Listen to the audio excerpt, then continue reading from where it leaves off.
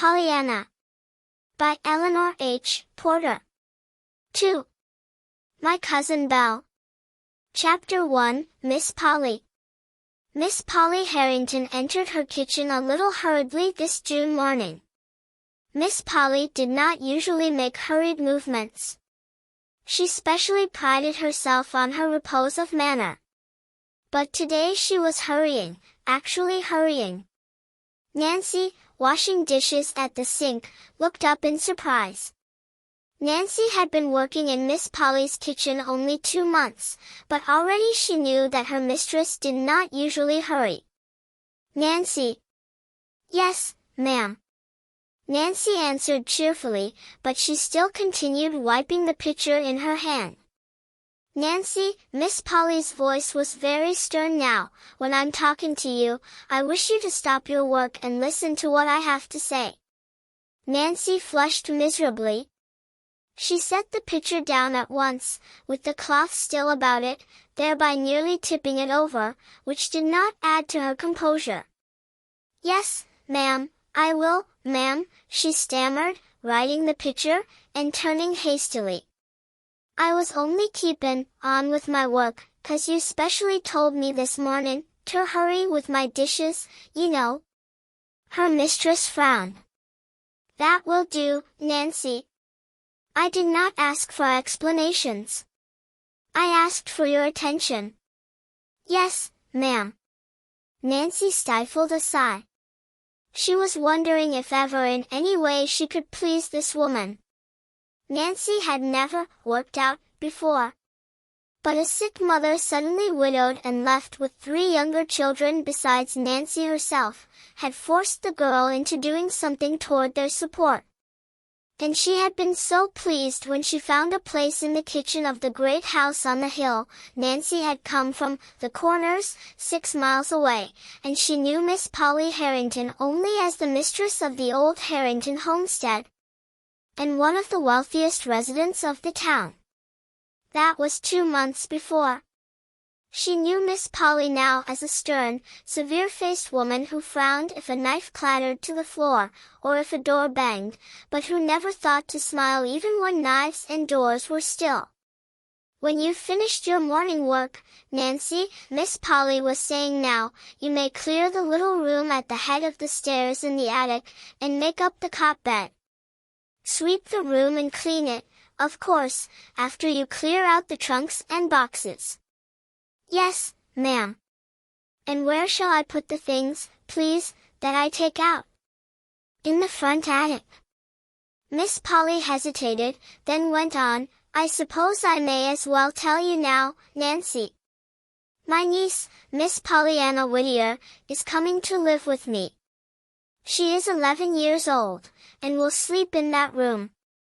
A little girl, coming here, Miss Harrington? Oh, won't that be nice, cried Nancy, thinking of the sunshine her own little sisters made in the home at the Corners. Nice? Well, that isn't exactly the word I should use, rejoined Miss Polly, stiffly. However, I intend to make the best of it, of course. I am a good woman, I hope, and I know my duty. Nancy colored hotly. Of course, ma'am, it was only that I thought a little girl here might brighten things up for you, she faltered. Thank you, rejoined the lady, dryly. I can't say, however, that I see any immediate need for that. But, of course, you'd want her, your sister's child, ventured Nancy, vaguely feeling that somehow she must prepare a welcome for this lonely little stranger. Miss Polly lifted her chin haughtily. Well, really, Nancy, just because I happen to have a sister who was silly enough to marry and bring unnecessary children into a world that was already quite full enough, I can't see how I should particularly want to have the care of them myself. However, as I said before, I hope I know my duty. See that you clean the corners, Nancy, she finished sharply, as she left the room. Yes, ma'am, sighed Nancy, picking up the half-dried pitcher, now so cold it must be rinsed again. In her own room, Miss Polly took out once more the letter which she had received 2 days before from the faraway western town, and which had been so unpleasant a surprise to her. The letter was addressed to Miss Polly Harrington, Beldingsville, Vermont, and it read as follows. Dear Madam, I regret to inform you that the Reverend John Whittier died 2 weeks ago, leaving one child, a girl 11 years old. He left practically nothing else save a few books, for, as you doubtless know, he was the pastor of this small mission church, and had a very meager salary. I believe he was your deceased sister's husband, but he gave me to understand the families were not on the best of terms. He thought, however, that for your sister's sake you might wish to take the child and bring her up among her own people in the East. Hence I am writing to you. The little girl will be all ready to start by the time you get this letter. And if you can take her, we would appreciate it very much if you would write that she might come at once, as there is a man and his wife here who are going east very soon, and they would take her with them to Boston, and put her on the Beldingsville train. Of course you would be notified what day and train to expect Pollyanna on. Pollyanna. Hoping to hear favorably from you soon, I remain, respectfully yours, Jeremiah O. White. With a frown Miss Polly folded the letter and tucked it into its envelope. She had answered it the day before, and she had said she would take the child, of course. She hoped she knew her duty well enough for that, disagreeable as the task would be. As she sat now, with the letter in her hands, her thoughts went back to her sister, Jenny, who had been this child's mother, and to the time when Jenny, as a girl of 20, had insisted upon marrying the young minister, in spite of her family's remonstrances. There had been a man of wealth who had wanted her, and the family had much preferred him to the minister, but Jenny had not. The man of wealth had more years, as well as more money, to his credit, while the minister had only a young head full of youth's ideals and enthusiasm, and a heart full of love. Jenny had preferred these, quite naturally, perhaps.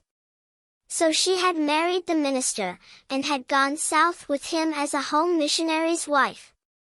The break had come then. Miss Polly remembered it well, though she had been but a girl of 15, the youngest, at the time. The family had had little more to do with the missionary's wife.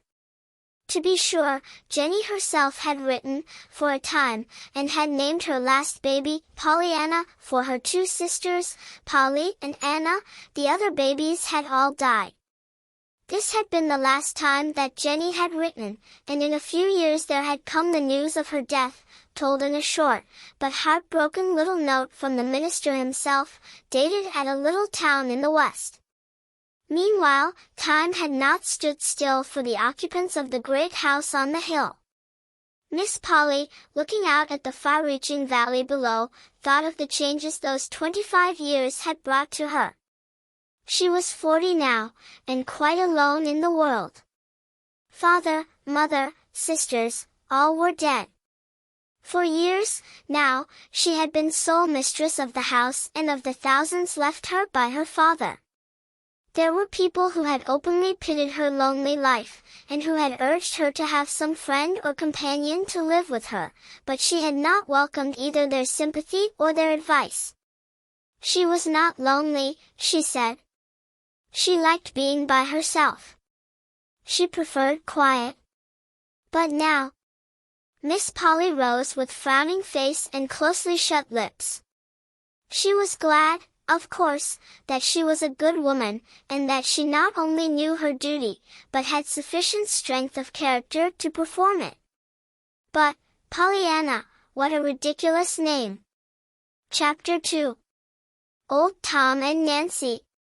In the little attic room Nancy swept and scrubbed vigorously, paying particular attention to the corners. There were times, indeed, when the vigor she put into her work was more of a relief to her feelings than it was an ardor to efface dirt.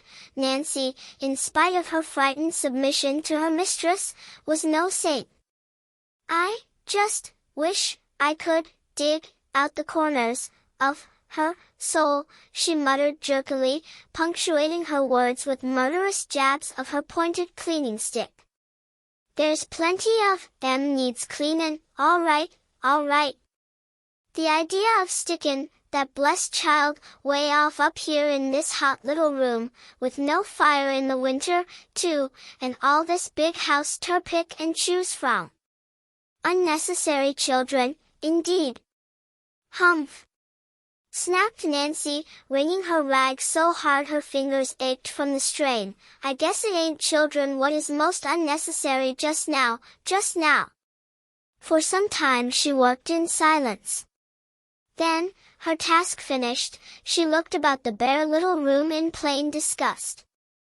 Well, it's done, my part, anyhow, she sighed. There ain't no dirt here, and there's mighty little else. Poor little soul. A pretty place this is to put a homesick, lonesome child into, she finished, going out and closing the door with a bang. Oh, she ejaculated, biting her lip. Then, doggedly, well, I don't care. I hope she did hear the bang, I do, I do. In the garden that afternoon, Nancy found a few minutes in which to interview old Tom, who had pulled the weeds and shoveled the paths about the place for uncounted years. Mr. Tom, began Nancy, throwing a quick glance over her shoulder to make sure she was unobserved, did you know a little girl was comin' here to live with Miss Polly? What? Demanded the old man, straightening his bent back with difficulty. A little girl, to live with Miss Polly. Go on with your jokin', scoffed unbelieving Tom. Why don't you tell me the sun is a-goin' to set in the east tomorrow? But it's true. She told me so herself, maintained Nancy. It's her niece. And she's 11 years old. The man's jaw fell. Sho, I wonder, now, he muttered, then a tender light came into his faded eyes. It ain't, but it must be, Miss Jenny's little gal. There wasn't none of the rest of them married. Why, Nancy, it must be Miss Jenny's little gal. Glory be to praise. To think of my old eyes a-seein' this. Who was Miss Jenny? She was an angel straight out of heaven, breathed the man, fervently. But the old master and missus knew her as their oldest daughter. She was 20 when she married and went away from here long years ago. Her babies all died, I heard, except the last one, and that must be the one what's a-comin', Dot. She's 11 years old. Yes, she might be, nodded the old man. And she's goin' ter sleep in the attic, more shame to her, scolded Nancy, with another glance over her shoulder toward the house behind her. Old Tom frowned. The next moment a curious smile curved his lips. I'm a-wonderin' what Miss Polly will do with a child in the house, he said. Humph. Well, I'm a-wonderin' what a child will do with Miss Polly in the house, snapped Nancy. The old man laughed. I'm afraid you ain't fond of Miss Polly, he grinned. As if ever anybody could be fond of her, scorned Nancy. Old Tom smiled oddly. He stooped and began to work again. I guess maybe you didn't know about Miss Polly's love affair, he said slowly. Love affair, her? No, and I guess nobody else didn't, neither. Oh, yes they did, nodded the old man. And the feller's livin', today, right in this town, too. Who is he? I ain't a-tellin' that. It ain't fit that I should. The old man drew himself erect. In his dim blue eyes, as he faced the house, there was the loyal servant's honest pride in the family he has served and loved for long years. But it don't seem possible, her and a lover, still maintained Nancy. Old Tom shook his head. You didn't know Miss Polly as I did, he argued.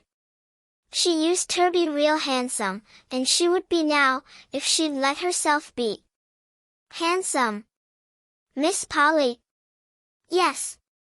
If she'd just let that tight hair of hern all out loose and careless like, as it used to be, and wear the sort of bonnets with posies in 'em, and the kind o' dresses all lace and white things, you'd see she'd be handsome. Miss Polly ain't old, Nancy. Ain't she, though? Well, then she's got an awfully good imitation of it, she has, sniffed Nancy. Yes, I know. It begun then, at the time of the trouble with her lover, nodded old Tom. And it seems as if she'd been feedin' on wormwood and thistles ever since. She's that bitter and prickly to deal with. I should say she was, declared Nancy, indignantly. There's no pleasin' her, nohow, no matter how you try. I wouldn't stay if, TWAN for the wages and the folks at home what's needin' 'em. But someday I shall just be all over, and when I do, of course it'll be goodbye Nancy for me. It will. Old Tom shook his head. I know. I felt it. It's not row, but 'tain't best, child, 'tain't best. Take my word for it, 'tain't best. And again he bent his old head to the work before him. Nancy, called a sharp voice. Why yes, ma'am, stammered Nancy. And hurried toward the house. Chapter 3. The Coming of Pollyanna. In due time came the telegram announcing that Pollyanna would arrive in Beldingsville the next day, the 25th of June, at 4 o'clock. Miss Polly read the telegram, frowned, then climbed the stairs to the attic room. She still frowned as she looked about her. The room contained a small bed, neatly made, 2 straight-backed chairs, a washstand, a bureau, without any mirror, and a small table. There were no drapery curtains at the dormer windows, no pictures on the wall. All day the sun had been pouring down upon the roof, and the little room was like an oven for heat. As there were no screens, the windows had not been raised. A big fly was buzzing angrily at one of them now, up and down, trying to get out. Miss Polly killed the fly, swept it through the window, raising the sash an inch for the purpose, straightened a chair, frowned again, and left the room. Nancy, she said a few minutes later, at the kitchen door, I found a fly upstairs in Miss Pollyanna's room. The window must have been raised at some time. I have ordered screens, but until they come I shall expect you to see that the windows remain closed. My niece will arrive tomorrow at 4 o'clock. I desire you to meet her at the station. Timothy will take the open buggy and drive you over. The telegram says, light hair, red checked gingham dress, and straw hat. That is all I know, but I think it is sufficient for your purpose. Yes, ma'am. But, you. Miss Polly evidently read the pause aright, for she frowned and said crisply. No, I shall not go. It is not necessary that I should, I think. That is all. And she turned away. Miss Polly's arrangements for the comfort of her niece, Pollyanna, were complete. In the kitchen, Nancy sent her flat iron with a vicious dig across the dish towel she was ironing. Light hair, red checked gingham dress, and straw hat, all she knows, indeed. Well, I'd be ashamed to own it up, that I would, and her my unlias niece what was comin' from, way across the continent. Promptly at 20 minutes to 4 the next afternoon Timothy and Nancy drove off in the open buggy to meet the expected guest. Timothy was old Tom's son. It was sometimes said in the town that if old Tom was Miss Polly's right-hand man, Timothy was her left. Timothy was a good-natured youth, and a good-looking one, as well. Short as had been Nancy's stay at the house, the two were already good friends. Today, however, Nancy was too full of her mission to be her usual talkative self. And almost in silence she took the drive to the station and alighted to wait for the train. Over and over in her mind she was saying it: light hair, red checked dress, straw hat. Over and over again she was wondering just what sort of child this Pollyanna was, anyway. I hope for her sake she's quiet and sensible, and don't drop knives nor bang doors, she sighed to Timothy, who had sauntered up to her. Well, if she ain't, nobody knows what'll become of the rest of us, grinned Timothy. Imagine Miss Polly and a noisy kid. Gorry! There goes the whistle now. Oh, Timothy, I think it was mean ter send me, chattered the suddenly frightened Nancy, as she turned and hurried to a point where she could best watch the passengers alight at the little station. It was not long before Nancy saw her, the slender little girl in the red-checked gingham with two fat braids of flaxen hair hanging down her back. Beneath the straw hat, an eager, freckled little face turned to the right and to the left, plainly searching for someone. Nancy knew the child at once, but not for some time could she control her shaking knees sufficiently to go to her. The little girl was standing quite by herself when Nancy finally did approach her. "Are you Miss Pollyanna?" she faltered. The next moment she found herself half smothered in the clasp of two gingham-clad arms. "Oh, I'm so glad to see you," cried an eager voice in her ear. "Of course I'm Pollyanna, and I'm so glad you came to meet me. I hoped you would." You did?" stammered Nancy, vaguely wondering how Pollyanna could possibly have known her, and wanted her. You did?" she repeated, trying to straighten her hat. "Oh, yes. And I've been wondering all the way here what you looked like," cried the little girl, dancing on her toes, and sweeping the embarrassed Nancy from head to foot, with her eyes. "And now I know, and I'm glad you look just like you do look."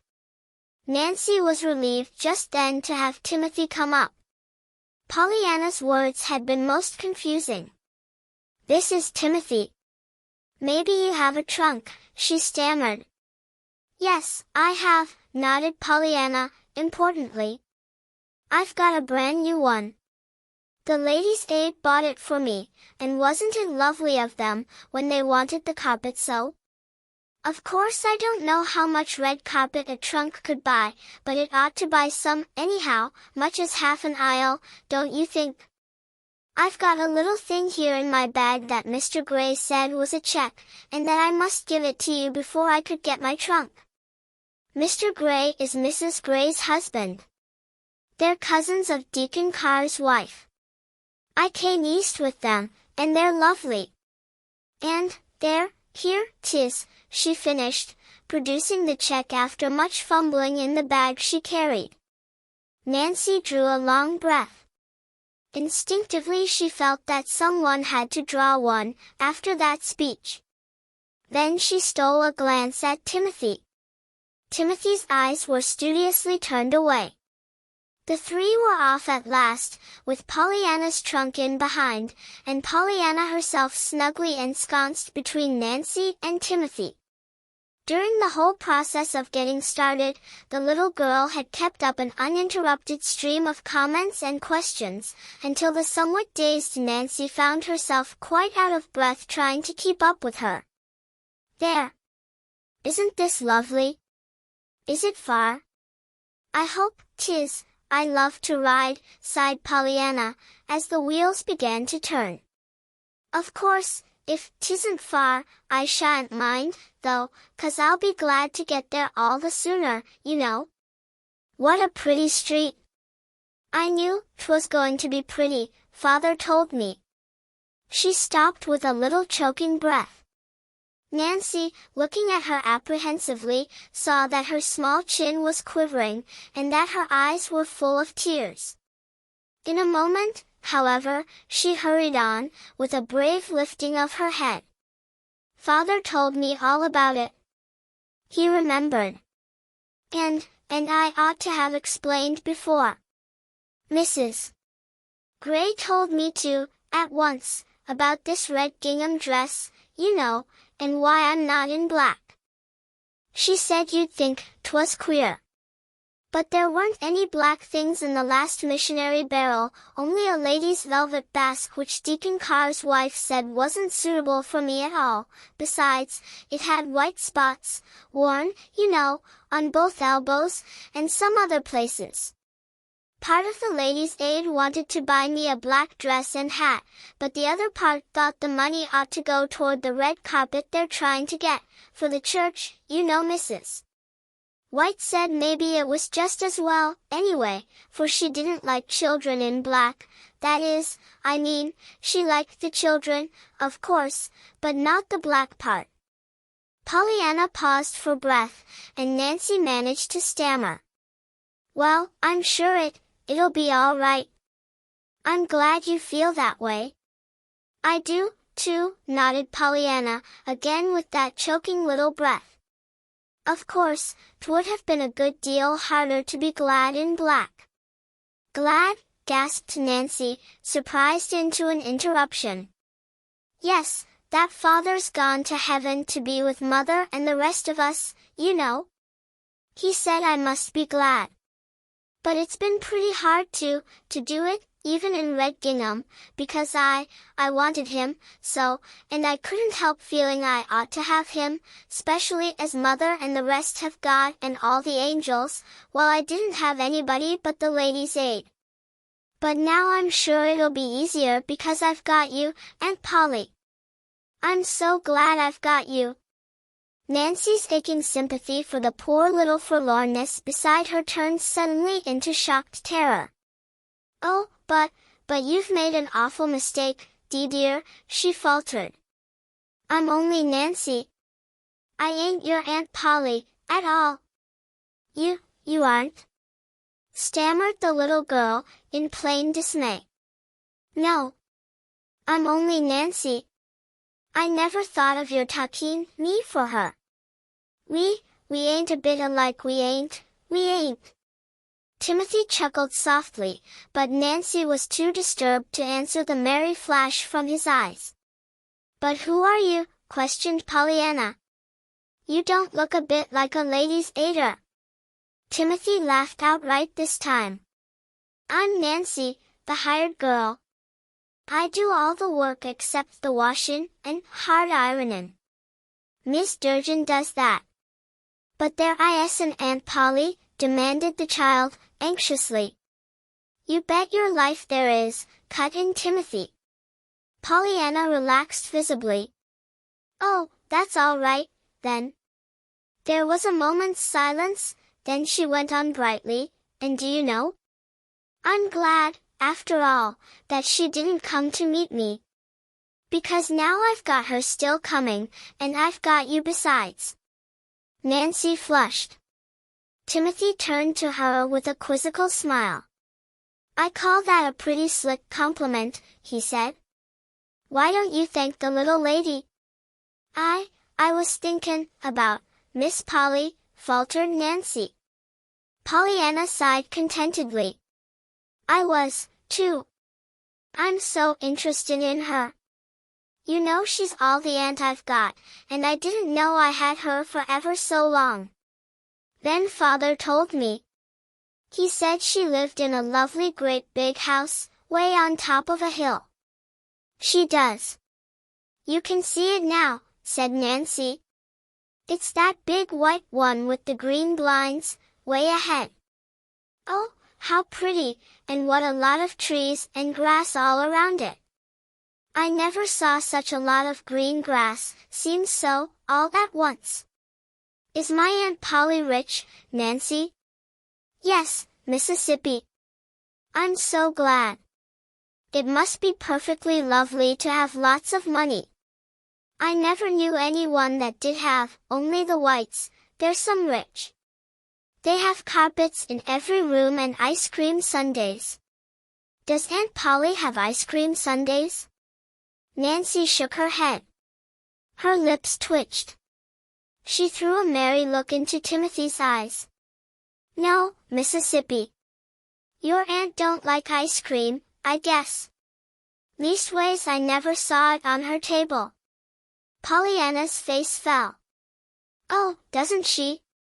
I'm so sorry. I don't see how she can help liking ice cream. But, anyhow, I can be kinder glad about that, 'cause the ice cream you don't eat can't make your stomach ache like Mrs. White's did. That is, I ate hers, you know, lots of it. Maybe Aunt Polly has got the carpets, though. Yes, she's got the carpets. In every room? Well, in almost every room, answered Nancy, frowning suddenly at the thought of that bare little attic room where there was no carpet. Oh, I'm so glad, exulted Pollyanna. I love carpets. We didn't have any, only 2 little rugs that came in a missionary barrel, and one of those had ink spots on it. Mrs. White had pictures, 2, perfectly beautiful ones of roses and little girls kneeling and a kitty and some lambs and a lion, not together, you know, the lambs and the lion. Oh, of course the Bible says they will sometime, but they haven't yet, that is, I mean Mrs. White's haven't. Don't you just love pictures? I don't know, answered Nancy in a half-stifled voice. I do. We didn't have any pictures. They don't come in the barrels much, you know. There did 2 come once, though. But one was so good Father sold it to get money to buy me some shoes with, and the other was so bad it fell to pieces just as soon as we hung it up. Glass, it broke, you know. And I cried. But I'm glad now we didn't have any of those nice things, 'cause I shall like Aunt Polly's all the better, not being used to 'em, you see. Just as it is when the pretty hair ribbons come in the barrels after a lot of faded-out brown ones. My! But isn't this a perfectly beautiful house? She broke off fervently, as they turned into the wide driveway. It was when Timothy was unloading the trunk that Nancy found an opportunity to mutter low in his ear. Don't you never say nothin' to me again about leavin', Timothy Durgin. You couldn't hire me ter leave. Leave? I should say not, grinned the youth. You couldn't drag me away. It'll be more fun here now, with that kid round, than movin' picture shows, every day. Fun, fun, repeated Nancy, indignantly. I guess it'll be somethin' more than fun for that blessed child, when them 2 tries ter live together, and I guess she'll be needin' some rock ter fly to for refuge. Well, I may goin' ter be that rock, Timothy. I am, she vowed, as she turned and led Pollyanna up the broad steps. Chapter 4. The Little Attic Room. Miss Polly Harrington did not rise to meet her niece. She looked up from her book, it is true, as Nancy and the little girl appeared in the sitting-room doorway, and she held out a hand with "Duty" written large on every coldly extended finger. How do you do, Pollyanna? She had no chance to say more. Pollyanna had fairly flown across the room and flung herself into her aunt's scandalized, unyielding lap. Oh, Aunt Polly, I don't know how to be glad enough that you let me come to live with you, she was sobbing. You don't know how perfectly lovely it is to have you and Nancy and all this after you've had just the ladies' aid. Very likely, though I've not had the pleasure of the ladies' aid's acquaintance, rejoined Miss Polly, stiffly, trying to unclasp the small, clinging fingers, and turning frowning eyes on Nancy in the doorway. Nancy, that will do. You may go. Pollyanna, be good enough, please, to stand erect in a proper manner. I don't know yet what you look like. Pollyanna drew back at once, laughing a little hysterically. No, I suppose you don't. But you see I'm not very much to took at, anyway, on account of the freckles. Oh, and I ought to explain about the red gingham and the black velvet basque with white spots on the elbows. I told Nancy how father said. Yes. Well, never mind now what your father said, interrupted Miss Polly, crisply. You had a trunk, I presume? Oh, yes, indeed, Aunt Polly. I've got a beautiful trunk that the ladies' aid gave me. I haven't got so very much in it, of my own, I mean. The barrels haven't had many clothes for little girls in them lately, but there were all father's books, and Mrs. White said she thought I ought to have those. You see, father. Pollyanna, interrupted her aunt again, sharply, there is one thing that might just as well be understood right away at once, and that is, I do not care to have you keep talking of your father to me. The little girl drew in her breath tremulously. Why, Aunt Polly, you mean, she hesitated, and her aunt filled the pause. We will go upstairs to your room. Your trunk is already there, I presume. I told Timothy to take it up, if you had one. You may follow me, Pollyanna. Without speaking, Pollyanna turned and followed her aunt from the room. Her eyes were brimming with tears, but her chin was bravely high. After all, I reckon I'm glad she doesn't want me to talk about father, Pollyanna was thinking.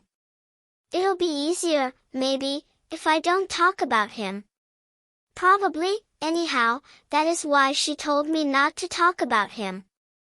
And Pollyanna, convinced anew of her aunt's kindness, blinked off the tears and looked eagerly about her. She was on the stairway now. Just ahead, her aunt's black silk skirt rustled luxuriously. Behind her an open door allowed a glimpse of soft-tinted rugs and satin-covered chairs. Beneath her feet a marvelous carpet was like green moss to the tread. On every side the gilt of picture frames or the glint of sunlight through the filmy mesh of lace curtains flashed in her eyes. Oh, Aunt Polly, breathed the little girl, rapturously, what a perfectly lovely, lovely house. How awfully glad you must be you're so rich. Pollyanna, ejaculated her aunt, turning sharply about as she reached the head of the stairs. I'm surprised at you, making a speech like that to me. Why, Aunt Polly, aren't you? Queried Pollyanna, in frank wonder. Certainly not, Pollyanna. I hope I could not so far forget myself as to be sinfully proud of any gift the Lord has seen fit to bestow upon me, declared the lady, certainly not, of riches. Miss Polly turned and walked down the hall toward the attic stairway door. She was glad, now, that she had put the child in the attic room. Her idea at first had been to get her niece as far away as possible from herself, and at the same time place her where her childish heedlessness would not destroy valuable furnishings. Now, with this evident strain of vanity showing thus early, it was all the more fortunate that the room planned for her was plain and sensible, thought Miss Polly. Eagerly Pollyanna's small feet pattered behind her aunt. Still more eagerly her big blue eyes tried to look in all directions at once, that no thing of beauty or interest in this wonderful house might be passed unseen. Most eagerly of all her mind turned to the wondrously exciting problem about to be solved, behind which of all these fascinating doors was waiting now her room, the dear, beautiful room full of curtains, rugs, and pictures. That was to be her very own. Then, abruptly, her aunt opened a door and ascended another stairway. There was little to be seen here. A bare wall rose on either side. At the top of the stairs, wide reaches of shadowy space led to far corners where the roof came almost down to the floor, and where were stacked innumerable trunks and boxes. It was hot and stifling, too. Unconsciously Pollyanna lifted her head higher, it seemed so hard to breathe. Then she saw that her aunt had thrown open a door at the right. There, Pollyanna, here is your room, and your trunk is here, I see. Have you your key?" Pollyanna nodded dumbly. Her eyes were a little wide and frightened. Her aunt frowned. "When I ask a question, Pollyanna, I prefer that you should answer aloud, not merely with your head." "Yes, Aunt Polly." "Thank you, that is better. I believe you have everything that you need here," she added, glancing at the well-filled towel rack and water pitcher. "I will send Nancy up to help you unpack. Supper is at 6 o'clock, she finished, as she left the room and swept downstairs. For a moment after she had gone, Pollyanna stood quite still, looking after her. Then she turned her wide eyes to the bare wall, the bare floor, the bare windows. She turned them last to the little trunk that had stood not so long before in her own little room in the faraway Western home. The next moment she stumbled blindly toward it and fell on her knees at its side, covering her face with her hands. Nancy found her there when she came up a few minutes later. "There, you poor lamb," she crooned, dropping to the floor and drawing the little girl into her arms. "I was just fearin' I'd find you like this. Pollyanna shook her head. "But I'm bad and wicked, Nancy, awful wicked," she sobbed. "I just can't make myself understand that God and the angels needed my father more than I did." "No more they did, neither," declared Nancy, stoutly. Nancy." The burning horror in Pollyanna's eyes dried the tears. Nancy gave a shamefaced smile and rubbed her own eyes vigorously. There, child, I didn't mean it, of course," she cried briskly. "Come, let's have your key and we'll get inside this trunk and take your dresses in no time. Somewhat tearfully Pollyanna produced the key. "There aren't very many there, anyway," she faltered. "Then they're all the sooner unpacked," declared Nancy. Pollyanna gave a sudden radiant smile. "That's so. I can be glad of that, can't I?" she cried. Nancy stared. "Why, of course," she answered a little uncertainly. Nancy's capable hands made short work of unpacking the books, the patched undergarments, and the few pitifully unattractive dresses. Pollyanna, smiling bravely now, flew about, hanging the dresses in the closet, stacking the books on the table, and putting away the undergarments in the bureau drawers. "I'm sure it's going to be a very nice room. Don't you think so?" she stammered, after a while.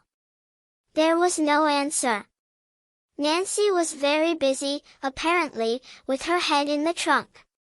Pollyanna, standing at the bureau, gazed a little wistfully at the bare wall above. "And I can be glad there isn't any looking glass here, too, 'cause where there isn't any glass I can't see my freckles." Nancy made a sudden queer little sound with her mouth, but when Pollyanna turned, her head was in the trunk again. At one of the windows, a few minutes later, Pollyanna gave a glad cry and clapped her hands joyously. "Oh, Nancy, I hadn't seen this before," she breathed. "Look, way off there, with those trees and the houses and that lovely church spire, and the river shining just like silver. Why, Nancy, there doesn't anybody need any pictures with that to look at. Oh, I'm so glad now she let me have this room." To Pollyanna's surprise and dismay, Nancy burst into tears. Pollyanna hurriedly crossed to her side. "Why, Nancy, what is it?" she cried, then, fearfully, "this wasn't your room, was it?" "My room," stormed Nancy, hotly, choking back the tears. "If you ain't a little angel straight from heaven, and if some folks don't eat dirt before, oh, land!" There's her bell. After which amazing speech, Nancy sprang to her feet, dashed out of the room, and went clattering down the stairs. Left alone, Pollyanna went back to her picture, as she mentally designated the beautiful view from the window. After a time she touched the sash tentatively. It seemed as if no longer could she endure the stifling heat. To her joy the sash moved under her fingers. The next moment the window was wide open, and Pollyanna was leaning far out, drinking in the fresh, sweet air. She ran then to the other window. That, too, soon flew up under her eager hands. A big fly swept past her nose, and buzzed noisily about the room. Then another came, and another, but Pollyanna paid no heed. Pollyanna had made a wonderful discovery. Against this window a huge tree flung great branches. To Pollyanna they looked like arms outstretched, inviting her. Suddenly she laughed aloud. "I believe I can do it," she chuckled. The next moment she had climbed nimbly to the window ledge. From there it was an easy matter to step to the nearest tree branch. Then, clinging like a monkey, she swung herself from limb to limb until the lowest branch was reached. The drop to the ground was, even for Pollyanna, who was used to climbing trees, a little fearsome. She took it, however, with bated breath, swinging from her strong little arms, and landing on all fours in the soft grass. Then she picked herself up and looked eagerly about her. She was at the back of the house. Before her lay a garden in which a bent old man was working. Beyond the garden a little path through an open field led up a steep hill, at the top of which a lone pine tree stood on guard beside the huge rock. To Pollyanna, at the moment, there seemed to be just one place in the world worth being in, the top of that big rock. With a run and a skillful turn, Pollyanna skipped by the bent old man, threaded her way between the orderly rows of green growing things, and, a little out of breath, reached the path that ran through the open field. Then, determinedly, she began to climb. Already, however, she was thinking what a long, long way off that rock must be, when back at the window it had looked so near. 15 minutes later the great clock in the hallway of the Harrington homestead struck 6.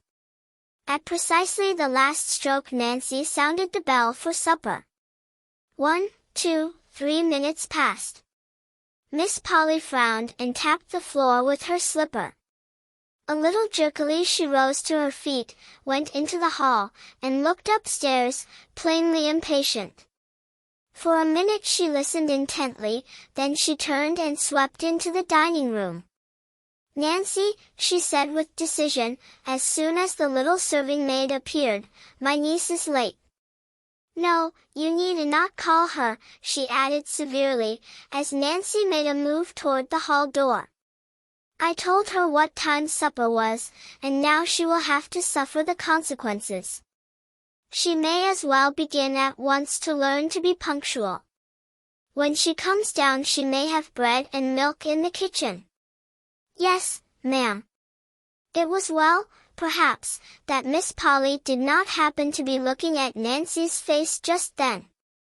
At the earliest possible moment after supper, Nancy crept up the back stairs and thence to the attic room. Bread and milk, indeed! And when the poor lamb had only just cried herself to sleep, she was muttering fiercely, as she softly pushed open the door. The next moment she gave a frightened cry. "Where are you? Where've you gone? Where have you gone?" she panted, looking in the closet, under the bed, and even in the trunk and down the water pitcher. Then she flew downstairs and out to old Tom in the garden. Mr. Tom, that blessed child's gone," she wailed. "She's vanished right up into heaven where she come from, poor lamb, and me told ter give her bread and milk in the kitchen, her what's eatin' angel food this minute, I'll warrant. The old man straightened up. "Gone? Heaven?" he repeated stupidly, unconsciously sweeping the brilliant sunset sky with his gaze. He stopped, stared a moment intently, then turned with a slow grin. "Well, Nancy, it do look like as if she'd tried ter get as nigh heaven as she could, and that's a fact," he agreed, pointing with a crooked finger to where, sharply outlined against the rending sky, a slender, wind-blown figure was poised on top of a huge rock. "Well, she ain't goin' ter heaven that way ternight, not if I has my say," declared Nancy, doggedly. "If the mistress asks, tell her I ain't forgettin' the dishes, but I gone on a stroll," she flung back over her shoulder, as she sped toward the path that led through the open field. Chapter 5. The Game.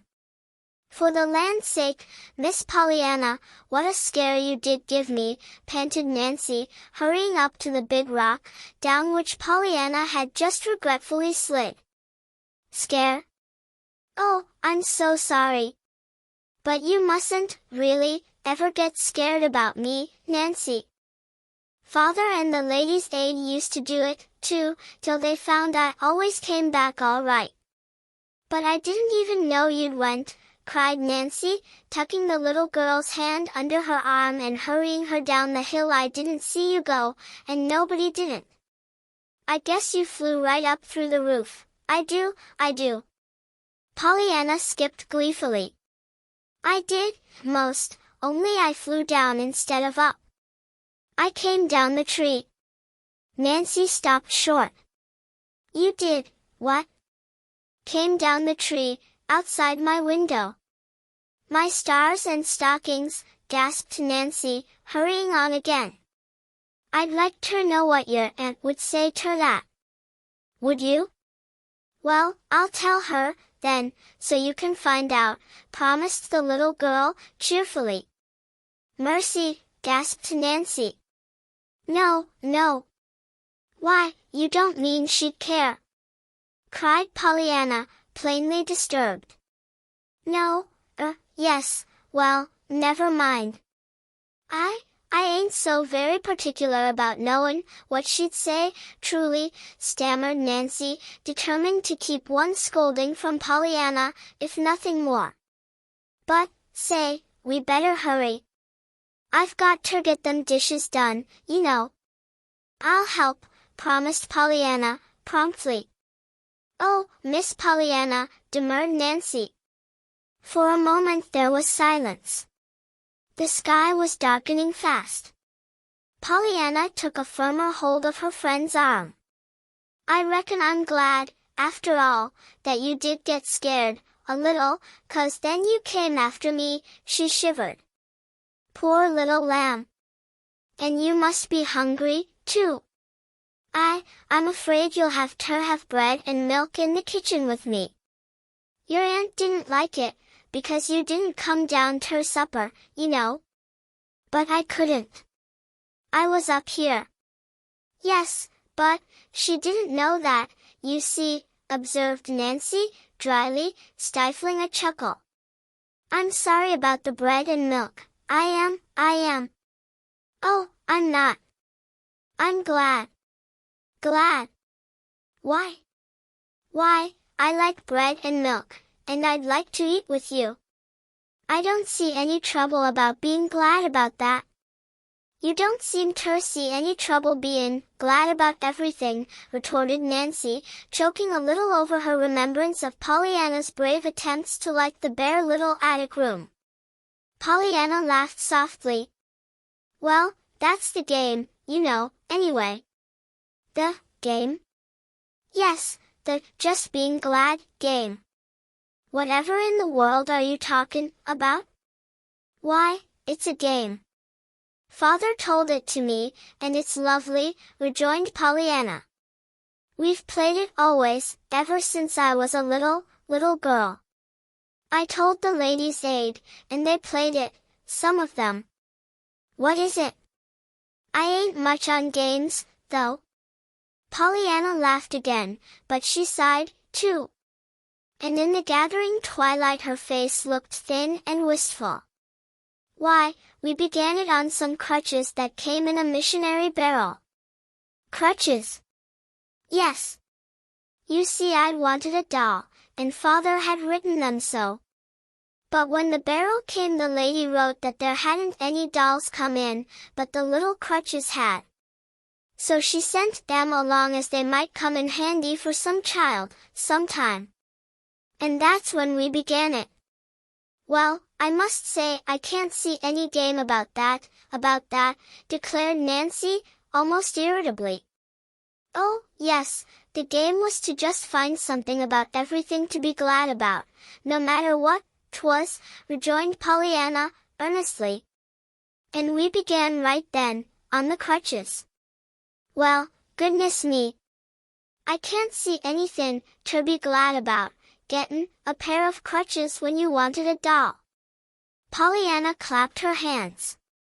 There is, she crowed. But I couldn't see it either, Nancy, at first, she added, with quick honesty. Father had to tell it to me. Well, then, suppose you tell me, almost snapped Nancy. Goosey. Why, just be glad because you don't need exulted Pollyanna, triumphantly. You see, it's just as easy, when you know how. Well, of all the queer doin's, breathed Nancy, regarding Pollyanna with almost fearful eyes. Oh, but it isn't queer, it's lovely, maintained Pollyanna enthusiastically. And we've played it ever since. And the harder 'tis, the more fun 'tis to get 'em out. Only sometimes it's almost too hard, like when your father goes to heaven, and there isn't anybody but a lady's aid left. Yes, or when you're put in a snippy little room, way at the top of the house with nothing in it, growled Nancy. Pollyanna sighed. That was a hard one, at first, she admitted, especially when I was so kind of lonesome. I just didn't feel like playing the game, anyway, and I had been wanting pretty things, so. Then I happened to think how I hated to see my freckles in the looking-glass, and I saw that lovely picture out the window, too, so then I knew I'd found the things to be glad about. You see, when you're hunting for the glad things, you sort of forget the other kind, like the doll you wanted, you know. Humph, choked Nancy, trying to swallow the lump in her throat. Most generally it doesn't take so long, sighed Pollyanna. And lots of times now I just think of them without thinking, you know. I've got so used to playing it. It's a lovely game. Father and I used to like it so much, she faltered. I suppose, though, it'll be a little harder now, as long as I haven't anybody to play it with. Maybe Aunt Polly will play it, though, she added, as an afterthought. My stars and stockings, breathed Nancy, behind her teeth. Then, aloud, she said doggedly, see here, Miss Pollyanna, I ain't sayin' that I'll play it very well, and I ain't sayin' that I know how, anyway, but I'll play it with ye, after a fashion, I just will, I will. Oh, Nancy! Exulted Pollyanna, giving her a rapturous hug. That'll be splendid. Won't we have fun? Maybe, conceded Nancy, in open doubt. But you mustn't count too much on me, you know. I never was no case for games. But I may goin' to make a most awful old try on this one. You're goin' to have someone to play it with, anyhow, she finished, as they entered the kitchen together. Pollyanna ate her bread and milk with good appetite. Then, at Nancy's suggestion, she went into the sitting room, where her aunt sat reading. Miss Polly looked up coldly. Have you had your supper, Pollyanna? Yes, Aunt Polly. I'm very sorry, Pollyanna, to have been obliged so soon to send you into the kitchen to eat bread and milk. But I was real glad you did it, Aunt Polly. I like bread and milk, and Nancy, too. You mustn't feel bad about that one bit. Aunt Polly sat suddenly a little more erect in her chair. Pollyanna, it's quite time you were in bed. You have had a hard day, and tomorrow we must plan your hours and go over your clothing to see what it is necessary to get for you. Nancy will give you a candle. Be careful how you handle it. Breakfast will be at 7:30. See that you are down to that. Good night. Quite as a matter of course, Pollyanna came straight to her aunt's side and gave her an affectionate hug.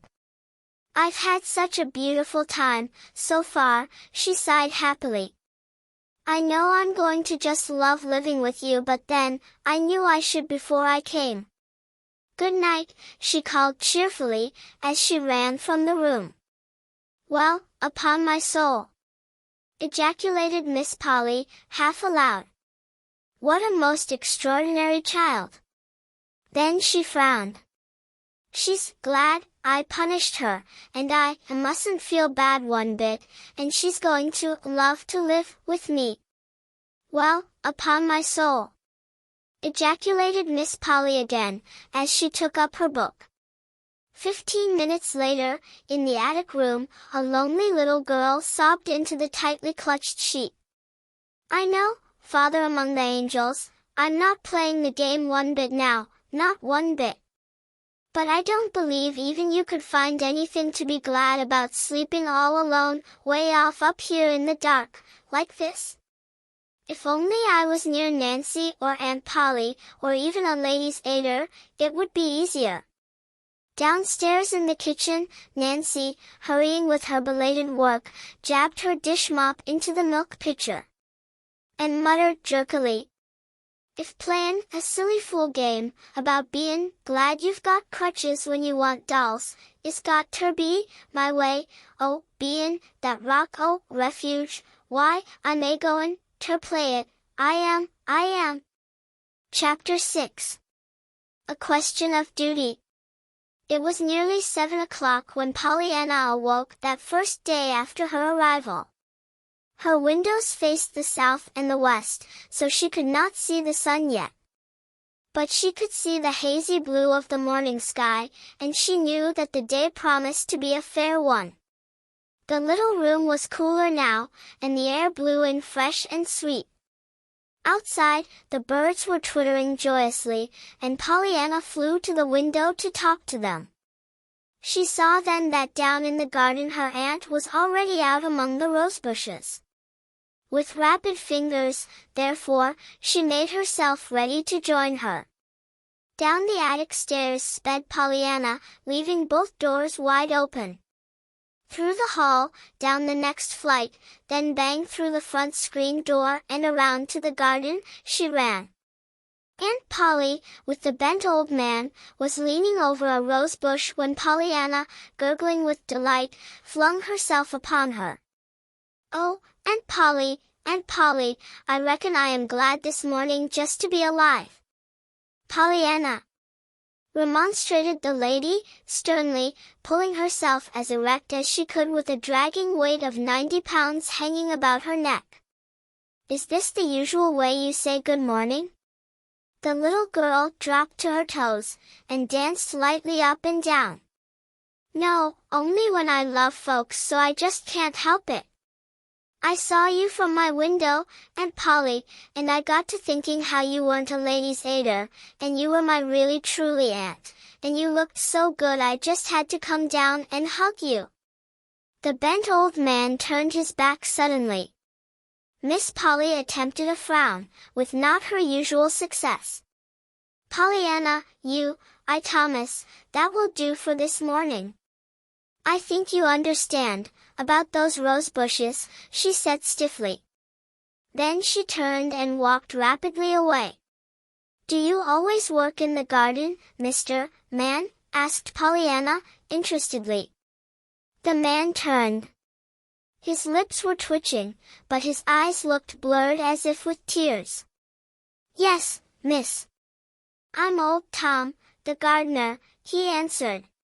Timidly, but as if impelled by an irresistible force, he reached out a shaking hand and let it rest for a moment on her bright hair. You are so like your mother. Little miss.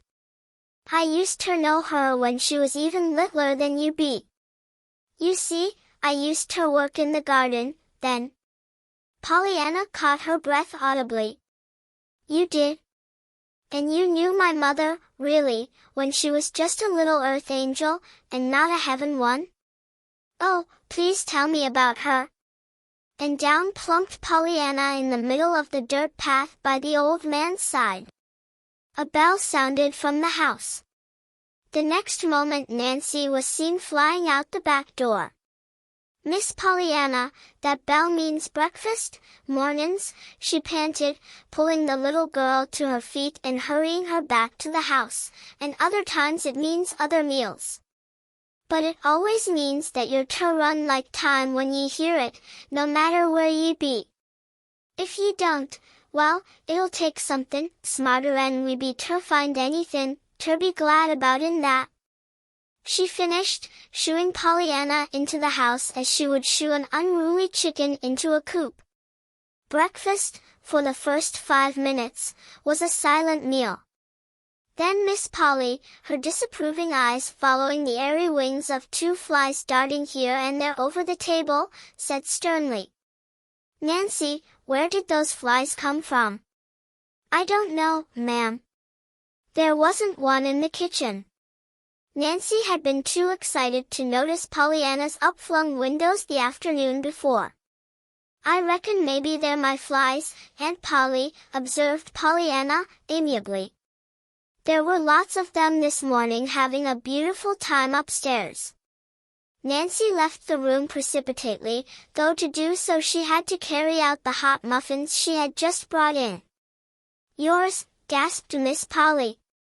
What do you mean? Where did they come from? Why, Aunt Polly, they came from out of doors of course, through the windows. I saw some of them come in. You saw them? You mean you raised those windows without any screens? Why, yes. There weren't any screens there, Aunt Polly.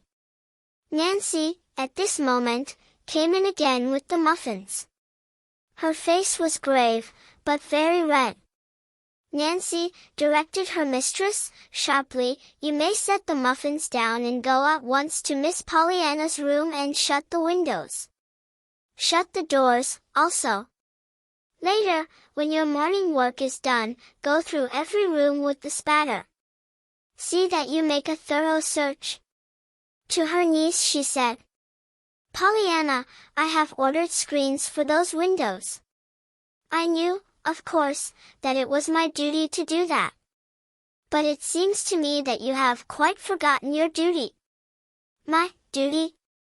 Pollyanna's eyes were wide with wonder. Certainly. I know it is warm, but I consider it your duty to keep your windows closed till those screens come. Flies, Pollyanna, are not only unclean and annoying, but very dangerous to health. After breakfast I will give you a little pamphlet on this matter to read. To read? Oh, thank you, Aunt Polly. I love to read. Miss Polly drew in her breath audibly, then she shut her lips together hard. Pollyanna, seeing her stern face, frowned a little thoughtfully. Of course I'm sorry about the duty I forgot, Aunt Polly, she apologized timidly. I won't raise the windows again. Her aunt made no reply. She did not speak, indeed, until the meal was over. Then she rose, went to the bookcase in the sitting room, took out a small paper booklet, and crossed the room to her niece's side. This is the article I spoke of, Pollyanna. I desire you to go to your room at once and read it. I will be up in half an hour to look over your things. Pollyanna, her eyes on the illustration of a fly's head, many times magnified, cried joyously. Oh, thank you, Aunt Polly. The next moment she skipped merrily from the room, banging the door behind her. Miss Polly frowned, hesitated, then crossed the room majestically and opened the door, but Pollyanna was already out of sight, clattering up the attic stairs. Half an hour later, when Miss Polly, her face expressing stern duty in every line, climbed those stairs and entered Pollyanna's room, she was greeted with a burst of eager enthusiasm. "Oh, Aunt Polly, I never saw anything so perfectly lovely and interesting in my life. I'm so glad you gave me that book to read. Why, I didn't suppose flies could carry such a lot of things on their feet, and—" "That will do," observed Aunt Polly, with dignity. "Pollyanna, you may bring out your clothes now, and I will look them over. What are not suitable for you I shall give to the Sullivans, of course." With visible reluctance, Pollyanna laid down the pamphlet and turned toward the closet. "I'm afraid you'll think they're worse than the Ladies' Aid did, and they said they were shameful," she sighed. "But there were mostly things for boys and older folks in the last 2 or 3 barrels. And, did you ever have a missionary barrel, Aunt Polly?" At her aunt's look of shocked anger, Pollyanna corrected herself at once. "Why, no, of course you didn't, Aunt Polly," she hurried on, with a hot blush. "I forgot. Rich folks never have to have them. But you see, sometimes I kind of forget that you are rich, up here in this room, you know." Miss Polly's lips parted indignantly, but no words came. Pollyanna, plainly unaware that she had said anything in the least unpleasant, was hurrying on. "Well, as I was going to say, you can't tell a thing about missionary barrels, except that you won't find in them what you think you're going to, even when you think you won't. It was the barrels every time, too, that were hardest to play the game on, for Father and—" Just in time Pollyanna remembered that she was not to talk of her father to her aunt. She dived into her closet then, hurriedly, and brought out all the poor little dresses in both her arms. "They aren't nice, at all," she choked, "and they'd been black if it hadn't been for the red carpet for the church, but they're all I've got." With the tips of her fingers Miss Polly turned over the conglomerate garments, so obviously made for anybody but Pollyanna. Next she bestowed frowning attention on the patched undergarments in the bureau drawers. "I've got the best ones on," confessed Pollyanna, anxiously. "The Ladies' Aid bought me one set straight through all whole. Mrs. Jones, she's the president, told them I should have that if they had to clatter down bare aisles themselves the rest of their days. But they won't. Mr. White doesn't like the noise. He's got nerves, his wife says.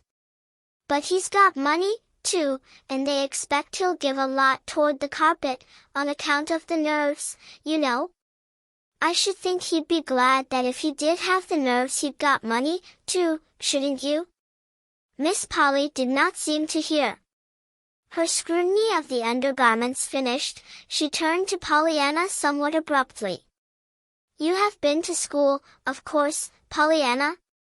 "Oh, yes, Aunt Polly. Besides, I was taught at home some, too." Miss Polly frowned. "Very good. In the fall you will enter school here, of course.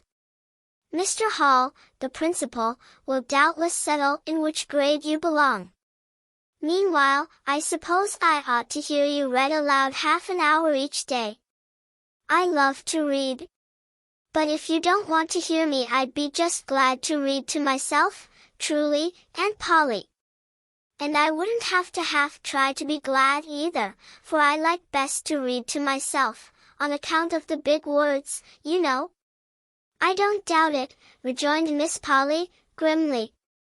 "Have you studied music?" "Not much. I don't like my music, I like other people's, though. I learned to play on the piano a little. Miss Gray, she plays for church, she taught me. But I'd just as soon let that go as not, Aunt Polly. I'd rather, truly." "Very likely," observed Aunt Polly, with slightly uplifted eyebrows. "Nevertheless I think it is my duty to see that you are properly instructed in at least the rudiments of music. You sew, of course. Yes, ma'am. Pollyanna sighed. The ladies' aid taught me that. But I had an awful time. Mrs. Jones didn't believe in holding your needle like the rest of them did on buttonholing, and Mrs. White thought backstitching ought to be taught you before hemming, or else the other way, and Mrs. Harriman didn't believe in putting you on patchwork ever, at all. Well, there will be no difficulty of that kind any longer, Pollyanna. I shall teach you sewing myself, of course. You do not know how to cook, I presume. Pollyanna laughed suddenly. They were just beginning to teach me that this summer, but I hadn't got far. They were more divided up on that than they were on the sewing. They were going to begin on bread. But there wasn't two of them that made it alike, so after arguing it all one sewing meeting, they decided to take turns at me one forenoon a week, in their own kitchens, you know. I'd only learned chocolate fudge and fig cake, though, when I had to stop. Her voice broke. Chocolate fudge and fig cake, indeed, scorned Miss Polly. I think we can remedy that very soon. She paused in thought for a minute, then went on slowly. At 9 o'clock every morning you will read aloud 1/2 hour to me. Before that you will use the time to put this room in order. Wednesday and Saturday forenoons, after 9:30, you will spend with Nancy in the kitchen, learning to cook. Other mornings you will sew with me. That will leave the afternoons for your music. I shall, of course, procure a teacher at once for you, she finished decisively, as she arose from her chair. Pollyanna cried out in dismay. Oh, but Aunt Polly, you haven't left me any time at all just to live. To live, child. What do you mean? As if you weren't living all the time. Oh, of course I'd be breathing all the time I was doing those things, Aunt Polly, but I wouldn't be living. You breathe all the time you're asleep, but you aren't living. I mean living, doing the things you want to do, playing outdoors, reading, to myself, of course, climbing hills, talking to Mr. Tom in the garden, and Nancy, and finding out all about the houses and the people and everything everywhere all through the perfectly lovely streets I came through yesterday. That's what I call living, Aunt Polly. Just breathing isn't living. Miss Polly lifted her head irritably. Pollyanna, you are the most extraordinary child. You will be allowed a proper amount of playtime, of course. But, surely, it seems to me if I am willing to do my duty in seeing that you have proper care and instruction, you ought to be willing to do yours by seeing that care and instruction are not ungratefully wasted. Pollyanna looked shocked. Oh, Aunt Polly, as if I ever could be ungrateful, to you. Why, I love you, and you aren't even a lady's aider, you're an aunt. Very well, then see that you don't act ungrateful, vouchsafed Miss Polly, as she turned toward the door. She had gone halfway down the stairs when a small, unsteady voice called after her. Please, Aunt Polly, you didn't tell me which of my things you wanted to give away. Aunt Polly emitted a tired sigh, a sigh that ascended straight to Pollyanna's ears. Oh, I forgot to tell you, Pollyanna. Timothy will drive us into town at 1:30 this afternoon. Not one of your garments is fit for my niece to wear. Certainly I should be very far from doing my duty by you if I should let you appear out in any one of them. Pollyanna sighed now, she believed she was going to hate that word, duty. Aunt Polly, please, she called wistfully, isn't there any way you can be glad about all that, duty business? What? Miss Polly looked up in dazed surprise, then, suddenly, with very red cheeks, she turned and swept angrily down the stairs. Don't be impertinent, Pollyanna. In the hot little attic room, Pollyanna dropped herself onto one of the straight-backed chairs. To her, existence loomed ahead one endless round of duty. "I don't see, really, what there was impertinent about that," she sighed. "I was only asking her if she couldn't tell me something to be glad about in all that duty business." For several minutes Pollyanna sat in silence, her rueful eyes fixed on the forlorn heap of garments on the bed. Then, slowly, she rose and began to put away the dresses. "There just isn't anything to be glad about, that I can see," she said aloud. "Unless, it's to be glad when the duty's done." Whereupon she laughed suddenly. Chapter 7. Pollyanna and Punishments. At 1:30 Timothy drove Miss Polly and her niece to the 4 or 5 principal dry goods stores, which were about half a mile from the homestead. Fitting Pollyanna with a new wardrobe proved to be more or less of an exciting experience for all concerned. Miss Polly came out of it with the feeling of limp relaxation that one might have at finding oneself at last on solid earth after a perilous walk across the very thin crust of a volcano. The various clerks who had waited upon the pair came out of it with very red faces, and enough amusing stories of Pollyanna to keep their friends in gales of laughter the rest of the week. Pollyanna herself came out of it with radiant smiles and a heart content. For, as she expressed it to one of the clerks, "When you haven't had anybody but missionary barrels and ladies' aiders to dress you, it is perfectly lovely to just walk right in and buy clothes that are brand new. And that don't have to be tucked up or let down because they don't fit." The shopping expedition consumed the entire afternoon, then came supper and a delightful talk with old Tom in the garden, and another with Nancy on the back porch, after the dishes were done, and while Aunt Polly paid a visit to a neighbor. Old Tom told Pollyanna wonderful things of her mother, that made her very happy indeed, and Nancy told her all about the little farm 6 miles away at the Corners, where lived her own dear mother, and her equally dear brother and sisters. She promised, too, that sometime, if Miss Polly were willing, Pollyanna should be taken to see them. "And they've got lovely names, too." "You'll like their names," sighed Nancy. "They're Algernon, and Florabelle, and Estelle." I just hate Nancy." "Oh, Nancy, what a dreadful thing to say." "Why?" "Because it isn't pretty like the others. You see, I was the first baby, and Mother hadn't begun to read so many stories with the pretty names in them then." "But I love Nancy, just because it's you," declared Pollyanna. "Humph. Well, I guess you could love Clarissa Maybelle just as well," retorted Nancy, "and it would be a heap happier for me. I think that name's just grand." Pollyanna laughed. "Well, anyhow," she chuckled, "you can be glad it isn't Hephzibah." "Hephzibah?" "Yes. Mrs. White's name is that. Her husband calls her Hep, and she doesn't like it.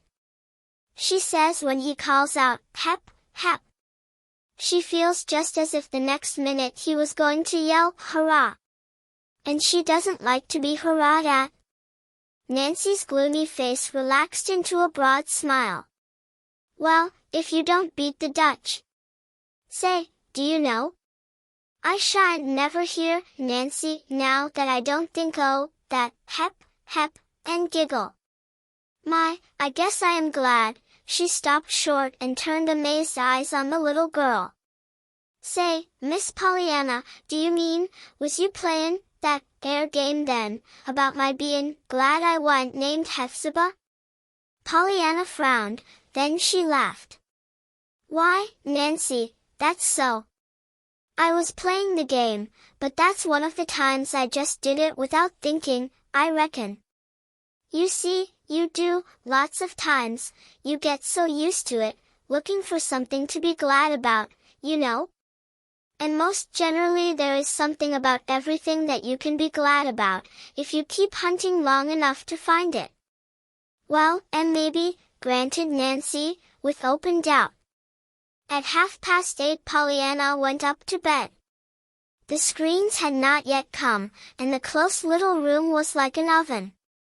With longing eyes Pollyanna looked at the two fast-closed windows, but she did not raise them.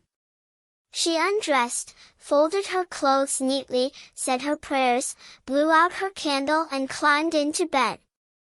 Just how long she lay in sleepless misery, tossing from side to side of the hot little cot, she did not know.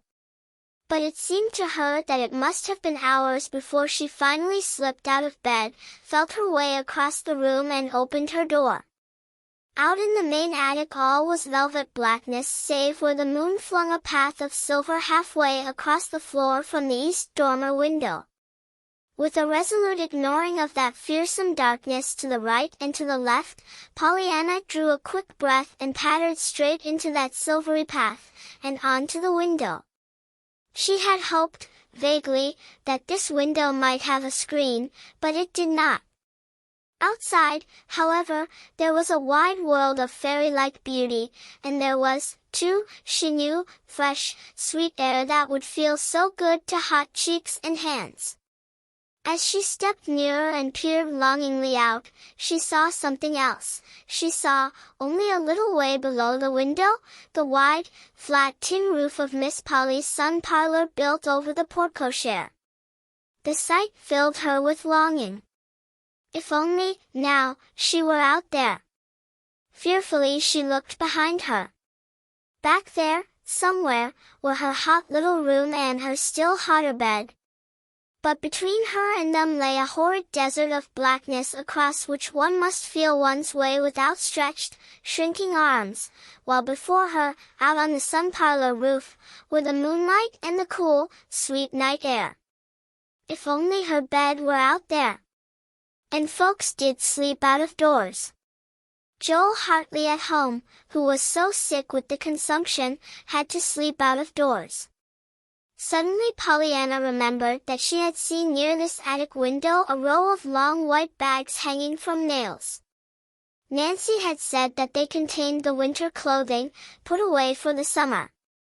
A little fearfully now, Pollyanna felt her way to these bags, selected a nice fat soft one. It contained Miss Polly's sealskin coat, for a bed. And a thinner one to be doubled up for a pillow, and still another, which was so thin it seemed almost empty, for a covering. Thus equipped, Pollyanna in high glee pattered to the moonlit window again, raised the sash, stuffed her burden through to the roof below, then let herself down after it. Closing the window carefully behind her, Pollyanna had not forgotten those flies with the marvelous feet that carried things. How deliciously cool it was! Pollyanna quite danced up and down with delight, drawing in long, full breaths of the refreshing air. The tin roof under her feet crackled with little resounding snaps that Pollyanna rather liked. She walked, indeed, 2 or 3 times back and forth from end to end. It gave her such a pleasant sensation of airy space after her hot little room, and the roof was so broad and flat that she had no fear of falling off. Finally, with a sigh of content, she curled herself up on the sealskin coat mattress, arranged one bag for a pillow and the other for a covering, and settled herself to sleep. "I'm so glad now that the screens didn't come," she murmured, blinking up at the stars, "else I couldn't have had this."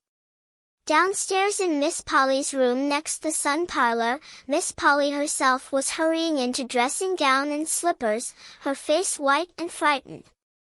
A minute before she had been telephoning in a shaking voice to Timothy. "Come up quick. You and your father. Bring lanterns. Somebody is on the roof of the sun parlor. He must have climbed up the rose trellis or somewhere, and of course he can get right into the house through the east window in the attic.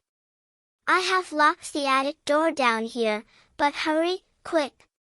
Some time later, Pollyanna, just dropping off to sleep, was startled by a lantern flash and a trio of amazed ejaculations. She opened her eyes to find Timothy at the top of a ladder near her, old Tom just getting through the window, and her aunt peering out at her from behind him. "Pollyanna, what does this mean?" cried Aunt Polly then. Pollyanna blinked sleepy eyes and sat up. "Why, Mr. Tom, Aunt Polly," she stammered. "Don't look so scared. It isn't that I've got the consumption, you know, like Joel Hartley. It's only that I was so hot, in there. But I shut the window, Aunt Polly, so the flies couldn't carry those germ things in." Timothy disappeared suddenly down the ladder. Old Tom, with almost equal precipitation, handed his lantern to Miss Polly, and followed his son. Miss Polly bit her lip hard, until the men were gone, then she said sternly, "Pollyanna, hand those things to me at once and come in here." "Of all the extraordinary children!" she ejaculated a little later, as, with Pollyanna by her side, and the lantern in her hand, she turned back into the attic. To Pollyanna the air was all the more stifling after that cool breath of the out-of-doors, but she did not complain. She only drew a long quivering sigh. At the top of the stairs Miss Polly jerked out crisply, "For the rest of the night, Pollyanna, you are to sleep in my bed with me. The screens will be here tomorrow, but until then I consider it my duty to keep you where I know where you are." Pollyanna drew in her breath. "With you, in your bed?" she cried rapturously. "Oh, Aunt Polly, how perfectly lovely of you! And when I've so wanted to sleep with someone sometime, someone that belonged to me, you know, not a ladies' aider. I've had them. My! I reckon I am glad now those screens didn't come. Wouldn't you be?" There was no reply. Miss Polly was stalking on ahead. Miss Polly, to tell the truth, was feeling curiously helpless. For the third time since Pollyanna's arrival, Miss Polly was punishing Pollyanna, and for the third time she was being confronted with the amazing fact that her punishment was being taken as a special reward of merit. No wonder Miss Polly was feeling curiously helpless. Chapter 8. Pollyanna Pays a Visit. It was not long before life at the Harrington homestead settled into something like order, though not exactly the order that Miss Polly had at first prescribed. Pollyanna sewed, practiced, read aloud, and studied cooking in the kitchen, it is true, but she did not give to any of these things quite so much time as had first been planned. She had more time, also, to just live, as she expressed it, for almost all of every afternoon from 2 until 6 o'clock was hers to do with as she liked, provided she did not like to do certain things already prohibited by Aunt Polly. It is a question, perhaps, whether all this leisure time was given to the child as a relief to Pollyanna from work, or as a relief to Aunt Polly from Pollyanna. Certainly, as those first July days passed, Miss Polly found occasion many times to ejaculate, "What an extraordinary child," and certainly the reading and sewing lessons found her at their conclusion each day somewhat dazed and wholly exhausted. Nancy, in the kitchen, fared better. She was not dazed nor exhausted. Wednesdays and Saturdays came to be, indeed, red-letter days to her. There were no children in the immediate neighborhood of the Harrington homestead for Pollyanna to play with. The house itself was on the outskirts of the village, and though there were other houses not far away, they did not chance to contain any boys or girls near Pollyanna's age. This, however, did not seem to disturb Pollyanna in the least. "Oh, no, I don't mind it at all," she explained to Nancy. "I'm happy just to walk around and see the streets and the houses and watch the people. I just love people. Don't you, Nancy?" "Well, I can't say I do, all of them," retorted Nancy, tersely. Almost every pleasant afternoon found Pollyanna begging for an errand to run, so that she might be off for a walk in one direction or another, and it was on these walks that frequently she met the man. To herself Pollyanna always called him the man, no matter if she met a dozen other men the same day. The man often wore a long black coat and a high silk hat, two things that the just men never wore. His face was clean-shaven and rather pale, and his hair, showing below his hat, was somewhat gray. He walked erect, and rather rapidly, and he was always alone, which made Pollyanna vaguely sorry for him. Perhaps it was because of this that she one day spoke to him. "How do you do, sir? Isn't this a nice day?" she called cheerily, as she approached him. The man threw a hurried glance about him, then stopped uncertainly. "Did you speak to me?" he asked in a sharp voice. "Yes, sir," beamed Pollyanna. "I say, it's a nice day, isn't it?" "Eh? Oh. Humph," he grunted, and strode on again. Pollyanna laughed. He was such a funny man, she thought. The next day she saw him again. "'Tisn't quite so nice as yesterday, but it's pretty nice," she called out cheerfully. "Eh? Oh.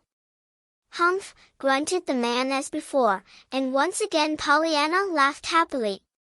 When for the third time Pollyanna accosted him in much the same manner, the man stopped abruptly. "See here, child, who are you, and why are you speaking to me every day?"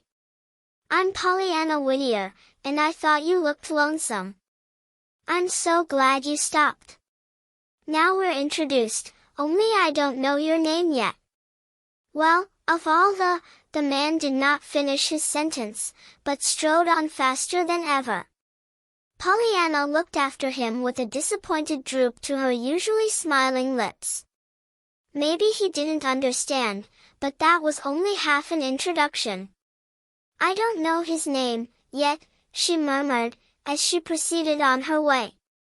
Pollyanna was carrying calf's foot jelly to Mrs. Snow today. Miss Polly Harrington always sent something to Mrs. Snow once a week. She said she thought that it was her duty, inasmuch as Mrs. Snow was poor, sick, and a member of her church. It was the duty of all the church members to look out for her, of course. Miss Polly did her duty by Mrs. Snow usually on Thursday afternoons, not personally, but through Nancy. Today Pollyanna had begged the privilege, and Nancy had promptly given it to her in accordance with Miss Polly's orders. "And it's glad that I am to get rid of it," Nancy had declared in private afterwards to Pollyanna. "Though it's a shame ter be tuckin' the job off on ter you, poor lamb, so it is, it is. But I'd love to do it, Nancy."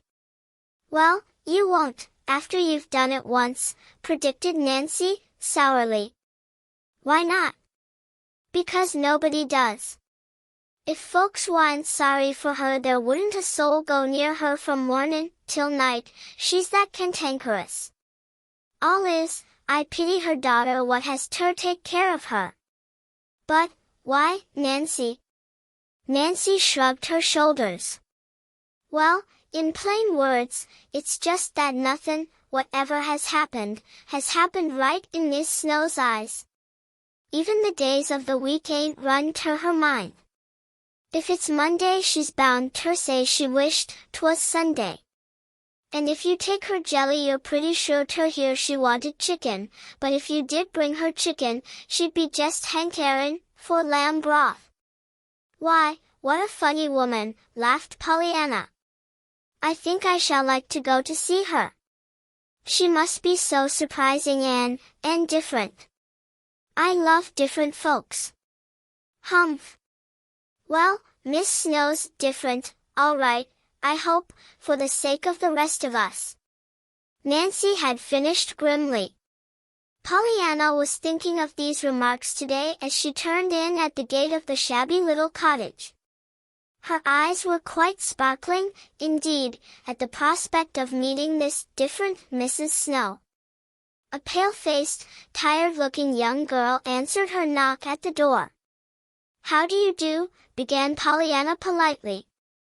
"I'm from Miss Polly Harrington, and I'd like to see Mrs. Snow, please." "Well, if you would, you're the first one that ever liked to see her," muttered the girl under her breath, but Pollyanna did not hear this. The girl had turned and was leading the way through the hall to a door at the end of it. In the sick room, after the girl had ushered her in and closed the door, Pollyanna blinked a little before she could accustom her eyes to the gloom. Then she saw, dimly outlined, a woman half sitting up in the bed across the room. Pollyanna advanced at once. "How do you do, Mrs. Snow? Aunt Polly says she hopes you are comfortable today, and she's sent you some calf's foot jelly." "Dear me! Jelly?" murmured a fretful voice. "Of course I'm very much obliged, but I was hoping 'twould be lamb broth today." Pollyanna frowned a little. "Why, I thought it was chicken you wanted when folks brought you jelly," she said. "What?" The sick woman turned sharply. "Why, nothing much," apologized Pollyanna, hurriedly, "and of course it doesn't really make any difference. It's only that Nancy said it was chicken you wanted when we brought jelly, and lamb broth when we brought chicken, but maybe 'twas the other way, and Nancy forgot." The sick woman pulled herself up till she sat erect in the bed, a most unusual thing for her to do, though Pollyanna did not know this. "Well, Miss Impertinence, who are you?" she demanded. Pollyanna laughed gleefully. "Oh, that isn't my name, Mrs. Snow, and I'm so glad 'tisn't, too. That would be worse than Hephzibah, wouldn't it? I'm Pollyanna Whittier, Miss Polly Harrington's niece, and I've come to live with her. That's why I'm here with the jelly this morning." All through the first part of this sentence, the sick woman had sat interestedly erect, but at the reference to the jelly she fell back on her pillow listlessly. "Very well, thank you. Your aunt is very kind, of course, but my appetite isn't very good this morning, and I was wanting lamb." She stopped suddenly, then went on with an abrupt change of subject. "I never slept a wink last night, not a wink." "Oh dear, I wish I didn't," sighed Pollyanna, placing the jelly on the little stand and seating herself comfortably in the nearest chair. "You lose such a lot of time just sleeping. Don't you think so?" "Lose time, sleeping," exclaimed the sick woman. "Yes, when you might be just living, you know. It seems such a pity we can't live nights, too." Once again the woman pulled herself erect in her bed. "Well, if you ain't the amazing young one," she cried. "Here. Do you go to that window and pull up the curtain," she directed. "I should like to know what you look like." Pollyanna rose to her feet, but she laughed a little ruefully. "Oh dear. Then you'll see my freckles, won't you?" she sighed, as she went to the window, "and just when I was being so glad it was dark and you couldn't see, there. Now you can, oh," she broke off excitedly, as she turned back to the bed. "I'm so glad you wanted to see me, because now I can see you. They didn't tell me you were so pretty." "Me, pretty?" scoffed the woman, bitterly. "Why, yes. Didn't you know it?" cried Pollyanna. "Well, no, I didn't," retorted Mrs. Snow, dryly. Mrs. Snow had lived 40 years, and for 15 of those years she had been too busy wishing things were different to find much time to enjoy things as they were. "Oh, but your eyes are so big and dark, and your hair's all dark, too, and curly," cooed Pollyanna. "I love black curls. That's one of the things I'm going to have when I get to heaven. And you've got 2 little red spots in your cheeks." Why, Mrs.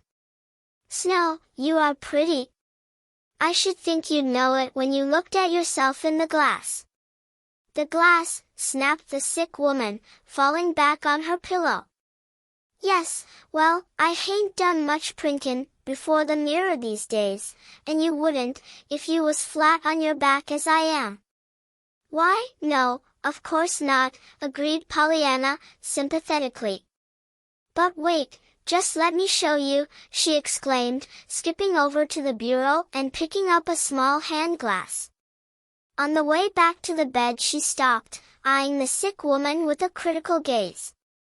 I reckon maybe, if you don't mind, I'd like to fix your hair just a little before I let you see it, she proposed.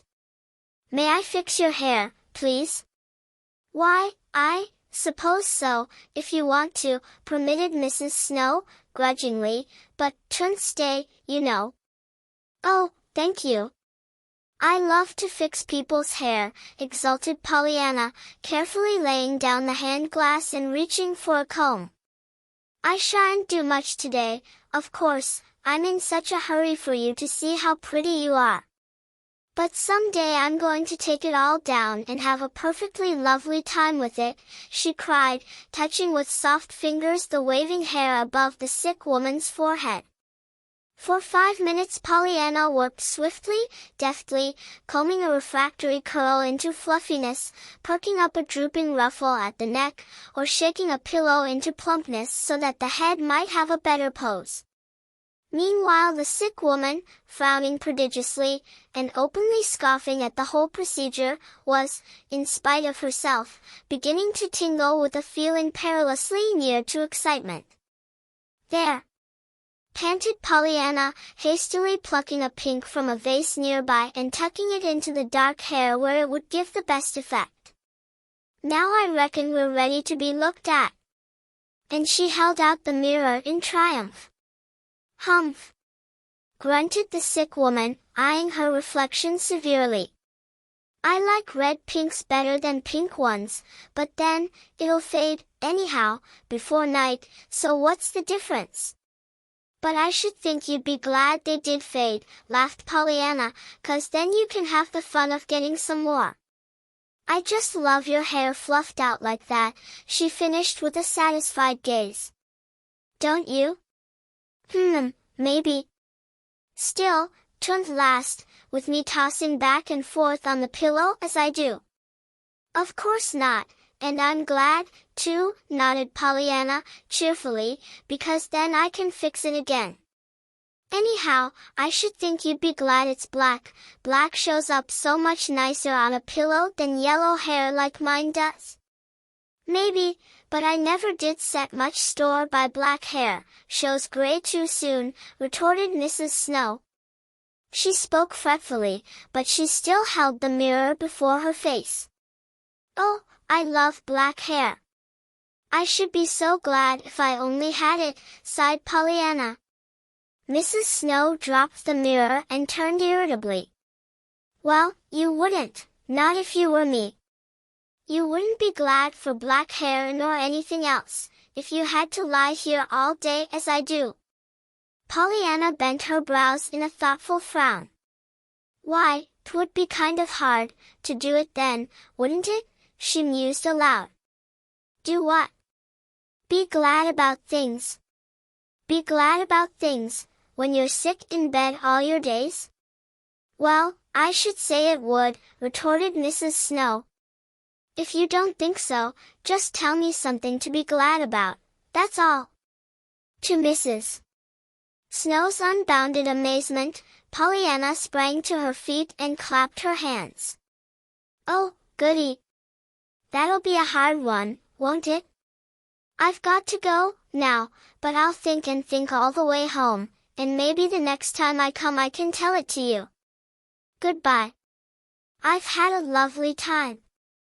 Goodbye, she called again, as she tripped through the doorway. Well, I never. Now, what does she mean by that? Ejaculated Mrs. Snow, staring after her visitor. By and by she turned her head and picked up the mirror, eyeing her reflection critically. That little thing has got a knack with hair and no mistake, she muttered under her breath. I declare, I didn't know it could look so pretty. But then, what's the use, she sighed, dropping the little glass into the bedclothes, and rolling her head on the pillow fretfully. A little later, when Millie, Mrs. Snow's daughter, came in, the mirror still lay among the bedclothes. It had been carefully hidden from sight. Why, Mother, the curtain is up, cried Millie, dividing her amazed stare between the window and the pink in her mother's hair. Well, what if it is, snapped the sick woman. I needn't stay in the dark all my life, if I am sick, need I? Why, and no, of course not, rejoined Millie, in hasty conciliation, as she reached for the medicine bottle. It's only, well, you know very well that I've tried to get you to have a lighter room for ages, and you wouldn't. There was no reply to this. Mrs. Snow was picking at the lace on her nightgown. At last she spoke fretfully. I should think somebody might give me a new nightdress, instead of lamb broth, for a change. Why, Mother! No wonder Millie quite gasped aloud with bewilderment. In the drawer behind her at that moment lay 2 new nightdresses that Millie for months had been vainly urging her mother to wear. Chapter 9. Which tells of the man. It rained the next time Pollyanna saw the man. She greeted him, however, with a bright smile. It isn't so nice today, is it? She called blithesomely. I'm glad it doesn't rain always, anyhow. The man did not even grunt this time, nor turn his head. Pollyanna decided that of course he did not hear her. The next time, therefore, which happened to be the following day, she spoke up louder. She thought it particularly necessary to do this, anyway, for the man was striding along, his hands behind his back, and his eyes on the ground, which seemed, to Pollyanna, preposterous in the face of the glorious sunshine and the freshly washed morning air. Pollyanna, as a special treat, was on a morning errand today. How do you do? She chirped. I'm so glad it isn't yesterday, aren't you? The man stopped abruptly. There was an angry scowl on his face. See here, little girl, we might just as well settle this thing right now, once for all, he began testily. I've got something besides the weather to think of. I don't know whether the sun shines or not. Pollyanna beamed joyously. No, sir, I thought you didn't. That's why I told you. Yes, well, eh? What? He broke off sharply, in sudden understanding of her words.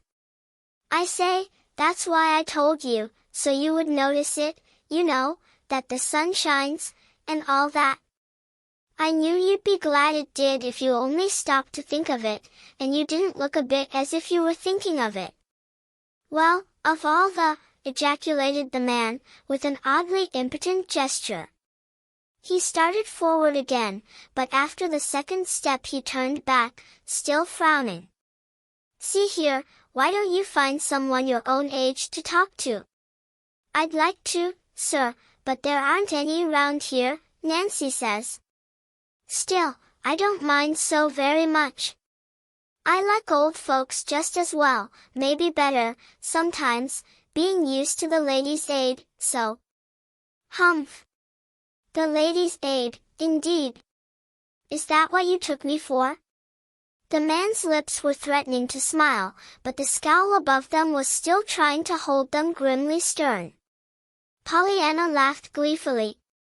Oh, no, sir. You don't look a mite like a lady's aider, not but that you're just as good, of course, maybe better, she added in hurried politeness. You see, I'm sure you're much nicer than you look. The man made a queer noise in his throat.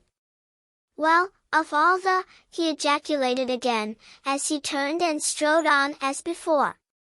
The next time Pollyanna met the man, his eyes were gazing straight into hers, with a quizzical directness that made his face look really pleasant, Pollyanna thought. "Good afternoon," he greeted her a little stiffly. "Perhaps I'd better say right away that I know the sun is shining today." "But you don't have to tell me," nodded Pollyanna, brightly.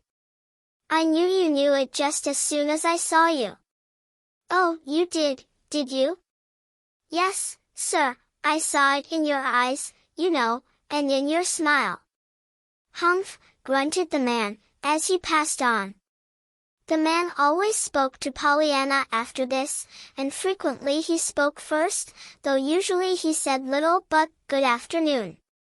Even that, however, was a great surprise to Nancy, who chanced to be with Pollyanna one day when the greeting was given. "Sakes alive, Miss Pollyanna," she gasped, "did that man speak to you?" "Why, yes, he always does, now," smiled Pollyanna. "He always does." "Goodness! Do you know who he is?" demanded Nancy. Pollyanna frowned and shook her head. "I reckon he forgot to tell me one day. You see, I did my part of the introducing, but he didn't." Nancy's eyes widened. "But he never speaks to anybody, child, he hain't for years, I guess, except when he just has to, for business, and all that. He's John Pendleton. He lives all by himself in the big house on Pendleton Hill. He won't even have anyone round ter cook for him, comes down ter the hotel for his meals 3 times a day. I know Sally Miner, who waits on him, and she says he hardly opens his head enough ter tell what he wants ter eat. She has ter guess it more'n half the time, only it'll be somethin' cheap. She knows that without no tellin', Dot." Pollyanna nodded sympathetically. "I know. You have to look for cheap things when you're poor. Father and I took meals out a lot. We had beans and fish balls most generally. We used to say how glad we were we liked beans, that is, we said it specially when we were looking at the roast turkey place, you know, that was 60 cents. Does Mr. Pendleton like beans?" "Like, What if he does, or don't?" "Why, Miss Pollyanna, he ain't poor.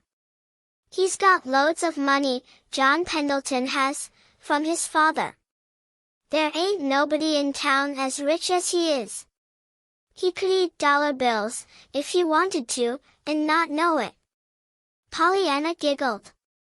"As if anybody could eat dollar bills and not know it, Nancy, when they come to try to chew, Ho! I mean he's rich enough to do it," shrugged Nancy. "He ain't spendin' his money, that's all. He's a savant of it." "Oh, for the heathen," surmised Pollyanna. "How perfectly splendid! That's denying yourself and taking up your cross." "I know, Father told me." Nancy's lips parted abruptly, as if there were angry words all ready to come. But her eyes, resting on Pollyanna's jubilantly trustful face, saw something that prevented the words being spoken. "Humph," she vouchsafed. Then, showing her old-time interest, she went on, "But, say, it is queer, his speakin' to you, honestly, Miss Pollyanna. He don't speak ter no one, and he lives all alone in a great big lovely house all full of jest grand things, they say. Some says he's crazy, and some jest cross, and some says he's got a skeleton in his closet." "Oh, Nancy," shuddered Pollyanna. "How can he keep such a dreadful thing? I should think he'd throw it away." Nancy chuckled. That Pollyanna had taken the skeleton literally instead of figuratively, she knew very well, but, perversely, she refrained from correcting the mistake. "And everybody says he's mysterious," she went on. "Some years he just travels, week in and week out, and it's always in heathen countries, Egypt and Asia and the desert of Sarah, you know." "Oh, a missionary," nodded Pollyanna. Nancy laughed oddly. "Well, I didn't say that, Miss Pollyanna. When he comes back he writes books, queer, odd books, they say, about some gimcrack he's found in them heathen countries. But he don't never seem ter want ter spend no money here, leastways, not for just livin', dot." "Of course not, if he's saving it for the heathen," declared Pollyanna. "But he is a funny man, and he's different, too, just like Mrs. Snow, only he's a different. "Well, I guess he is, rather," chuckled Nancy. "I'm gladder'n ever now, anyhow, that he speaks to me," sighed Pollyanna contentedly. Chapter 10. A surprise from Mrs. Snow. The next time Pollyanna went to see Mrs. Snow, she found that lady, as at first, in a darkened room. "It's the little girl from Miss Polly's, mother," announced Millie, in a tired manner. Then Pollyanna found herself alone with the invalid. "Oh, it's you, is it?" asked a fretful voice from the bed. "I remember you." "Anybody'd remember you, I guess, if they saw you once." "I wish you had come yesterday." "I wanted you yesterday." "Did you? Well, I'm glad 'tisn't any farther away from yesterday than today is, then," laughed Pollyanna, advancing cheerily into the room, and setting her basket carefully down on a chair. "My! But aren't you dark here, though? I can't see you a bit," she cried, unhesitatingly crossing to the window and pulling up the shade. "I want to see if you've fixed your hair like I did." "Oh, you haven't. But, never mind. I'm glad you haven't, after all, 'cause maybe you'll let me do it, later. But now I want you to see what I've brought you."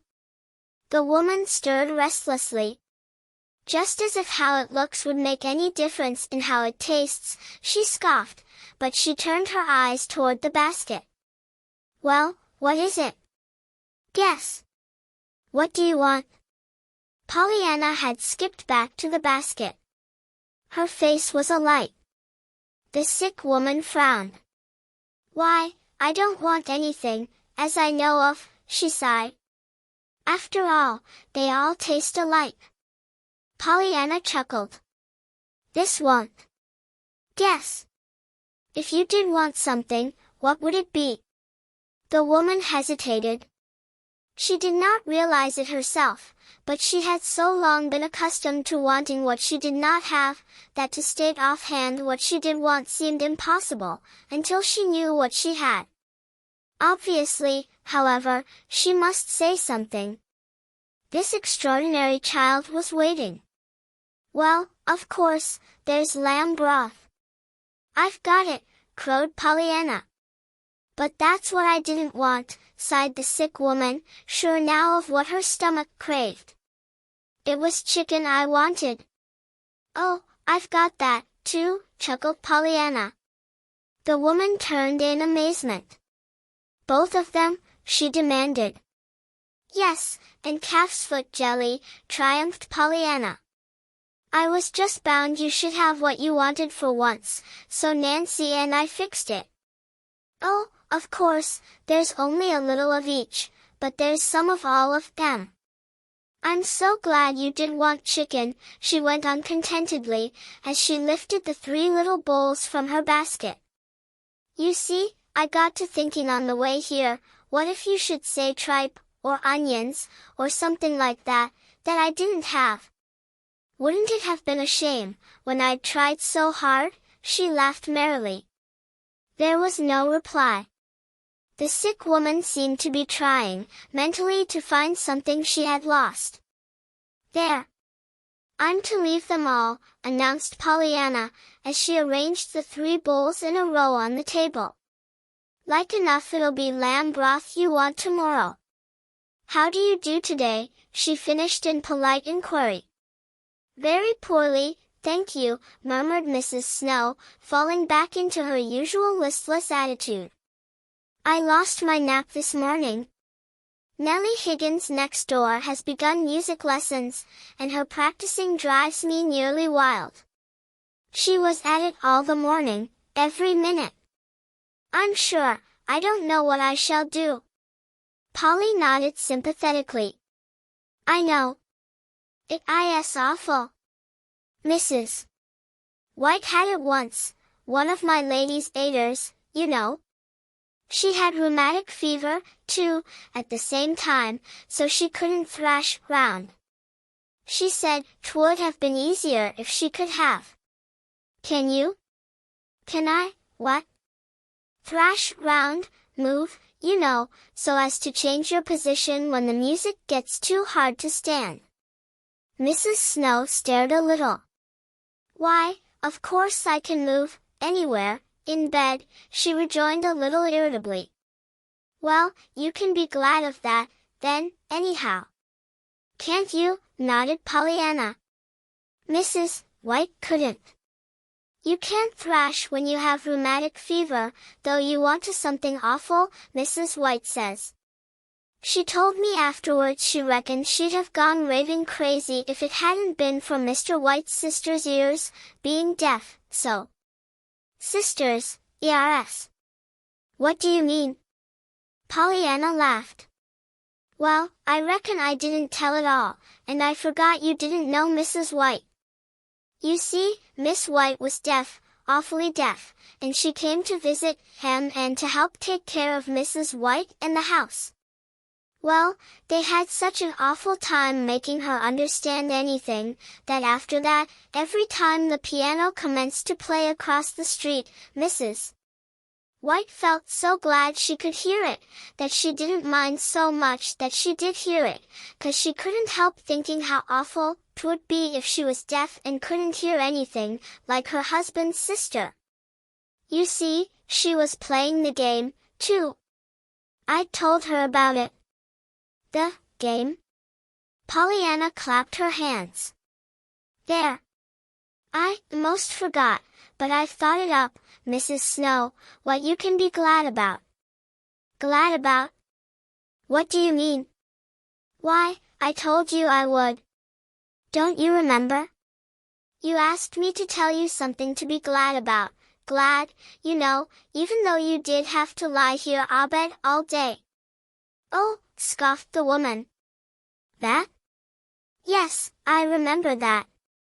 But I didn't suppose you were in earnest any more than I was. Oh, yes, I was, nodded Pollyanna, triumphantly, and I found it, too. But 'twas hard. It's all the more fun, though, always, when 'tis hard. And I will own up, honest to true, that I couldn't think of anything for a while. Then I got it. Did you, really? Well, what is it? Mrs. Snow's voice was sarcastically polite. Pollyanna drew a long breath. I thought, how glad you could be, that other folks weren't like you, all sick in bed like this, you know, she announced impressively. Mrs. Snow stared. Her eyes were angry. Well, really? She ejaculated then, in not quite an agreeable tone of voice. And now I'll tell you the game, proposed Pollyanna, blithely confident. It'll be just lovely for you to play, it'll be so hard. And there's so much more fun when it is hard. You see, it's like this. And she began to tell of the missionary barrel, the crutches, and the doll that did not come. The story was just finished when Millie appeared at the door.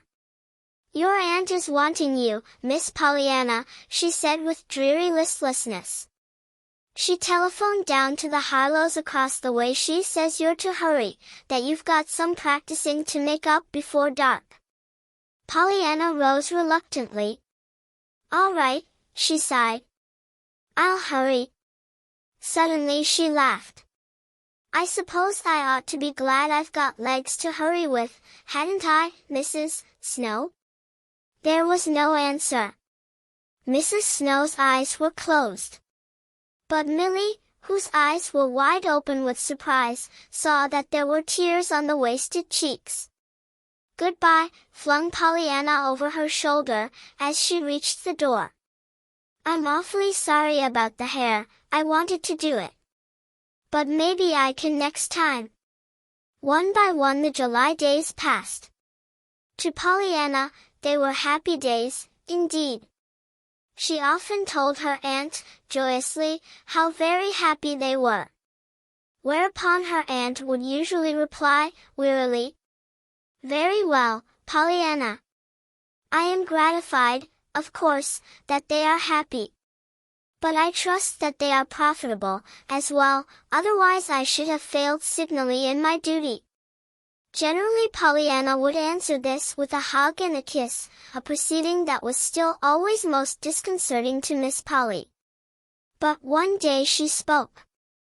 It was during the sewing hour. "Do you mean that it wouldn't be enough then, Aunt Polly, that they should be just happy days?" she asked wistfully. "That is what I mean, Pollyanna. They must be profitable as well?" "Certainly." "What is being profitable?" "Why, it's just being profitable, having profit, something to show for it, Pollyanna." "What an extraordinary child you are! Then just being glad isn't profitable?" questioned Pollyanna, a little anxiously. "Certainly not." "Oh dear. Then you wouldn't like it, of course.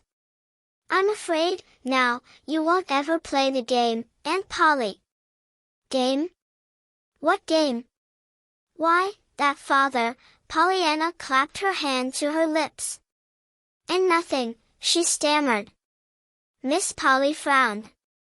"That will do for this morning, Pollyanna," she said tersely. And the sewing lesson was over. It was that afternoon that Pollyanna, coming down from her attic room, met her aunt on the stairway. "Why, Aunt Polly, how perfectly lovely," she cried. "You were coming up to see me. Come right in." "I love company," she finished, scampering up the stairs and throwing her door wide open. Now Miss Polly had not been intending to call on her niece. She had been planning to look for a certain white wool shawl in the cedar chest near the east window. But to her unbounded surprise now, she found herself, not in the main attic before the cedar chest, but in Pollyanna's little room sitting in one of the straight-backed chairs, so many times since Pollyanna came. Miss Polly had found herself like this, doing some utterly unexpected, surprising thing, quite unlike the thing she had set out to do. "I love company," said Pollyanna, again, flitting about as if she were dispensing the hospitality of a palace, "specially since I've had this room, all mine, you know." "Oh, of course, I had a room, always, but 'twas a hired room, and hired rooms aren't half as nice as owned ones, are they? And of course I do own this one, don't I?" Why yes, Pollyanna," murmured Miss Polly, vaguely wondering why she did not get up at once and go to look for that shawl. "And of course now I just love this room, even if it hasn't got the carpets and curtains and pictures that I'd been want." With a painful blush Pollyanna stopped short. She was plunging into an entirely different sentence when her aunt interrupted her sharply. "What's that, Pollyanna?" "And nothing, Aunt Polly, truly. I didn't mean to say it." "Probably not," returned Miss Polly, coldly. "But you did say it, so suppose we have the rest of it." "But it wasn't anything, only that I'd been kind of planning on pretty carpets and lace curtains and things, you know." "But, of course." "Planning on them," interrupted Miss Polly, sharply. Pollyanna blushed still more painfully. "I ought not to have, of course, Aunt Polly," she apologized. "It was only because I'd always wanted them and hadn't had them, I suppose." "Oh, we'd had 2 rugs in the barrels, but they were little, you know, and one had ink spots, and the other holes, and there never were only those 2 pictures, the one I mean the good one we sold, and the bad one that broke." Of course, if it hadn't been for all that, I shouldn't have wanted them, so, pretty things, I mean. And I shouldn't have got to planning all through the hall that first day how pretty mine would be here, but, truly, Aunt Polly, it wasn't but just a minute, I mean. A few minutes, before I was being glad that the bureau didn't have a looking glass, because it didn't show my freckles. And there couldn't be a nicer picture than the one out my window there, and you've been so good to me, that. Miss Polly rose suddenly to her feet. Her face was very red. That will do, Pollyanna, she said stiffly. You have said quite enough, I'm sure. The next minute she had swept down the stairs, and not until she reached the first floor did it suddenly occur to her that she had gone up into the attic to find a white wool shawl in the cedar chest near the east window. Less than 24 hours later, Miss Polly said to Nancy, crisply, Nancy, you may move Miss Pollyanna's things downstairs this morning to the room directly beneath. I have decided to have my niece sleep there for the present. Yes, ma'am, said Nancy aloud. Oh glory, said Nancy to herself. To Pollyanna, a minute later, she cried joyously. And won't ye just be listenin' ter this, Miss Pollyanna? You're ter sleep downstairs in the room straight under this. You are. Pollyanna actually grew white. You mean, why, Nancy, not really and truly? I guess you'll think it's really and truly, prophesied Nancy, exultingly, nodding her head to Pollyanna over the armful of dresses she had taken from the closet. I'm told ter take down your things, and I'm goin' ter take them, too, for she gets a chance ter change her mind. Pollyanna did not stop to hear the end of this sentence.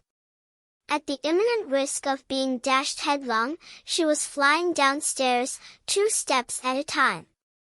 Bang went 2 doors and a chair before Pollyanna at last reached her goal, Aunt Polly. Oh, Aunt Polly, did you mean it, really? Why, that room's got everything, the carpet and curtains and 3 pictures, besides the one outdoors, too, 'cause the windows look the same way. Oh, Aunt Polly. Very well, Pollyanna. I am gratified that you like the change, of course. But if you think so much of all those things, I trust you will take proper care of them, that's all.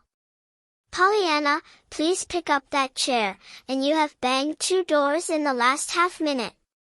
Miss Polly spoke sternly, all the more sternly because, for some inexplicable reason, she felt inclined to cry, and Miss Polly was not used to feeling inclined to cry. Pollyanna picked up the chair. Yes'm. I know I banged those doors, she admitted cheerfully. You see, I'd just found out about the room, and I reckon you'd have banged doors if. Pollyanna stopped short and eyed her aunt with new interest. Aunt Polly, did you ever bang doors? I hope not, Pollyanna. Miss Polly's voice was properly shocked. Why, Aunt Polly, what a shame. Pollyanna's face expressed only concerned sympathy. A shame, repeated Aunt Polly, too dazed to say more. Why, yes. You see, if you'd felt like banging doors you'd have banged of course, and if you didn't, that must have meant that you weren't ever glad over anything, or you would have banged You couldn't have helped it. And I'm so sorry you weren't ever glad over anything. Pollyanna, gasped the lady, but Pollyanna was gone, and only the distant bang of the attic stairway door answered for her. Pollyanna had gone to help Nancy bring down her things. Miss Polly, in the sitting room, felt vaguely disturbed, but then, of course she had been glad, over some things. Chapter 11. Introducing Jimmy. August came. August brought several surprises and some changes, none of which, however, were really a surprise to Nancy.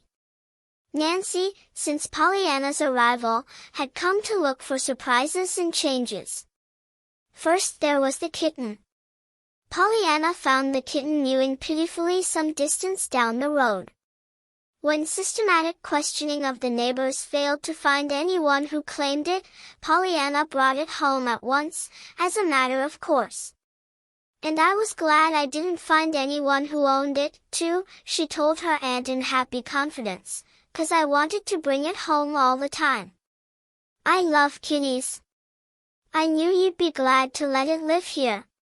Miss Polly looked at the forlorn little gray bunch of neglected misery in Pollyanna's arms, and shivered. Miss Polly did not care for cats, not even pretty, healthy, clean ones. "Ugh! Pollyanna! What a dirty little beast!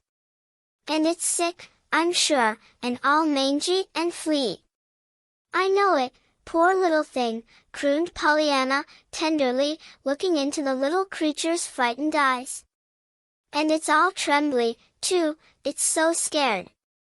You see it doesn't know, yet, that we're going to keep it, of course." "No, nor anybody else," retorted Miss Polly, with meaning emphasis. "Oh, yes, they do," nodded Pollyanna, entirely misunderstanding her aunt's words. "I told everybody we should keep it, if I didn't find where it belonged. I knew you'd be glad to have it, poor little lonesome thing." Miss Polly opened her lips and tried to speak, but in vain. The curious helpless feeling that had been hers so often since Pollyanna's arrival, had her now fast in its grip. "Of course I knew," hurried on Pollyanna, gratefully, "that you wouldn't let a dear little lonesome kitty go hunting for a home when you'd just taken me in, and I said so to Mrs. Ford when she asked if you'd let me keep it. Why, I had the ladies' aid, you know, and Kitty didn't have anybody. I knew you'd feel that way," she nodded happily, as she ran from the room. "But, Pollyanna, remonstrated Miss Polly. "I don't," but Pollyanna was already halfway to the kitchen, calling, Nancy, just see this dear little kitty that Aunt Polly is going to bring up along with me." And Aunt Polly, in the sitting room, who abhorred cats, fell back in her chair with a gasp of dismay, powerless to remonstrate. The next day it was a dog, even dirtier and more forlorn, perhaps, than was the kitten. And again Miss Polly, to her dumbfounded amazement, found herself figuring as a kind protector and an angel of mercy, a role that Pollyanna so unhesitatingly thrust upon her as a matter of course. That the woman, who abhorred dogs even more than she did cats, if possible, found herself as before, powerless to remonstrate. When, in less than a week, however, Pollyanna brought home a small, ragged boy, and confidently claimed the same protection for him, Miss Polly did have something to say. It happened after this wise. On a pleasant Thursday morning Pollyanna had been taking calf's foot jelly again to Mrs. Snow. Mrs. Snow and Pollyanna were the best of friends now. Their friendship had started from the third visit Pollyanna had made, the one after she had told Mrs. Snow of the game. Mrs. Snow herself was playing the game now, with Pollyanna. To be sure, she was not playing it very well. She had been sorry for everything for so long, that it was not easy to be glad for anything now. But under Pollyanna's cheery instructions and merry laughter at her mistakes, she was learning fast. Today, even, to Pollyanna's huge delight, she had said that she was glad Pollyanna brought calf's foot jelly, because that was just what she had been wanting. She did not know that Millie, at the front door, had told Pollyanna that the minister's wife had already that day sent over a great bowlful of that same kind of jelly. Pollyanna was thinking of this now when suddenly she saw the boy.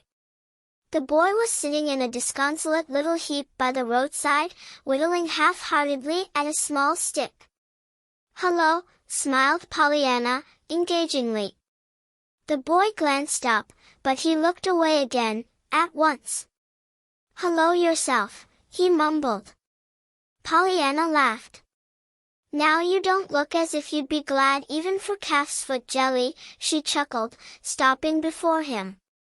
The boy stirred restlessly, gave her a surprised look, and began to whittle again at his stick, with the dull, broken-bladed knife in his hand. Pollyanna hesitated, then dropped herself comfortably down on the grass near him. In spite of Pollyanna's brave assertion that she was used to ladies' aiders, and didn't mind, she had sighed at times for some companion of her own age. Hence her determination to make the most of this one. My name's Pollyanna Whittier, she began pleasantly. What's yours? Again the boy stirred restlessly. He even almost got to his feet. But he settled back. Jimmy Bean, he grunted with ungracious indifference. Good. Now we're introduced. I'm glad you did your part, some folks don't, you know. I live at Miss Polly Harrington's house. Where do you live? Nowhere. Nowhere. Why, you can't do that, everybody lives somewhere, asserted Pollyanna. Well, I don't, just now. I'm huntin' up a new place. Oh. Where is it? The boy regarded her with scornful eyes. Silly. As if I'd be a huntin' for it, if I knew. Pollyanna tossed her head a little. This was not a nice boy, and she did not like to be called silly. Still, he was somebody besides, old folks. Where did you live, before? She queried. Well, if you ain't the beat 'em for a skin, questions, sighed the boy impatiently. I have to be, retorted Pollyanna calmly, else I couldn't find out a thing about you. If you'd talk more I wouldn't talk so much. The boy gave a short laugh. It was a sheepish laugh, and not quite a willing one. But his face looked a little pleasanter when he spoke this time. All right then, here goes. I'm Jimmy Bean, and I'm 10 years old goin' on 11. I come last year ter live at the orphans' home. But they've got so many kids there ain't much room for me, and I wa'n't never wanted, anyhow, I don't believe. So I've quit. I'm goin' ter live somewheres else, but I hain't found the place, yet. I'd like a home, just a common one, you know, with a mother in it, instead of a matron. If ye has a home, ye has folks, and I hain't had folks since Dad died. So I'm a huntin' now. I've tried 4 houses, but they didn't want me, though I said I expected ter work, course. There. Is that all you want to know? The boy's voice had broken a little over the last 2 sentences. Why, what a shame, sympathized Pollyanna. And didn't there anybody want you? Oh dear. I know just how you feel, because after my father died, too, there wasn't anybody but the ladies' aid for me, until Aunt Polly said she'd take. Pollyanna stopped abruptly. The dawning of a wonderful idea began to show in her face. Oh, I know just the place for you, she cried. Aunt Polly'll take you, I know she will. Didn't she take me? And didn't she take Fluffy and Buffy, when they didn't have anyone to love them, or any place to go, and they're only cats and dogs? Oh, come, I know Aunt Polly'll take you. You don't know how good and kind she is. Jimmy Bean's thin little face brightened. Honest Injun? Would she, now? I'd work, you know, and I'm real strong. He bared a small, bony arm. Of course she would. Why, my Aunt Polly is the nicest lady in the world, now that my mama has gone to be a heaven angel. And there's rooms, heaps of them, she continued, springing to her feet, and tugging at his arm. It's an awful big house. Maybe, though, she added a little anxiously, as they hurried on, maybe you'll have to sleep in the attic room. I did, at first. But there's screens there now, so 'twon't be so hot, and the flies can't get in either, to bring in the germ things on their feet. Did you know about that? It's perfectly lovely. Maybe she'll let you read the book if you're good, I mean, if you're bad. And you've got freckles, too, with a critical glance, so you'll be glad there isn't any looking glass. And the outdoor picture is nicer than any wall one could be, so you won't mind sleeping in that room at all, I'm sure, panted Pollyanna, finding suddenly that she needed the rest of her breath for purposes other than talking. Gory! Exclaimed Jimmy Bean tersely and uncomprehendingly, but admiringly. Then he added, I shouldn't think anybody who could talk like that, runnin', would need to ask no questions to fill up time with. Pollyanna laughed. Well, anyhow, you can be glad of that, she retorted, for when I'm talking, you don't have to. When the house was reached, Pollyanna unhesitatingly piloted her companion straight into the presence of her amazed aunt. Oh, Aunt Polly, she triumphed. Just look here. I've got something ever so much nicer, even, than Fluffy and Buffy for you to bring up. It's a real live boy. He won't mind a bit sleeping in the attic, at first, you know, and he says he'll work. But I shall need him the most of the time to play with, I reckon. Miss Polly grew white, then very red. She did not quite understand, but she thought she understood enough. Pollyanna, what does this mean? Who is this dirty little boy? Where did you find him? She demanded sharply. The dirty little boy fell back a step and looked toward the door. Pollyanna laughed merrily. There, if I didn't forget to tell you his name. I'm as bad as the man. And he is dirty, too, isn't he? I mean, the boy is, just like Fluffy and Buffy were when you took them in. But I reckon he'll improve all right by washing, just as they did, and, oh, I most forgot again, she broke off with a laugh. This is Jimmy Bean, Aunt Polly. Well, what is he doing here? Why, Aunt Polly, I just told you. Pollyanna's eyes were wide with surprise. He's for you. I brought him home, so he could live here, you know. He wants a home and folks. I told him how good you were to me, and to Fluffy and Buffy, and that I knew you would be to him, because of course he's even nicer than cats and dogs. Miss Polly dropped back in her chair and raised a shaking hand to her throat. The old helplessness was threatening once more to overcome her. With a visible struggle, however, Miss Polly pulled herself suddenly erect. That will do, Pollyanna. This is a little the most absurd thing you've done yet. As if tramp cats and mangy dogs weren't bad enough, but you must needs bring home ragged little beggars from the street, who? There was a sudden stir from the boy. His eyes flashed and his chin came up. With 2 strides of his sturdy little legs he confronted Miss Polly fearlessly. I ain't a beggar, Mom, and I don't want nothin', oh you. I was Latin, to work, of course, for my board and keep. I wouldn't have come to your old house, anyhow, if this hair girl hadn't made me tellin' me how you was so good and kind that you'd be just dyin' to take me in. So, there. And he wheeled about and stalked from the room with a dignity that would have been absurd had it not been so pitiful. Oh, Aunt Polly, choked Pollyanna. Why, I thought you'd be glad to have him here. I'm sure, I should think you'd be glad. Miss Polly raised her hand with a peremptory gesture of silence.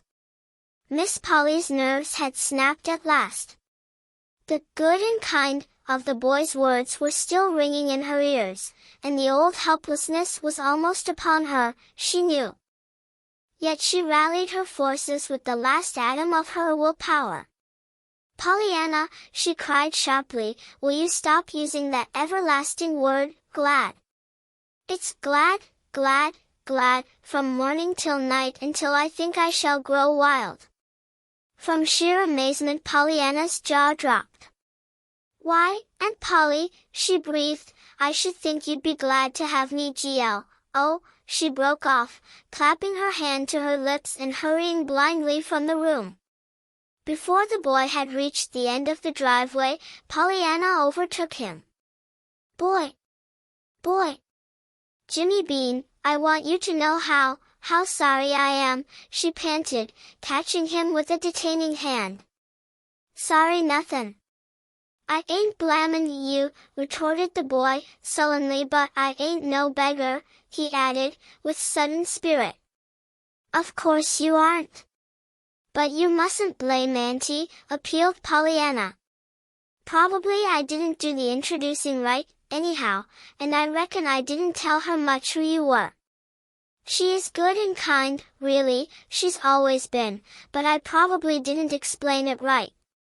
I do wish I could find some place for you, though. The boy shrugged his shoulders and half turned away. Never mind. I guess I can find one myself. I ain't no beggar, you know. Pollyanna was frowning thoughtfully. Of a sudden she turned, her face illumined. Say, I'll tell you what I will do. The Ladies' Aid meets this afternoon. I heard Aunt Polly say so. I'll lay your case before them. That's what Father always did, when he wanted anything, educating the heathen and new carpets, you know. The boy turned fiercely. Well, I ain't a heathen or a new carpet. Besides, what is a Ladies' Aid?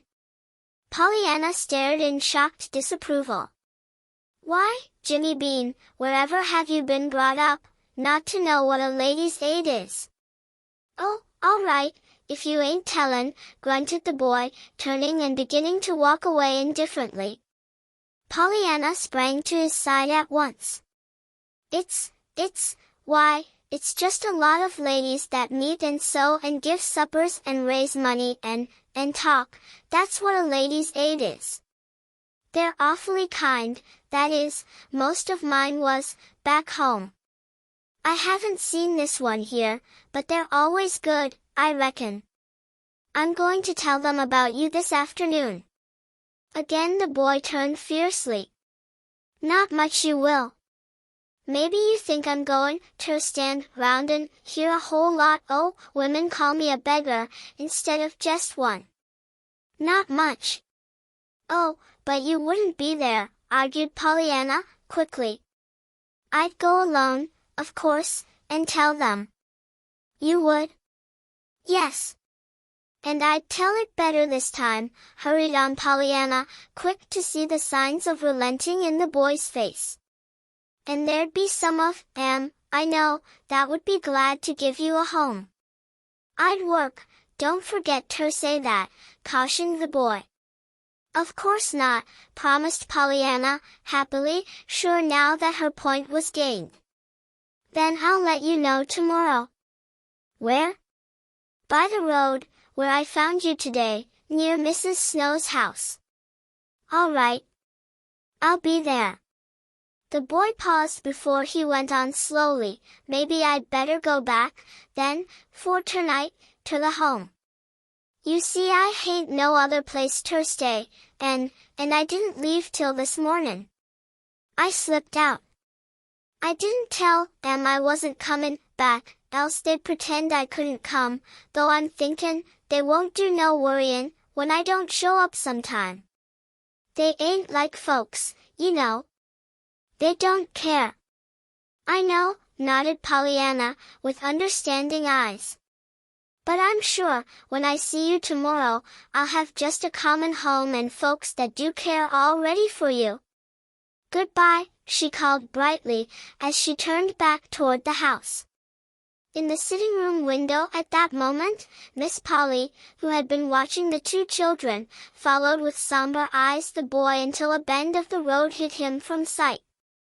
Then she sighed, turned, and walked listlessly upstairs, and Miss Polly did not usually move listlessly.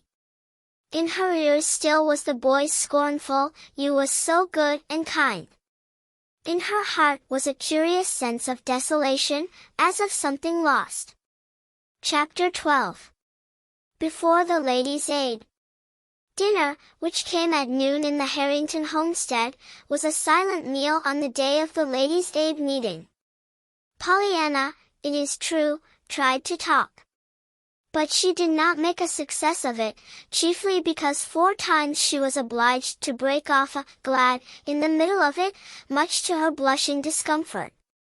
The 5th time it happened, Miss Polly moved her head wearily.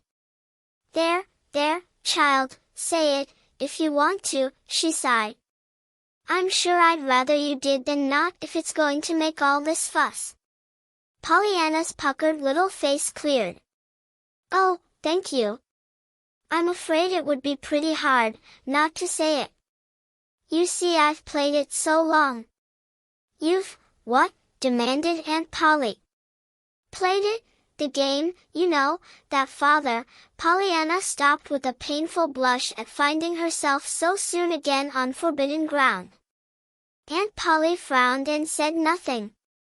The rest of the meal was a silent one. Pollyanna was not sorry to hear Aunt Polly tell the minister's wife over the telephone, a little later, that she would not be at the Ladies' Aid meeting that afternoon, owing to a headache. When Aunt Polly went upstairs to her room and closed the door, Pollyanna tried to be sorry for the headache. But she could not help feeling glad that her aunt was not to be present that afternoon when she laid the case of Jimmy Bean before the Ladies' Aid. She could not forget that Aunt Polly had called Jimmy Bean a little beggar. And she did not want Aunt Polly to call him that, before the Ladies' Aid. Pollyanna knew that the Ladies' Aid met at 2 o'clock in the chapel next the church, not quite half a mile from home. She planned her going, therefore, so that she should get there a little before 3. "I want them all to be there," she said to herself, "else the very one that wasn't there might be the one who would be wanting to give Jimmy Bean a home." And, of course, 2 o'clock always means 3, really, to Ladies' Aiders. Quietly, but with confident courage, Pollyanna ascended the chapel steps, pushed open the door and entered the vestibule. A soft babble of feminine chatter and laughter came from the main room. Hesitating only a brief moment, Pollyanna pushed open one of the inner doors. The chatter dropped to a surprised hush. Pollyanna advanced a little timidly. Now that the time had come, she felt unwontedly shy. After all, these half-strange, half-familiar faces about her were not her own dear Ladies' Aid. "How do you do, Ladies' Aiders?" she faltered politely. "I'm Pollyanna Whittier. I reckon some of you know me, maybe, anyway, I do, only I don't know you all together this way." The silence could almost be felt now. Some of the ladies did know this rather extraordinary niece of their fellow member, and nearly all had heard of her, but not one of them could think of anything to say, just then. I've come to lay the case before you," stammered Pollyanna, after a moment, unconsciously falling into her father's familiar phraseology. There was a slight rustle. Did your aunt send you, my dear?" asked Mrs. Ford, the minister's wife. Pollyanna colored a little. "Oh, no. I came all by myself. You see, I'm used to Ladies' Aiders. It was Ladies' Aiders that brought me up, with father." Somebody tittered hysterically, and the minister's wife frowned. "Yes, dear. What is it?" "Well, it's Jimmy Bean," sighed Pollyanna. "He hasn't any home except the orphan one, and they're full, and don't want him, anyhow, he thinks, so he wants another. He wants one of the common kind, that has a mother instead of a matron in it, folks, you know, that'll care. He's 10 years old going on 11. I thought some of you might like him, to live with you, you know." "Well, did you ever?" murmured a voice, breaking the dazed pause that followed Pollyanna's words. With anxious eyes, Pollyanna swept the circle of faces about her. "Oh, I forgot to say, he will work," she supplemented eagerly. Still there was silence. Then, coldly, one or two women began to question her. After a time they all had the story and began to talk among themselves, animatedly, not quite pleasantly. Pollyanna listened with growing anxiety. Some of what was said she could not understand. She did gather, after a time, however, that there was no woman there who had a home to give him, though every woman seemed to think that some of the others might take him. As there were several who had no little boys of their own already in their homes. But there was no one who agreed herself to take him. Then she heard the minister's wife suggest timidly that they, as a society, might perhaps assume his support and education instead of sending quite so much money this year to the little boys in faraway India.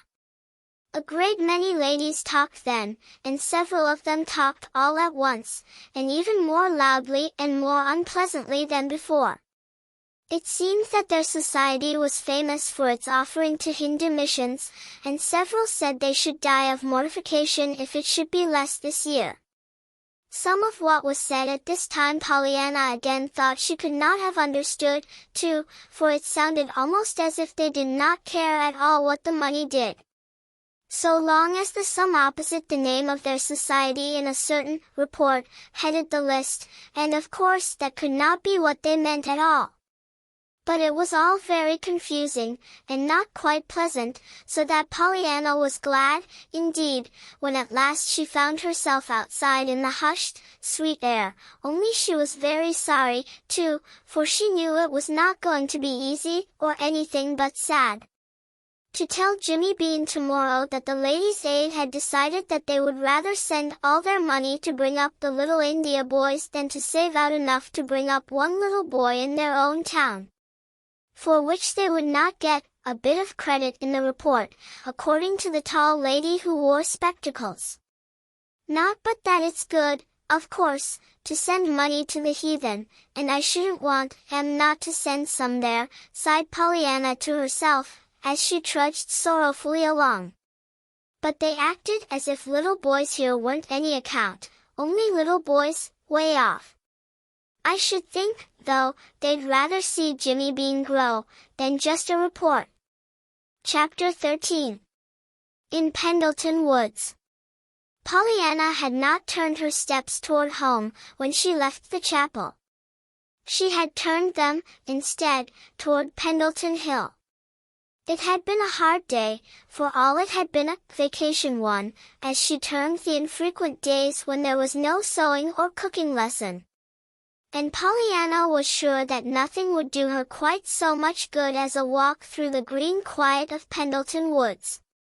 Up Pendleton Hill, therefore, she climbed steadily, in spite of the warm sun on her back. I don't have to get home till 5:30, anyway, she was telling herself. And it'll be so much nicer to go around by the way of the woods, even if I do have to climb to get there. It was very beautiful in the Pendleton Woods, as Pollyanna knew by experience. But today it seemed even more delightful than ever, notwithstanding her disappointment over what she must tell Jimmy Bean tomorrow. I wish they were up here, all those ladies who talked so loud, sighed Pollyanna to herself, raising her eyes to the patches of vivid blue between the sunlit green of the treetops. Anyhow, if they were up here, I just reckon they'd change and take Jimmy Bean for their little boy, all right, she finished, secure in her conviction, but unable to give a reason for it, even to herself. Suddenly Pollyanna lifted her head and listened. A dog had barked some distance ahead. A moment later he came dashing toward her, still barking. "Hello, doggy, hello." Pollyanna snapped her fingers at the dog and looked expectantly down the path. She had seen the dog once before, she was sure. He had been then with the man, Mr. John Pendleton. She was looking now, hoping to see him. For some minutes she watched eagerly, but he did not appear. Then she turned her attention toward the dog. The dog, as even Pollyanna could see, was acting strangely. He was still barking, giving little short, sharp yelps, as if of alarm. He was running back and forth, too, in the path ahead. Soon they reached a side path, and down this the little dog fairly flew, only to come back at once, whining and barking. "Ho! That isn't the way home," laughed Pollyanna, still keeping to the main path. The little dog seemed frantic now. Back and forth, between Pollyanna and the side path he vibrated, barking and whining pitifully. Every quiver of his little brown body, and every glance from his beseeching brown eyes were eloquent with appeal, so eloquent that at last Pollyanna understood, turned, and followed him. Straight ahead, now, the little dog dashed madly. And it was not long before Pollyanna came upon the reason for it all, a man lying motionless at the foot of a steep, overhanging mass of rock a few yards from the side path. A twig cracked sharply under Pollyanna's foot, and the man turned his head. With a cry of dismay Pollyanna ran to his side. "Mr. Pendleton! Oh, are you hurt?" "Hurt? Oh, no. I'm just taking a siesta in the sunshine," snapped the man irritably. "See here, how much do you know? What can you do? Have you got any sense?" Pollyanna caught her breath with a little gasp, but, as was her habit, she answered the questions literally, one by one. "Why, Mr. Pendleton, I don't know so very much, and I can't do a great many things, but most of the ladies' aiders, except Mrs. Rawson, said I had real good sense. I heard him say so one day. They didn't know I heard, though." The man smiled grimly. There, child, I beg your pardon, I'm sure, it's only this confounded leg of mine. Now listen." He paused, and with some difficulty reached his hand into his trousers pocket and brought out a bunch of keys, singling out one between his thumb and forefinger. "Straight through the path there, about 5 minutes' walk, is my house. This key will admit you to the side door under the porte-cochere. Do you know what a porte-cochere is?" "Oh, yes, sir. Auntie has one with a sun parlor over it. That's the roof I slept on, only I didn't sleep, you know. They found me." "Eh? Oh. Well, when you get into the house, go straight through the vestibule and hall to the door at the end. On the big, flat-topped desk in the middle of the room you'll find a telephone. Do you know how to use a telephone?" "Oh, yes, sir. Why, once when Aunt Polly—" "Never mind Aunt Polly now," cut in the man scowlingly, as he tried to move himself a little. "Hunt up Dr. Thomas Chilton's number on the card you'll find somewhere around there. It ought to be on the hook down at the side, but it probably won't be. You know a telephone card, I suppose, when you see one?" "Oh, yes, sir. I just love Aunt Polly's. There's such a lot of queer names, and—" "Tell Dr. Chilton that John Pendleton is at the foot of Little Eagle Ledge in Pendleton Woods with a broken leg, and to come at once with a stretcher and 2 men. He'll know what to do besides that. Tell him to come by the path from the house." "A broken leg? Oh, Mr. Pendleton, how perfectly awful," shuddered Pollyanna. "But I'm so glad I came. Can't I do?" "Yes, you can, but evidently you won't. Will you go and do what I ask and stop talking?" moaned the man, faintly. And, with a little sobbing cry, Pollyanna went. Pollyanna did not stop now to look up at the patches of blue between the sunlit tops of the trees. She kept her eyes on the ground to make sure that no twig nor stone tripped her hurrying feet. It was not long before she came in sight of the house. She had seen it before, though never so near as this. She was almost frightened now at the massiveness of the great pile of gray stone with its pillared verandas and its imposing entrance. Pausing only a moment, however, she sped across the big neglected lawn and around the house to the side door under the porte-cochere. Her fingers, stiff from their tight clutch upon the keys, were anything but skillful in their efforts to turn the bolt in the lock, but at last the heavy, carved door swung slowly back on its hinges. Pollyanna caught her breath. In spite of her feeling of haste, she paused a moment and looked fearfully through the vestibule to the wide, somber hall beyond, her thoughts in a whirl. This was John Pendleton's house, the house of mystery. The house into which no one but its master entered, the house which sheltered, somewhere, a skeleton. Yet she, Pollyanna, was expected to enter alone these fearsome rooms, and telephone the doctor that the master of the house lay now. With a little cry Pollyanna, looking neither to the right nor the left, fairly ran through the hall to the door at the end and opened it. The room was large, and somber with dark woods and hangings like the hall. But through the west window the sun threw a long shaft of gold across the floor, gleamed dully on the tarnished brass andirons in the fireplace, and touched the nickel of the telephone on the great desk in the middle of the room. It was toward this desk that Pollyanna hurriedly tiptoed. The telephone card was not on its hook, it was on the floor. But Pollyanna found it, and ran her shaking forefinger down through the C's to Chilton. In due time she had Dr. Chilton himself at the other end of the wires, and was tremblingly delivering her message and answering the doctor's terse, pertinent questions. This done, she hung up the receiver and drew a long breath of relief. Only a brief glance did Pollyanna give about her.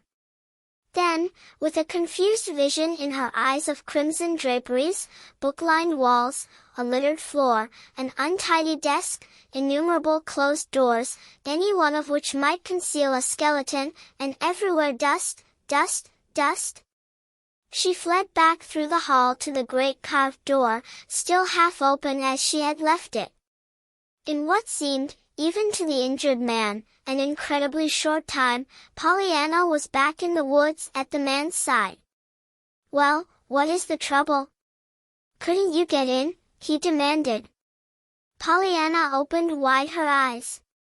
"Why, of course I could. I'm here," she answered. "As if I'd be here if I hadn't got in. And the doctor will be right up just as soon as possible with the men and things. He said he knew just where you were, so I didn't stay to show him. I wanted to be with you." "Did you?" smiled the man, grimly. "Well, I can't say I admire your taste. I should think you might find pleasanter companions." "Do you mean, because you're so cross?" "Thanks for your frankness." "Yes." Pollyanna laughed softly. "But you're only cross outside, you aren't cross inside a bit." "Indeed." "How do you know that?" asked the man, trying to change the position of his head without moving the rest of his body.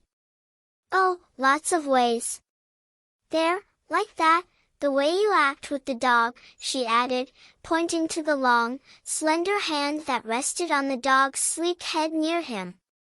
"It's funny how dogs and cats know the insides of folks better than other folks do, isn't it? Say, I'm going to hold your head," she finished abruptly. The man winced several times and groaned once, softly while the change was being made. But in the end he found Pollyanna's lap a very welcome substitute for the rocky hollow in which his head had lain before. "Well, that is, better," he murmured faintly. He did not speak again for some time. Pollyanna, watching his face, wondered if he were asleep. She did not think he was. He looked as if his lips were tight shut to keep back moans of pain. Pollyanna herself almost cried aloud as she looked at his great, strong body lying there so helpless. One hand, with fingers tightly clenched, lay outflung, motionless. The other, limply open, lay on the dog's head. The dog, his wistful, eager eyes on his master's face, was motionless, too. Minute by minute the time passed. The sun dropped lower in the west and the shadows grew deeper under the trees. Pollyanna sat so still she hardly seemed to breathe. A bird alighted fearlessly within reach of her hand, and a squirrel whisked his bushy tail on a tree branch almost under her nose, yet with his bright little eyes all the while on the motionless dog. At last the dog pricked up his cars and whined softly, then he gave a short, sharp bark. The next moment Pollyanna heard voices, and very soon their owners appeared, 3 men carrying a stretcher and various other articles. The tallest of the party, a smooth-shaven, kind-eyed man whom Pollyanna knew by sight as Dr. Chilton, advanced cheerily. "Well, my little lady, playing nurse?" "Oh, no, sir," smiled Pollyanna. "I've only held his head, I haven't given him a mite of medicine. But I'm glad I was here." "So am I," nodded the doctor, as he turned his absorbed attention to the injured man. Chapter 14. Just a matter of jelly. Pollyanna was a little late for supper on the night of the accident to John Pendleton, but, as it happened, she escaped without reproof. Nancy met her at the door. "Well, if I ain't glad Turby set my 2 eyes on you," she sighed in obvious relief. "It's 6:30. "I know it," admitted Pollyanna anxiously, "but I'm not to blame, truly I'm not. And I don't think even Aunt Polly will say I am either." "She won't have the chance," retorted Nancy, with huge satisfaction. "She's gone." "Gone?" gasped Pollyanna. "You don't mean that I've driven her away?" Through Pollyanna's mind at the moment trooped remorseful memories of the morning with its unwanted boy, cat, and dog, and its unwelcome, glad, and forbidden father that would spring to her forgetful little tongue. "Oh, I didn't drive her away." "Not much you did," scoffed Nancy. "Her cousin died suddenly down to Boston, and she had to go. She had one o' them yeller telegram letters after you went away this afternoon, and she won't be back for 3 days. Now I guess we're glad all right. We'll be keepin' house together, just you and me, all that time." We will." Pollyanna looked shocked. "Glad? Oh, Nancy, when it's a funeral?" "Oh, but ain't the funeral I was glad for, Miss Pollyanna." "It was." Nancy stopped abruptly. A shrewd twinkle came into her eyes. "Why, Miss Pollyanna, as if it wa'n't yourself that was teachin' me ter play the game," she reproached her gravely. Pollyanna puckered her forehead into a troubled frown. "I can't help it, Nancy," she argued with a shake of her head. "It must be that there are some things that 'tisn't right to play the game on, and I'm sure funerals is one of them. There's nothing in a funeral to be glad about." Nancy chuckled. "We can be glad, 'tain't our end," she observed demurely. But Pollyanna did not hear. She had begun to tell of the accident, and in a moment Nancy, open-mouthed, was listening. At the appointed place the next afternoon, Pollyanna met Jimmy Bean according to agreement. As was to be expected, of course, Jimmy showed keen disappointment that the ladies' aid preferred a little India boy to himself. "Well, maybe 'tis natural," he sighed. "Of course things you don't know about are always nicer'n things you do, same as the potato on t'other side of the plate is always the biggest. But I wish I looked that way ter somebody, way off. Wouldn't it be just great, now, if only somebody over in India wanted me?"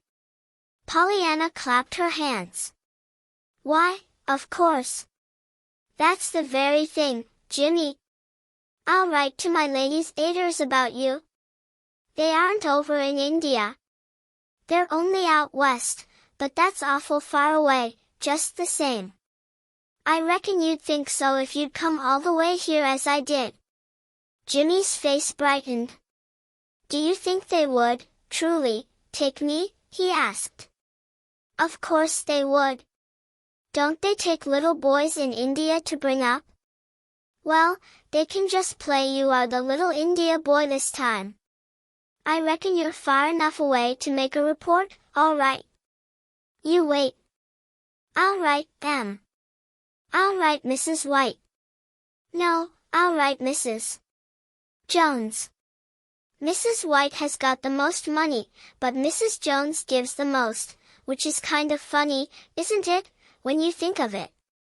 But I reckon some of the aiders will take you. All right, but don't forget to say I'll work for my board and keep, put in Jimmy. I ain't no beggar, and business is business, even with ladies' aiders, I'm thinking, dot. He hesitated, then added, and I suppose I better stay where I be for a spell yet, till you hear. Of course, nodded Pollyanna emphatically. Then I'll know just where to find you. And they'll take you, I'm sure you're far enough away for that. Didn't Aunt Polly say, she broke off, suddenly, do you suppose I was Aunt Polly's little girl from India? Well, if you ain't the queerest kid, grinned Jimmy, as he turned away. It was about a week after the accident in Pendleton Woods that Pollyanna said to her aunt one morning, Aunt Polly, please would you mind very much if I took Mrs. Snow's calf's foot jelly this week to someone else? I'm sure Mrs. Snow wouldn't, this once. Dear me, Pollyanna, what are you up to now? Sighed her aunt. You are the most extraordinary child. Pollyanna frowned a little anxiously. Aunt Polly, please, what is extraordinary? If you're extraordinary you can't be ordinary, can you? You certainly cannot. Oh, that's all right, then. I'm glad I'm extraordinary, sighed Pollyanna, her face clearing. You see, Mrs. White used to say Mrs. Rawson was a very ordinary woman, and she disliked Mrs. Rawson something awful. They were always father had, that is, we had more trouble keeping peace between them than we did between any of the rest of the aiders, corrected Pollyanna.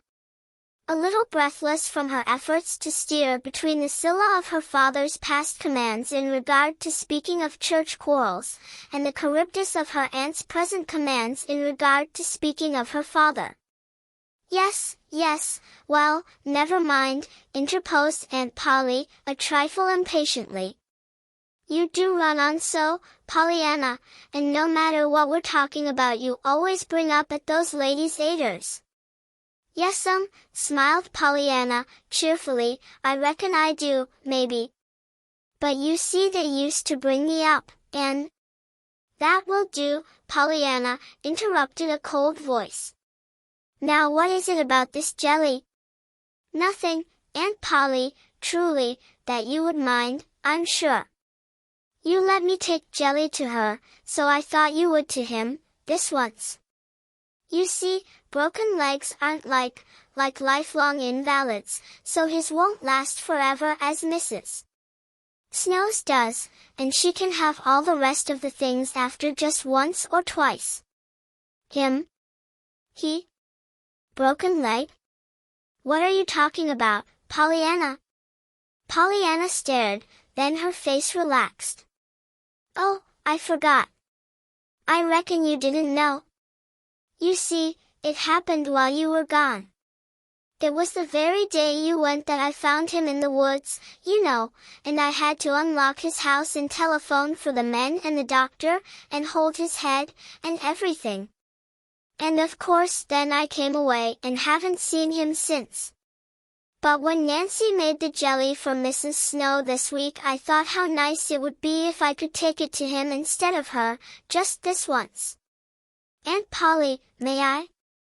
Yes, I suppose so, acquiesced Miss Polly, a little wearily. Who did you say he was? The man. I mean, Mr. John Pendleton. Miss Polly almost sprang from her chair. John Pendleton. Yes. Nancy told me his name. Maybe you know him. Miss Polly did not answer this. Instead she asked, do you know him? Pollyanna nodded. Oh, yes. He always speaks and smiles, now. He's only cross outside, you know. I'll go and get the jelly. Nancy had it most fixed when I came in, finished Pollyanna, already halfway across the room. Pollyanna, wait.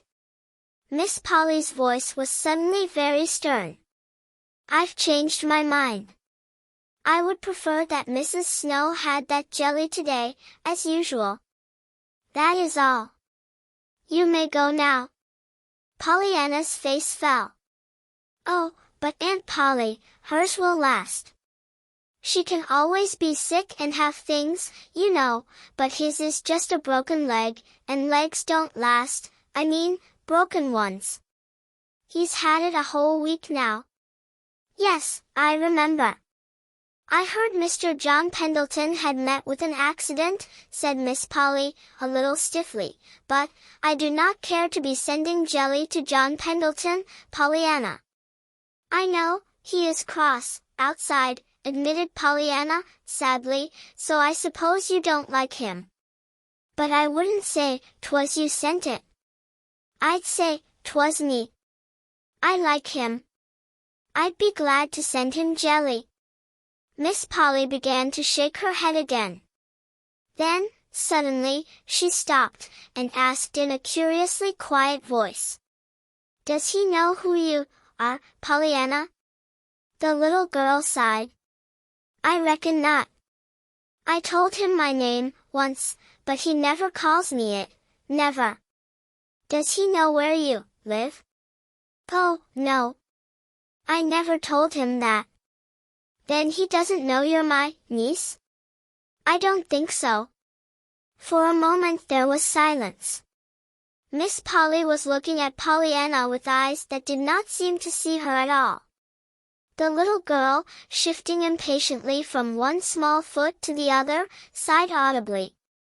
Then Miss Polly roused herself with a start. Very well, Pollyanna, she said at last, still in that queer voice, so unlike her own. You may take the jelly to Mr. Pendleton as your own gift. But understand, I do not send it. Be very sure that he does not think I do. Yes no thank you, Aunt Polly, exulted Pollyanna, as she flew through the door. Chapter 15. Dr. Chilton.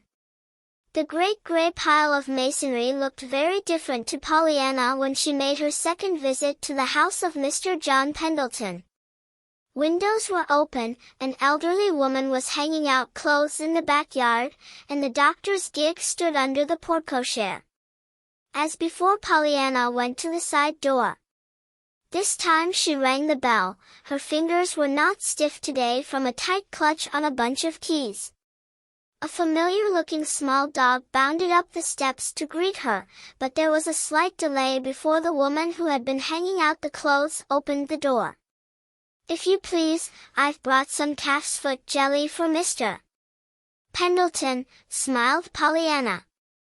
Thank you, said the woman, reaching for the bowl in the little girl's hand. Who shall I say sent it? And it's calf's foot jelly?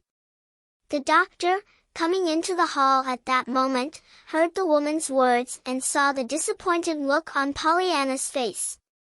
He stepped quickly forward. Ah! Some calf's foot jelly? He asked gingerly. That will be fine. Maybe you'd like to see our patient, eh? Oh, yes, sir, beamed Pollyanna, and the woman, in obedience to a nod from the doctor, led the way down the hall at once, though plainly with vast surprise on her face. Behind the doctor, a young man, a trained nurse from the nearest city, gave a disturbed exclamation. "But, doctor, didn't Mr. Pendleton give orders not to admit anyone?" "Oh, yes," nodded the doctor, imperturbably. "But I'm giving orders now. I'll take the risk." Then he added whimsically, "You don't know, of course, but that little girl is better than a 6-quart bottle of tonic any day. If anything or anybody can take the grouch out of Pendleton this afternoon, she can. That's why I sent her in." "Who is she?" For one brief moment the doctor hesitated. "She's the niece of one of our best-known residents. Her name is Pollyanna Whittier. I don't happen to enjoy a very extensive personal acquaintance with the little lady as yet, but lots of my patients do, I'm thankful to say." The nurse smiled. "Indeed. And what are the special ingredients of this wonder-working tonic of hers?" The doctor shook his head. "I don't know. As near as I can find out, it is an overwhelming, unquenchable gladness for everything that has happened or is going to happen. At any rate, her quaint speeches are constantly being repeated to me, and, as near as I can make out, just being glad is the tenor of most of them. All is," he added, with another whimsical smile, as he stepped out onto the porch, "I wish I could prescribe her, and buy her, as I would a box of pills. Though if there gets to be many of her in the world, you and I might as well go to ribbon selling and ditch digging for all the money we'd get out of nursing and doctoring," he laughed, picking up the reins and stepping into the gig. Pollyanna, meanwhile, in accordance with the doctor's orders, was being escorted to John Pendleton's rooms. Her way led through the great library at the end of the hall, and, rapid as was her progress through it, Pollyanna saw at once that great changes had taken place. The book-lined walls and the crimson curtains were the same. But there was no litter on the floor, no untidiness on the desk, and not so much as a grain of dust in sight. The telephone card hung in its proper place, and the brass andirons had been polished. One of the mysterious doors was open, and it was toward this that the maid led the way.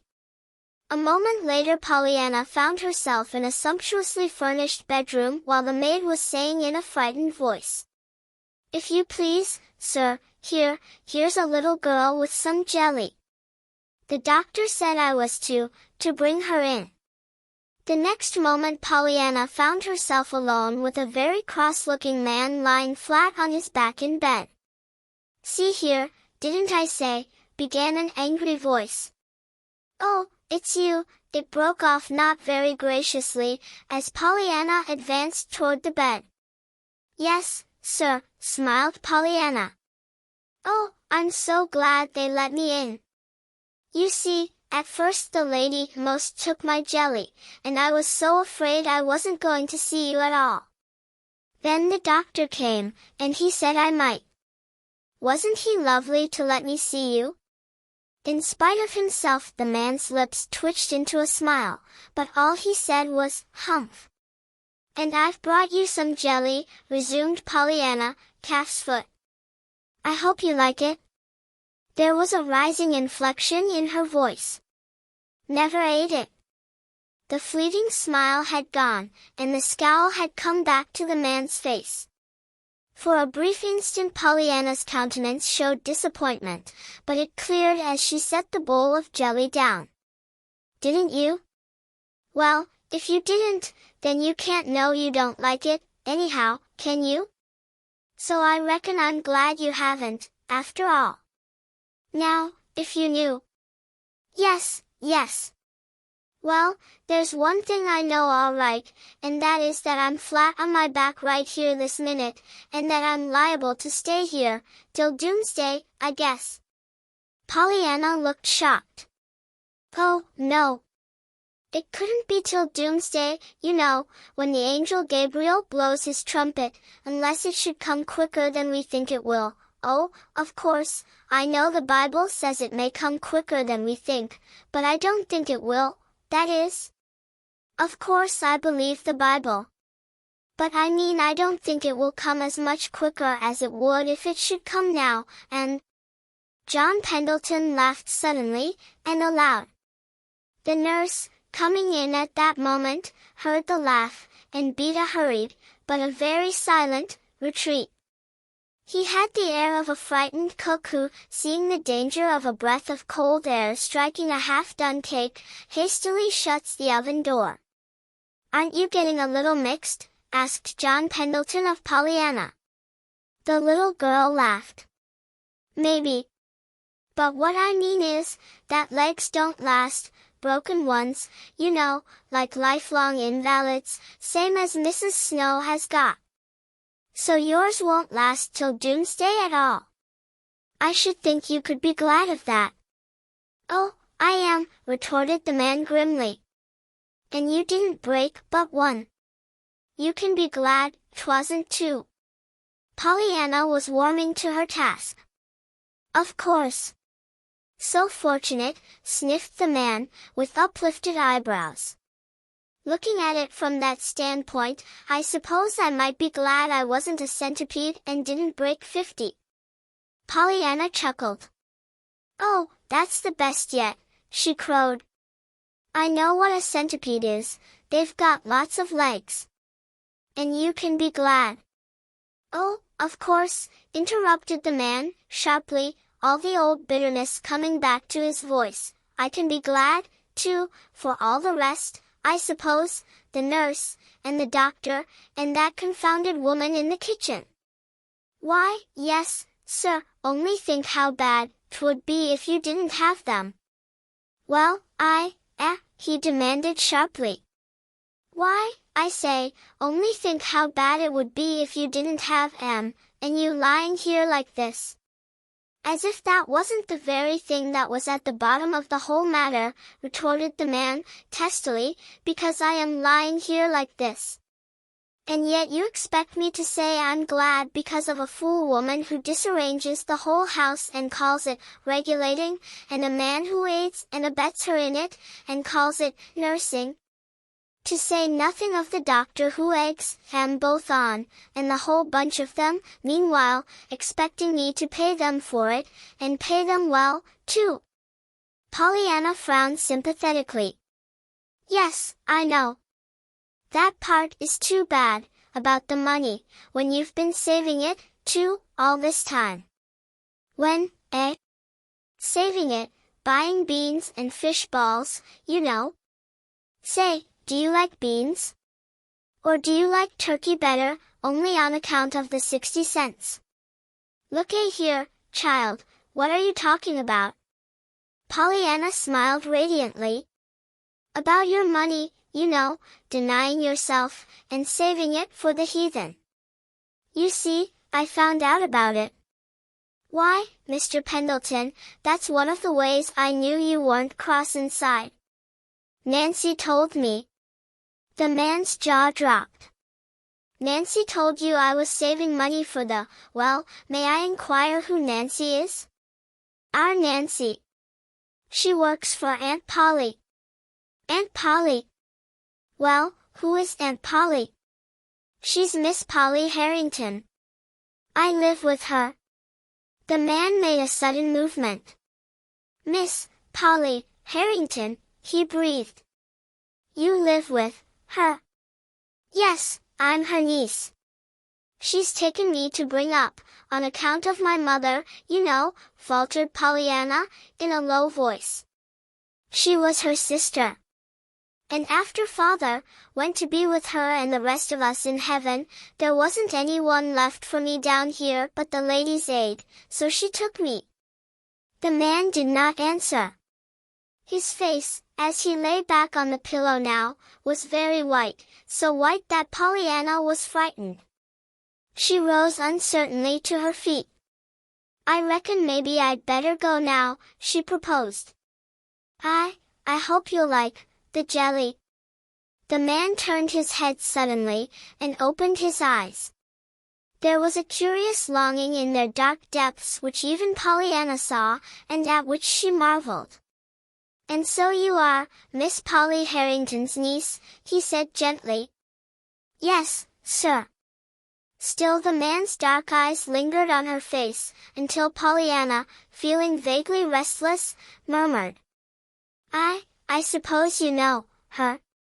John Pendleton's lips curved in an odd smile. "Oh, yes, I know her."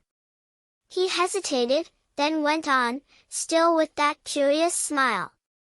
"But, you can't mean that it was Miss Polly Harrington who sent that jelly to me?" he said slowly. Pollyanna looked distressed. "And no, sir, she didn't.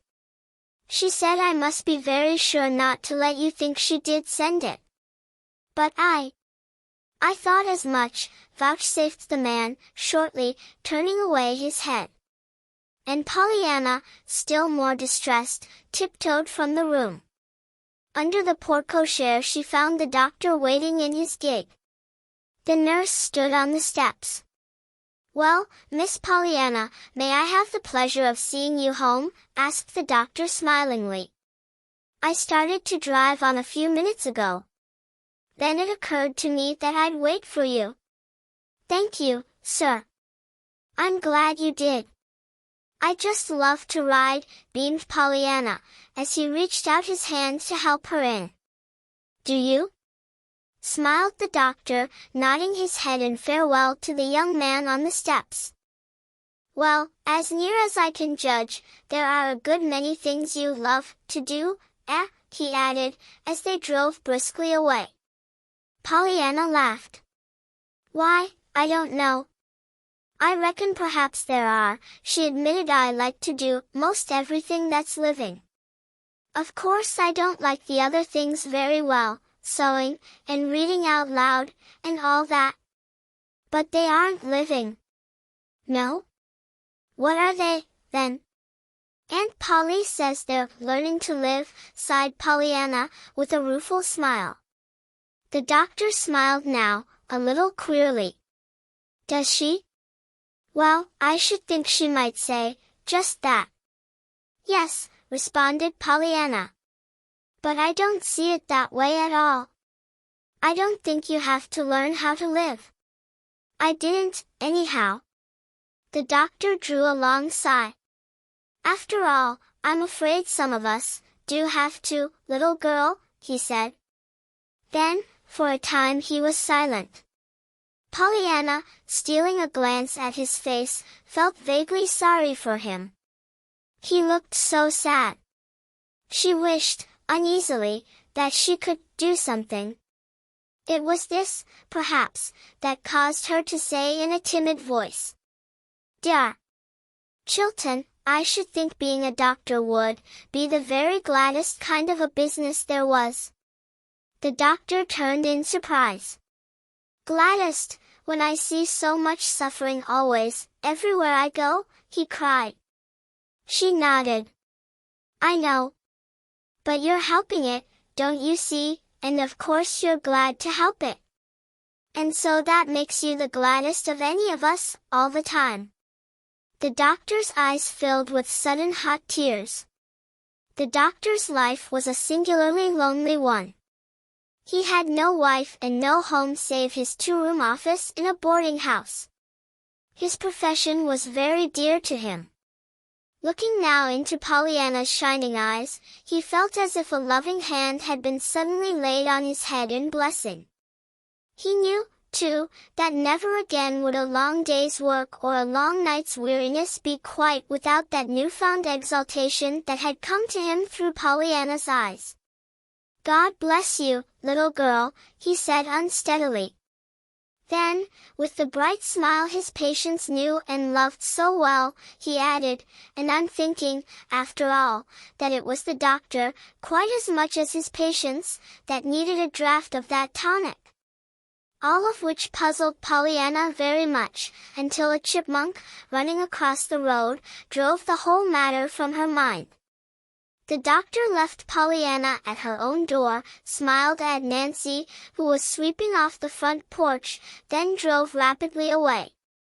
"I've had a perfectly beautiful ride with the doctor," announced Pollyanna, bounding up the steps. "He's lovely, Nancy." "Is he?" "Yes. And I told him I should think his business would be the very gladdest one there was." "What?" "Goin' ter see sick folks, and folks what ain't sick but thinks they is, which is worse."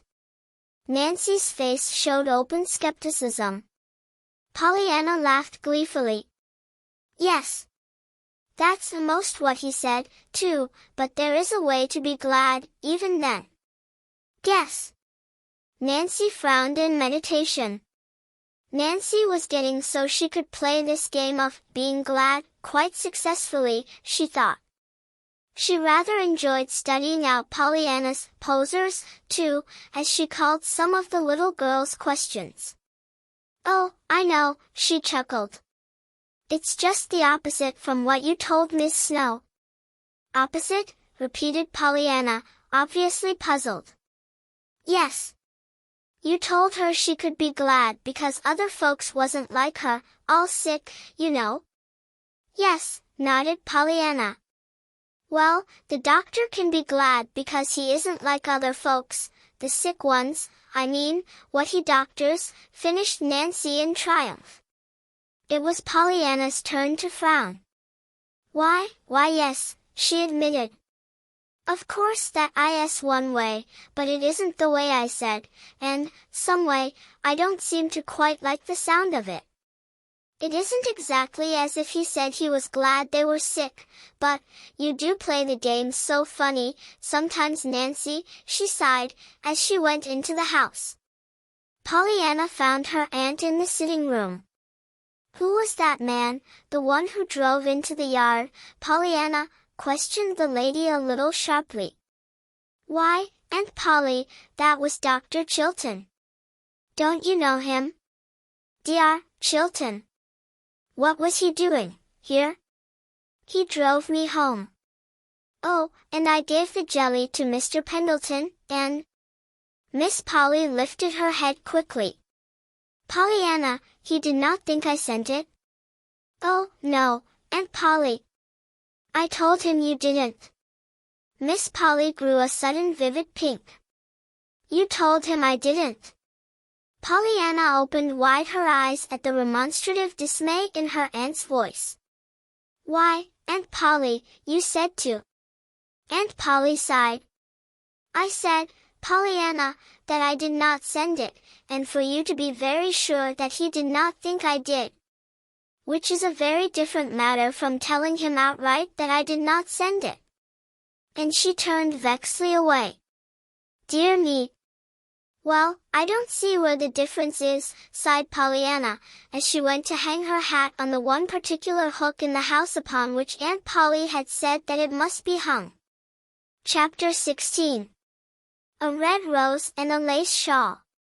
It was on a rainy day about a week after Pollyanna's visit to Mr. John Pendleton, that Miss Polly was driven by Timothy to an early afternoon committee meeting of the Ladies' Aid Society.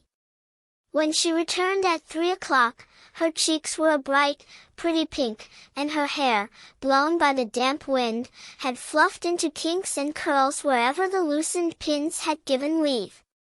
Pollyanna had never before seen her aunt look like this. "Oh, oh, oh.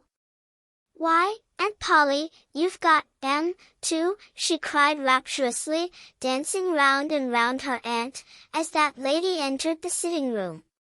"Got what, you impossible child?" Pollyanna was still revolving round and round her aunt. "And I never knew you had them. Can folks have them when you don't know they've got them? Do you suppose I could, for I get to heaven, I mean," she cried, pulling out with eager fingers the straight locks above her ears. "But then, they wouldn't be black, if they did come." "You can't hide the black part." "Pollyanna, what does all this mean?" demanded Aunt Polly, hurriedly removing her hat, and trying to smooth back her disordered hair. No, no, please, Aunt Polly. Pollyanna's jubilant voice turned to one of distressed appeal.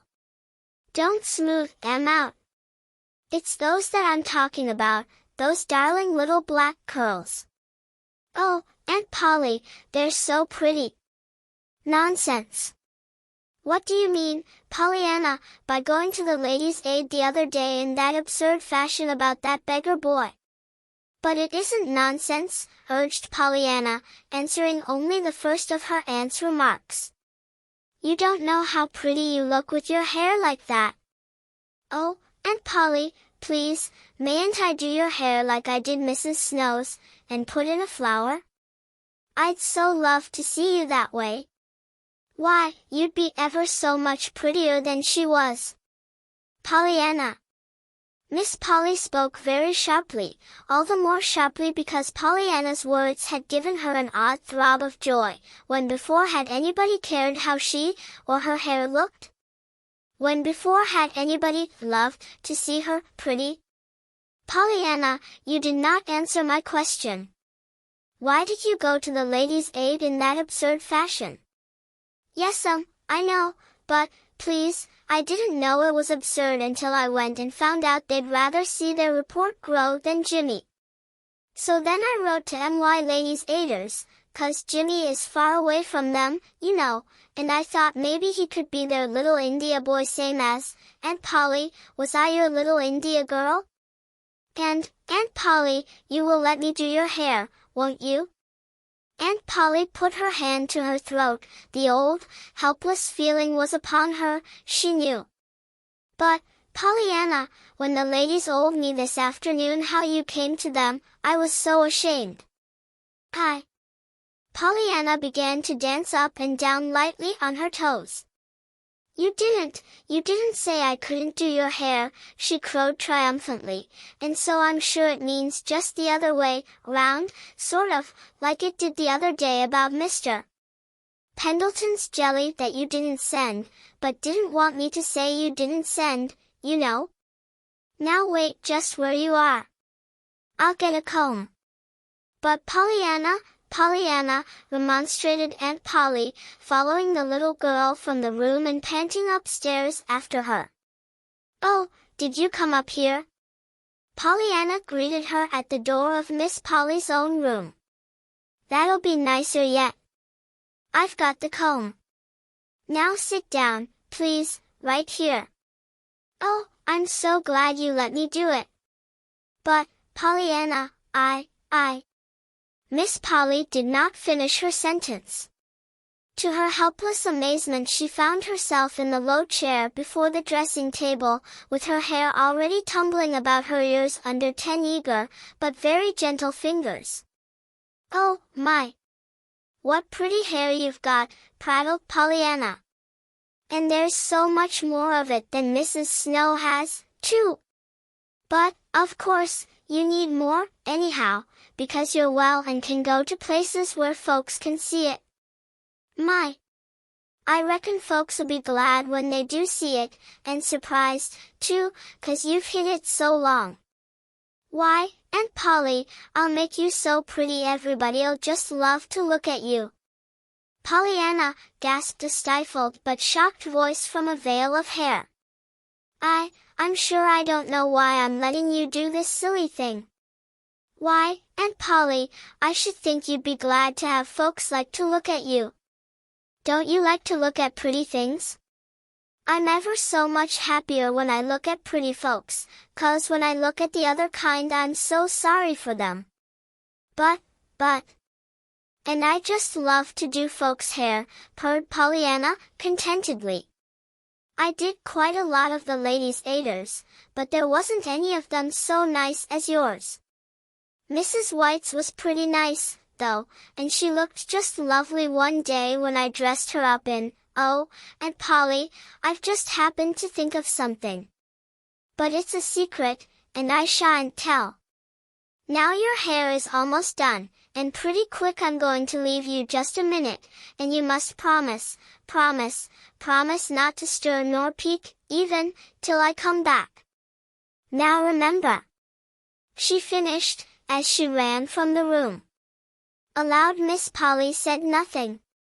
To herself she said that of course she should at once undo the absurd work of her niece's fingers, and put her hair up properly again. As for peeking, just as if she cared how. At that moment, unaccountably, Miss Polly caught a glimpse of herself in the mirror of the dressing table. And what she saw sent such a flush of rosy color to her cheeks that she only flushed the more at the sight.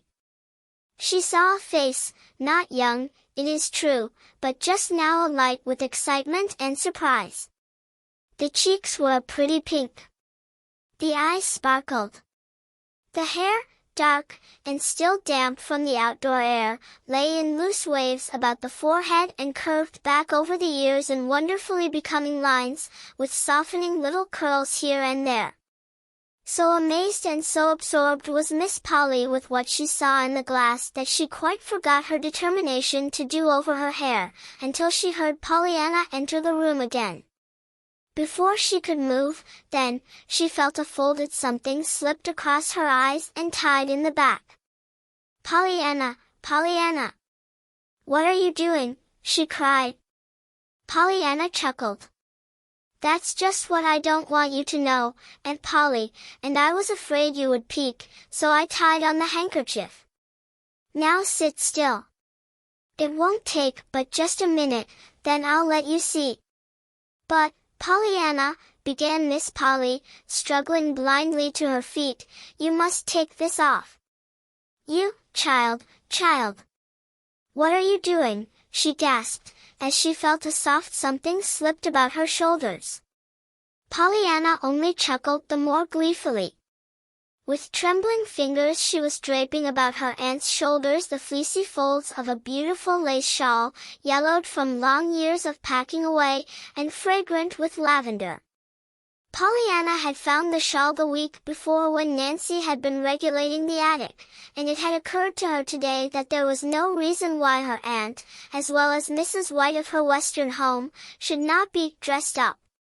Her task completed, Pollyanna surveyed her work with eyes that approved, but that saw yet one touch wanting. Promptly, therefore, she pulled her aunt toward the sun parlor where she could see a belated red rose blooming on the trellis within reach of her hand. "Pollyanna, what are you doing? Where are you taking me to?" recoiled Aunt Polly, vainly trying to hold herself back. "Pollyanna, I shall not. It's just to the sun parlor, only a minute." "I'll have you ready now quicker and no time," panted Pollyanna, reaching for the rose and thrusting it into the soft hair above Miss Polly's left ear. "There!" she exulted, untying the knot of the handkerchief and flinging the bit of linen far from her. "Oh, Aunt Polly, now I reckon you'll be glad I dressed you up." For one dazed moment Miss Polly looked at her bedecked self, and at her surroundings. Then she gave a low cry and fled to her room. Pollyanna, following the direction of her aunt's last dismayed gaze, saw, through the open windows of the sun parlor, the horse and gig turning into the driveway. She recognized at once the man who held the reins. Delightedly she leaned forward. "Dear Chilton, Dr. Chilton. Did you want to see me? I'm up here." "Yes," smiled the doctor, a little gravely. "Will you come down, please?" In the bedroom Pollyanna found a flushed-faced, angry-eyed woman plucking at the pins that held a lace shawl in place. "Pollyanna, how could you?" moaned the woman. "To think of your rigging me up like this, and then letting me be seen." Pollyanna stopped in dismay. "But you looked lovely, perfectly lovely, Aunt Polly, and—" "Lovely?" scorned the woman, flinging the shawl to one side and attacking her hair with shaking fingers. "Oh, Aunt Polly, please let the hair stay." "Stay? Like this? As if I would." And Miss Polly pulled the locks so tightly back that the last curl lay stretched dead at the ends of her fingers. "Oh dear! And you did look so pretty, almost sobbed Pollyanna, as she stumbled through the door. Downstairs Pollyanna found the doctor waiting in his gig. "I've prescribed you for a patient, and he's sent me to get the prescription filled," announced the doctor. "Will you go?" "You mean, an errand, to the drugstore?" asked Pollyanna, a little uncertainly. "I used to go some, for the ladies' aiders." The doctor shook his head with a smile. "Not exactly. It's Mr. John Pendleton. He would like to see you today, if you'll be so good as to come. It's stopped raining, so I drove down after you. Will you come? I'll call for you and bring you back before 6 o'clock. "I'd love to," exclaimed Pollyanna. "Let me ask Aunt Polly." In a few moments she returned, hat in hand, but with rather a sober face.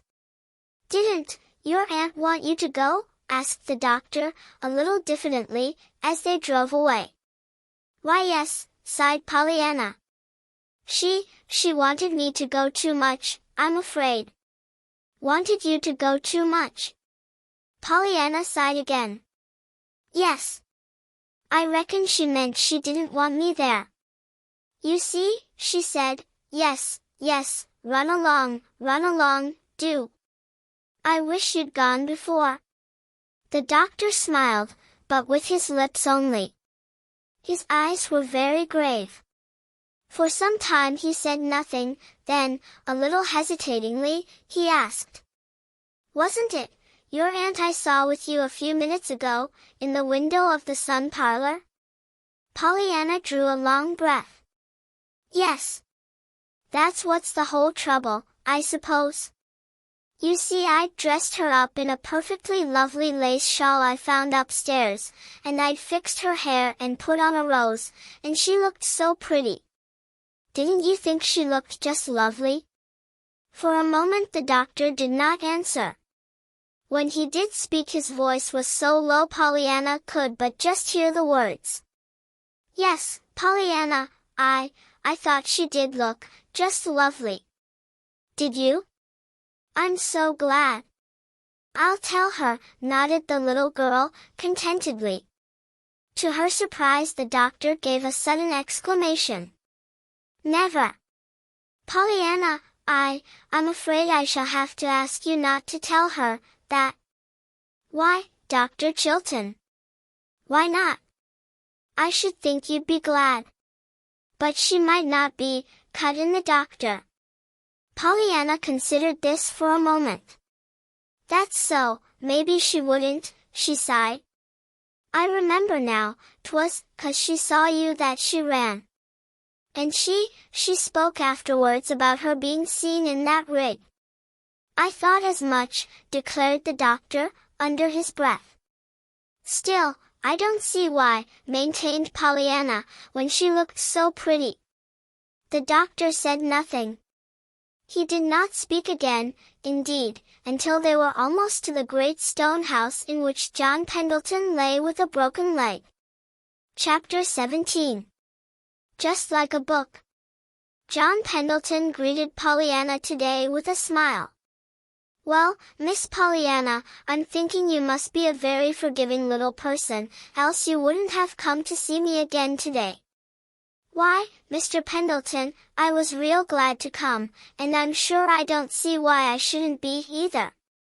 "Oh, well, you know, I was pretty cross with you, I'm afraid, both the other day when you so kindly brought me the jelly, and that time when you found me with the broken leg at first.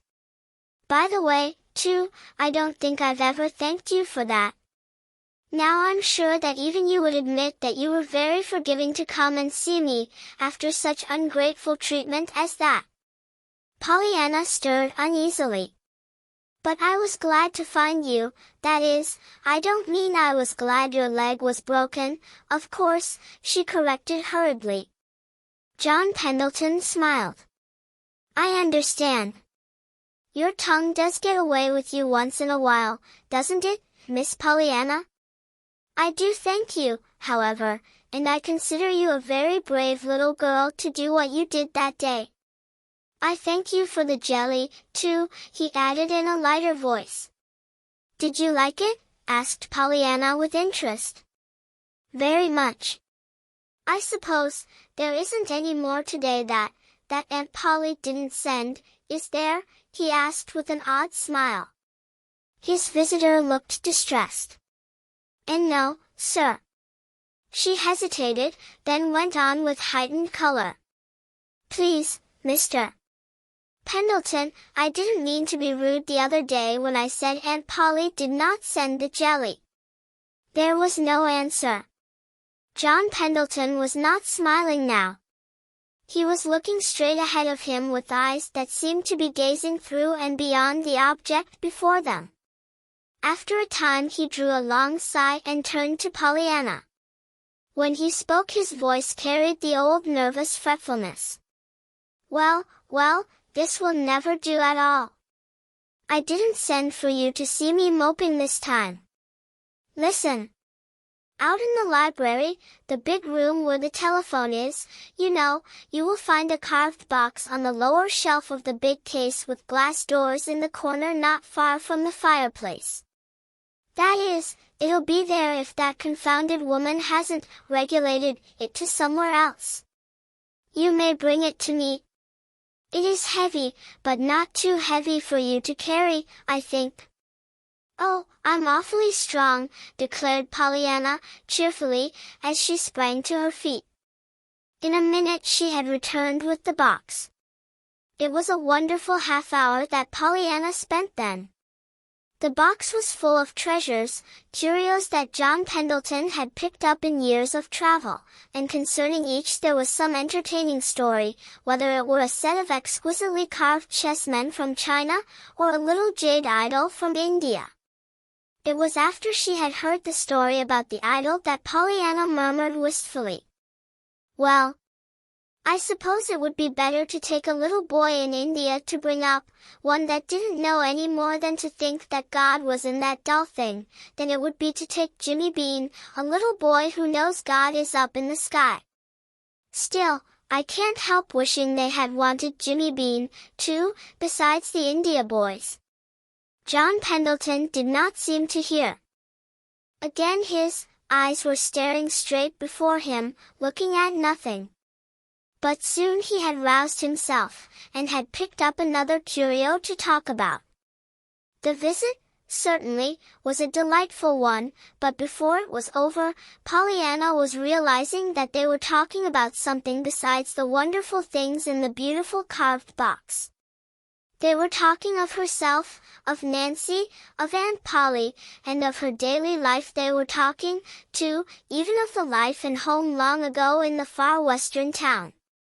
Not until it was nearly time for her to go, did the man say, in a voice Pollyanna had never before heard from stern John Pendleton.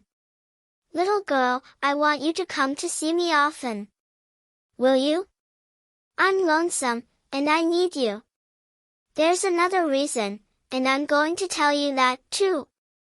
I thought, at first, after I found out who you were, the other day, that I didn't want you to come any more. You reminded me of something I have tried for long years to forget. So I said to myself that I never wanted to see you again, and every day, when the doctor asked if I wouldn't let him bring you to me, I said no. But after a time I found I was wanting to see you so much that the fact that I wasn't seeing you was making me remember all the more vividly the thing I was so wanting to forget. So now I want you to come. Will you, little girl? Why, yes, Mr. Pendleton, breathed Pollyanna, her eyes luminous with sympathy for the sad-faced man lying back on the pillow before her. I'd love to come. Thank you, said John Pendleton, gently. After supper that evening, Pollyanna, sitting on the back porch, told Nancy all about Mr. John Pendleton's wonderful carved box, and the still more wonderful things it contained. And ter think, sighed Nancy, that he showed ye all them things, and told ye about him like that, him that's so cross he never talks ter no one. Oh, but he isn't cross, Nancy, only outside, demurred Pollyanna, with quick loyalty. I don't see why everybody thinks he's so bad either. They wouldn't, if they knew him. But even Aunt Polly doesn't like him very well. She wouldn't send the jelly to him, you know, and she was so afraid he'd think she did send it. Probably she didn't call him no duty, shrugged Nancy. But what beats me is how he happened to take to you so, Miss Pollyanna, meaning, no offense to you, of course, but he ain't the sort o' man what generally takes ter kids, he ain't. Pollyanna smiled happily. But he did, Nancy, she nodded, only I reckon even he didn't want to, all the time. Why, only today he owned up that one time he just felt he never wanted to see me again, because I reminded him of something he wanted to forget. But afterwards. What's that? Interrupted Nancy, excitedly. He said you reminded him of something he wanted to forget? Yes. But afterwards. What was it? Nancy was eagerly insistent. He didn't tell me. He just said it was something. The mystery, breathed Nancy, in an awestruck voice. That's why he took to you in the first place. Oh, Miss Pollyanna. Why, that's just like a book. I've read lots of them, Lady Maud's Secret, and The Lost Heir, and Hidden for years. All of them had mysteries and things just like this. My stars and stockings. Just think of having a book lived right under your nose like this and me not knowing it all this time. Now tell me everything, he said, Miss Pollyanna, there's a dear. No wonder he took to you, no wonder. But he didn't, cried Pollyanna, not till I talked to him, first. And he didn't even know who I was till I took the calf's foot jelly, and had to make him understand that Aunt Polly didn't send it, and... Nancy sprang to her feet and clasped her hands together suddenly. Oh, Miss Pollyanna, I know, she exulted rapturously. The next minute she was down at Pollyanna's side again. Tell me, now think, and answer straight and true, she urged excitedly. It was after he found out you was Miss Polly's niece that he said he didn't ever want to see ye again, wa'n't it? Oh, yes. I told him that the last time I saw him, and he told me this today. I thought as much, triumphed Nancy. And Miss Polly wouldn't send the jelly herself, would she? No. And you told him she didn't send it? Why, yes, And he began to act queer and cry out sudden after he found out you was her niece. He did that, didn't he? Why, yes. He did act a little queer, over that jelly, admitted Pollyanna, with a thoughtful frown. Nancy drew a long sigh. Then I've got it, sure. Now listen. Mr. John Pendleton was Miss Polly Harrington's lover. She announced impressively, but with a furtive glance over her shoulder. Why, Nancy, he couldn't be. She doesn't like him, objected Pollyanna. Nancy gave her a scornful glance. Of course she don't. That's the quarrel. Pollyanna still looked incredulous, and with another long breath Nancy happily settled herself to tell the story. It's like this. Just before you come, Mr. Tom told me Miss Polly had had a lover once. I didn't believe it. I couldn't, her and a lover. But Mr. Tom said she had, and that he was livin' now right in this town. And now I know, of course. It's John Pendleton. Hain't he got a mystery in his life? Don't he shut himself up in that grand house alone, and never speak to no one? Didn't he act queer when he found out you was Miss Polly's niece? And now hain't he owned up that you remind him of somethin' he wants to forget? Just as if anybody couldn't see 'twas Miss Polly, and her saying she wouldn't send him no jelly, too. Why, Miss Pollyanna, it's as plain as the nose on your face, it is, it is. Oh, breathed Pollyanna, in wide-eyed amazement. But, Nancy, I should think if they loved each other they'd make up some time. Both of them all alone, so, all these years. I should think they'd be glad to make up. Nancy sniffed disdainfully. I guess maybe you don't know much about lovers, Miss Pollyanna. You ain't big enough yet, anyhow. But if there is a set o' folks in the world that wouldn't have no use for that glad game o' your'n, it'd be a pair o' quarrelin' lovers. And that's what they be. Ain't he cross as sticks, most generally, and ain't she? Nancy stopped abruptly, remembering just in time to whom, and about whom, she was speaking. Suddenly, however, she chuckled. I ain't sayin', though, Miss Pollyanna, but what it would be a pretty slick piece of business if you could get them ter playin' it, so they would be glad ter make up. But, my land!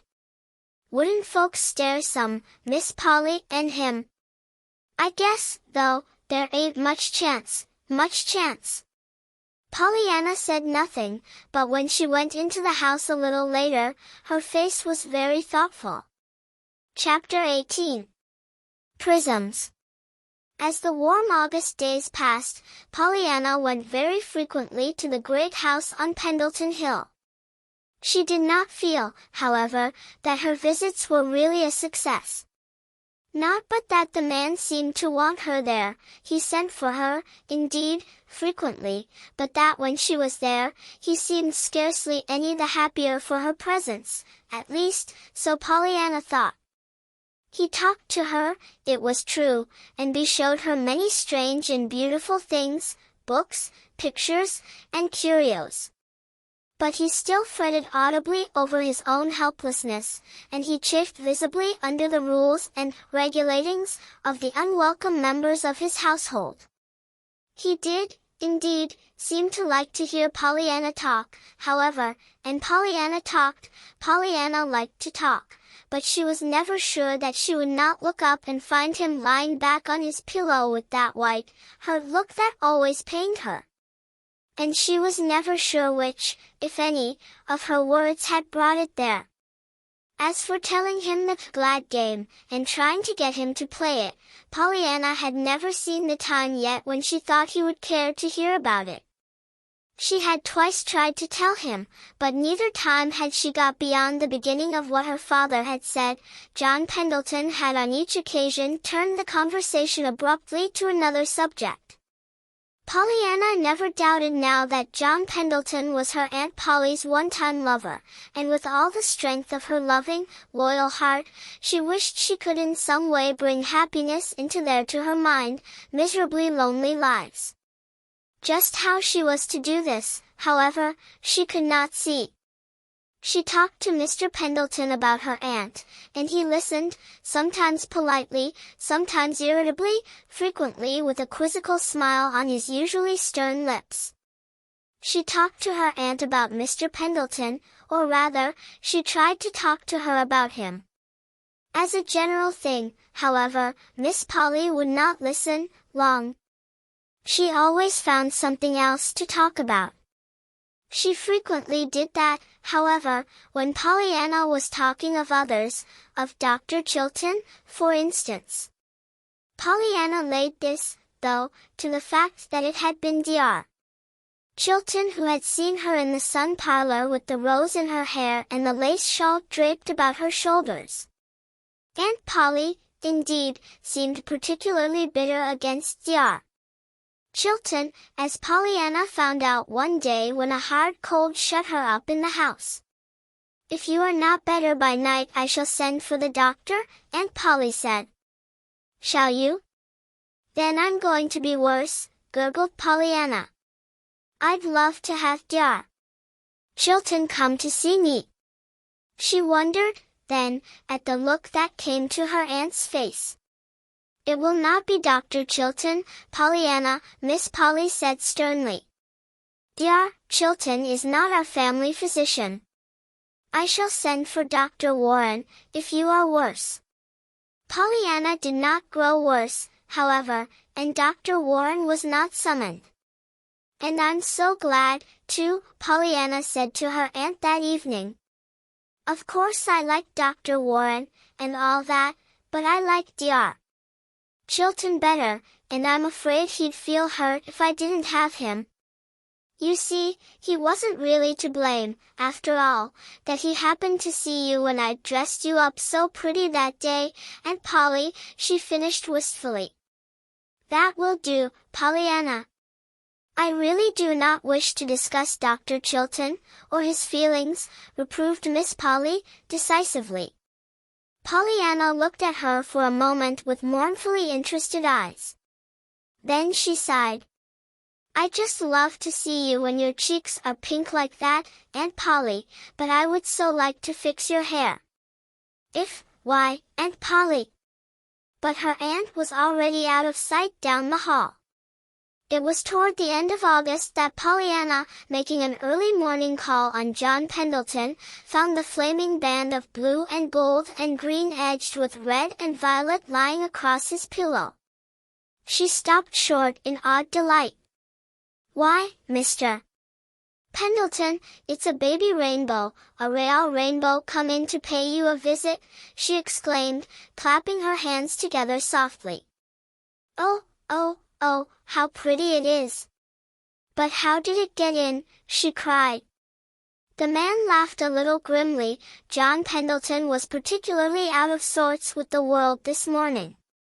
Well, I suppose it got in, through the beveled edge of that glass thermometer in the window, he said wearily. The sun shouldn't strike it at all, but it does in the morning. Oh, but it's so pretty, Mr. Pendleton. And does just the sun do that? My! If it was mine I'd have it hang in the sun all day long. Lots of good you'd get out of the thermometer, then, laughed the man. How do you suppose you could tell how hot it was, or how cold it was, if the thermometer hung in the sun all day? I shouldn't care, breathed Pollyanna, her fascinated eyes on the brilliant band of colors across the pillow. Just as if anybody'd care when they were living all the time in a rainbow. The man laughed. He was watching Pollyanna's rapt face a little curiously. Suddenly a new thought came to him. He touched the bell at his side. Nora, he said, when the elderly maid appeared at the door, bring me one of the big brass candlesticks from the mantel in the front drawing-room. Yes, sir, murmured the woman, looking slightly dazed. In a minute she had returned. A musical tinkling entered the room with her as she advanced wonderingly toward the bed. It came from the prism pendants encircling the old-fashioned candelabrum in her hand. Thank you. You may set it here on the stand, directed the man. Now get a string and fasten it to the sash curtain fixtures of that window there. Take down the sash curtain, and let the string reach straight across the window from side to side. That will be all. Thank you, he said, when she had carried out his directions. As she left the room he turned smiling eyes toward the wondering Pollyanna. Bring me the candlestick now, please, Pollyanna. With both hands she brought it. And in a moment he was slipping off the pendants, one by one, until they lay, a round dozen of them, side by side, on the bed. Now, my dear, suppose you take them and hook them to that little string Nora fixed across the window. If you really want to live in a rainbow, I don't see but we'll have to have a rainbow for you to live in. Pollyanna had not hung up 3 of the pendants in the sunlit window before she saw a little of what was going to happen. She was so excited then she could scarcely control her shaking fingers enough to hang up the rest. But at last her task was finished, and she stepped back with a low cry of delight. It had become a fairyland, that sumptuous, but dreary bedroom. Everywhere were bits of dancing red and green, violet and orange, gold and blue. The wall, the floor, and the furniture, even to the bed itself, were aflame with shimmering bits of color. "Oh, oh, oh, how lovely," breathed Pollyanna. Then she laughed suddenly. "I just reckon the sun himself is trying to play the game now, don't you?" she cried, forgetting for the moment that Mr. Pendleton could not know what she was talking about. "Oh, how I wish I had a lot of those things. How I would like to give them to Aunt Polly and Mrs. Snow and lots of folks. I reckon then they'd be glad all right. Why, I think even Aunt Polly'd get so glad she couldn't help banging doors if she lived in a rainbow like that. Don't you?" Mr. Pendleton laughed. "Well, from my remembrance of your aunt, Miss Pollyanna, I must say I think it would take something more than a few prisms in the sunlight to make her bang many doors, for gladness. But come, now, really, what do you mean?" Pollyanna stared slightly, then she drew a long breath. "Oh, I forgot. You don't know about the game. I remember now. Suppose you tell me, then."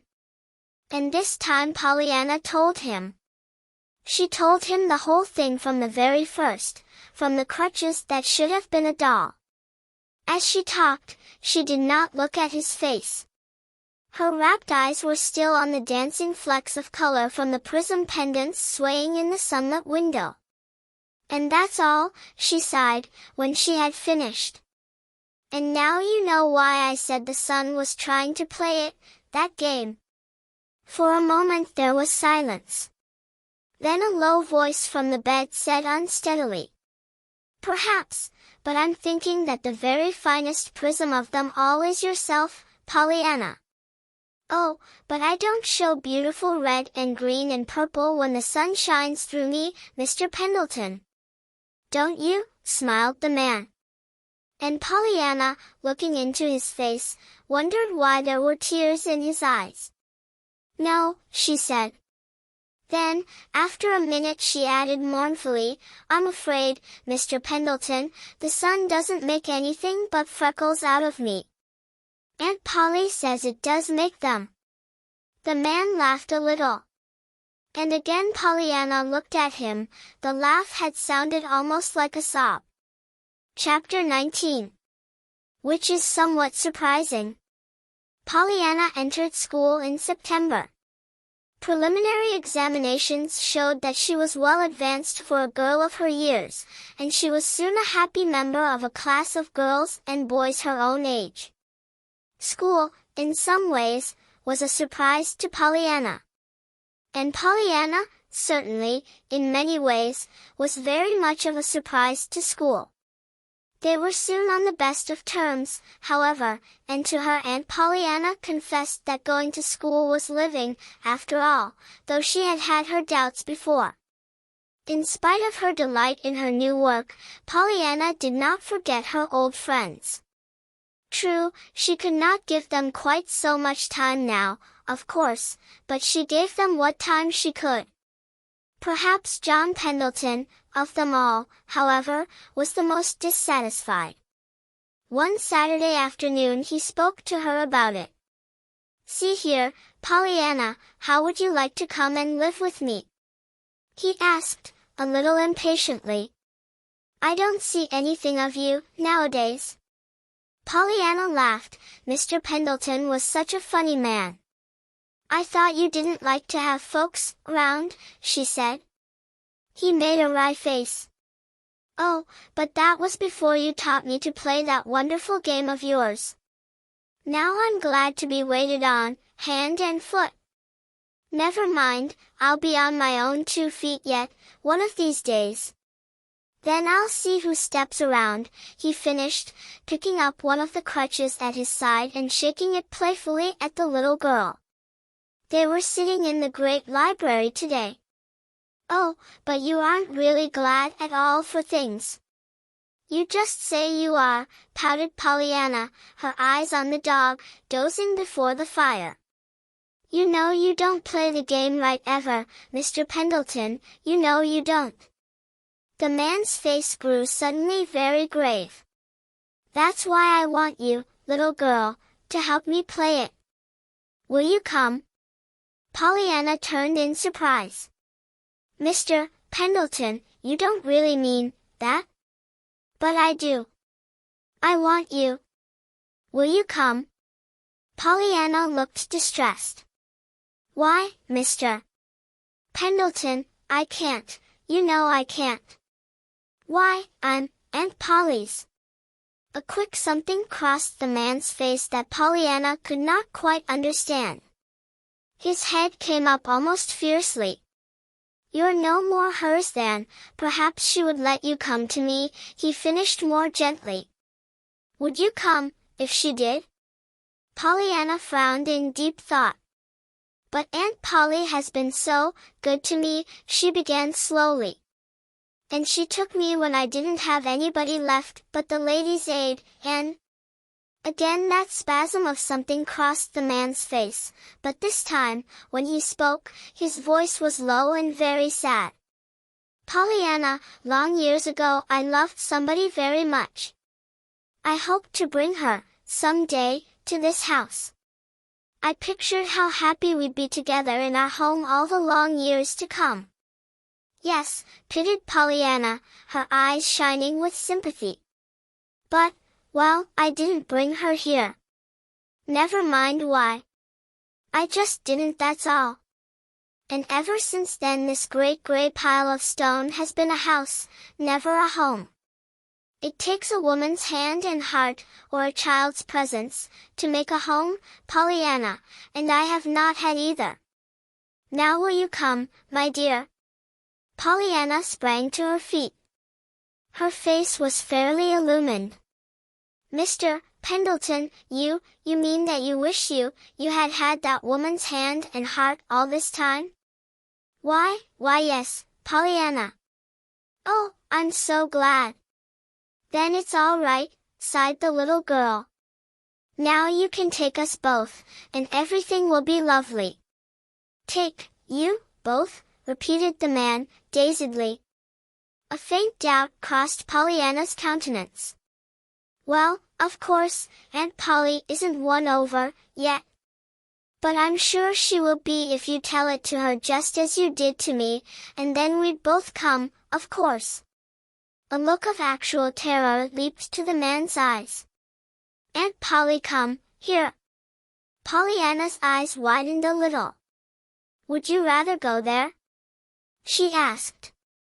Of course the house isn't quite so pretty, but it's nearer.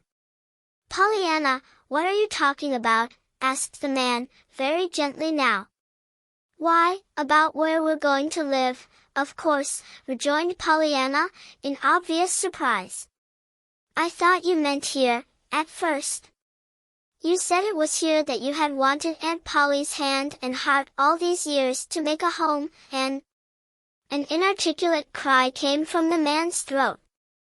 He raised his hand and began to speak. But the next moment he dropped his hand nervelessly at his side. The doctor, sir, said the maid in the doorway. Pollyanna rose at once. John Pendleton turned to her feverishly.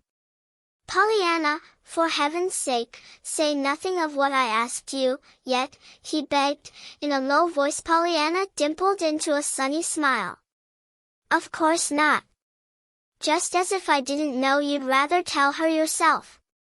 She called back merrily over her shoulder. John Pendleton fell limply back in his chair. Why, what's up? Demanded the doctor, a minute later, his fingers on his patient's galloping pulse. A whimsical smile trembled on John Pendleton's lips. Overdose of your tonic, I guess, he laughed, as he noted the doctor's eyes following Pollyanna's little figure down the driveway. Chapter 20. Which is more surprising? Sunday mornings Pollyanna usually attended church and Sunday school. Sunday afternoons she frequently went for a walk with Nancy. She had planned one for the day after her Saturday afternoon visit to Mr. John Pendleton, but on the way home from Sunday school Dr. Chilton overtook her in his gig, and brought his horse to a stop. "Suppose you let me drive you home, Pollyanna," he suggested. "I want to speak to you a minute." "I was just driving out to your place to tell you," he went on, as Pollyanna settled herself at his side. "Mr. Pendleton sent a special request for you to go to see him this afternoon, sure. He says it's very important." Pollyanna nodded happily. "Yes, it is, I know. I'll go." The doctor eyed her with some surprise. "I'm not sure I shall let you, after all," he declared, his eyes twinkling. "You seemed more upsetting than soothing yesterday, young lady." Pollyanna laughed. "Oh, it wasn't me, truly, not really, not so much as it was Aunt Polly." The doctor turned with a quick start. "Your aunt?" he ejaculated. Pollyanna gave a happy little bounce in her seat. "Yes. And it's so exciting and lovely, just like a story, you know." I'm going to tell you," she burst out, with sudden decision. "He said not to mention it, but he wouldn't mind your knowing, of course." He meant not to mention it to her. Her? Yes. Aunt Polly. And, of course he would want to tell her himself instead of having me do it, lovers, so. Lovers.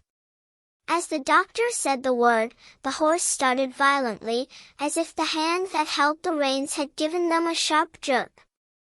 "Yes," nodded Pollyanna, happily. "That's the story part, you see. I didn't know it till Nancy told me. She said Aunt Polly had a lover years ago, and they quarreled. She didn't know who it was at first. But we've found out now. It's Mr. Pendleton, you know." The doctor relaxed suddenly, the hand holding the reins fell limply to his lap. "Oh. No, I didn't know," he said quietly. Pollyanna hurried on, they were nearing the Harrington homestead. "Yes, and I'm so glad now. It's come out lovely. Mr. Pendleton asked me to come and live with him, but of course I wouldn't leave Aunt Polly like that, after she'd been so good to me. Then he told me all about the woman's hand and heart that he used to want, and I found out that he wanted it now, and I was so glad. For of course if he wants to make up the quarrel, everything will be all right now, and Aunt Polly and I will both go to live there, or else he'll come to live with us. Of course Aunt Polly doesn't know yet, and we haven't got everything settled. So I suppose that is why he wanted to see me this afternoon, sure." The doctor sat suddenly erect. There was an odd smile on his lips. "Yes, I can well imagine that Mr. John Pendleton does want to see you, Pollyanna," he nodded, as he pulled his horse to a stop before the door. "There's Aunt Polly now in the window," cried Pollyanna, then, a second later, "Why, no, she isn't, but I thought I saw her." "No. She isn't there, now," said the doctor, his lips had suddenly lost their smile. Pollyanna found a very nervous John Pendleton waiting for her that afternoon. "Pollyanna," he began at once. "I've been trying all night to puzzle out what you meant by all that, yesterday, about my wanting your Aunt Polly's hand and heart here all those years." "What did you mean?" "Why, because you were lovers, once. And I was so glad you still felt that way now." "Lovers, your Aunt Polly and I?" At the obvious surprise in the man's voice, Pollyanna opened wide her eyes. "Why, Mr. Pendleton, Nancy said you were." The man gave a short little laugh. "Indeed? Well, I'm afraid I shall have to say that Nancy didn't know." "Then you weren't lovers?" Pollyanna's voice was tragic with dismay. Never. And it isn't all coming out like a book? There was no answer. The man's eyes were moodily fixed out the window. Oh dear. And it was all going so splendidly, almost sobbed Pollyanna. I'd have been so glad to come, with Aunt Polly. And you won't, now? The man asked the question without turning his head. Of course not. I'm Aunt Polly's. The man turned now, almost fiercely. Before you were hers, Pollyanna, you were your mother's.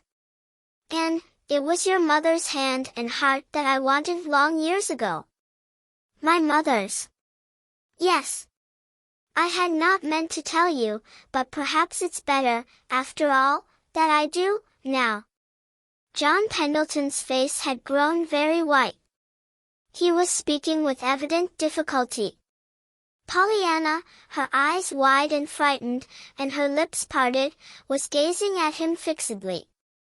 I loved your mother, but she didn't love me. And after a time she went away with your father. I did not know until then how much I did care. The whole world suddenly seemed to turn black under my fingers, but, never mind. For long years I have been a cross, crabbed, unlovable, unloved old man, though I'm not nearly 60, yet, Pollyanna.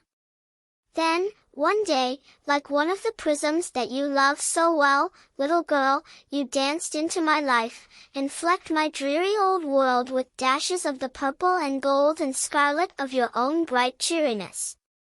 I found out, after a time, who you were, and I thought then I never wanted to see you again.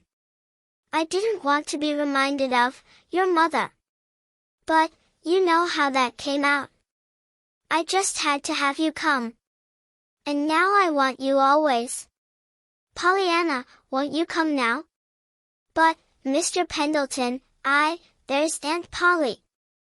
Pollyanna's eyes were blurred with tears. The man made an impatient gesture. What about me? How do you suppose I'm going to be glad about anything, without you? Why, Pollyanna, it's only since you came that I've been even half glad to live. But if I had you for my own little girl, I'd be glad for anything, and I'd try to make you glad, too, my dear.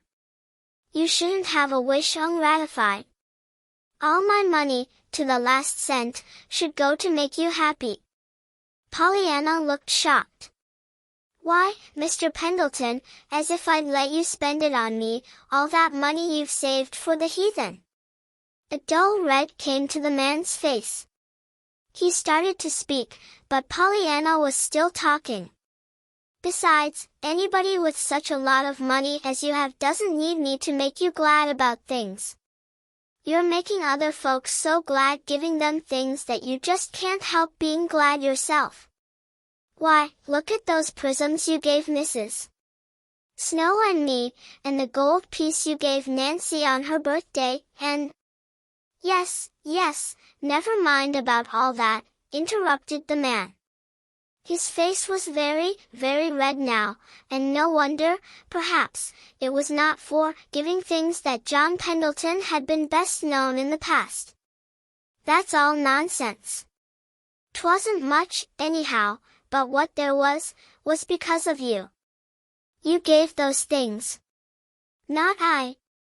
Yes, you did, he repeated, in answer to the shocked denial in her face. And that only goes to prove all the more how I need you, little girl, he added, his voice softening into tender pleading once more. If ever I am to play the glad game, Pollyanna, you'll have to come and play it with me. The little girl's forehead puckered into a wistful frown. Aunt Polly has been so good to me, she began, but the man interrupted her sharply.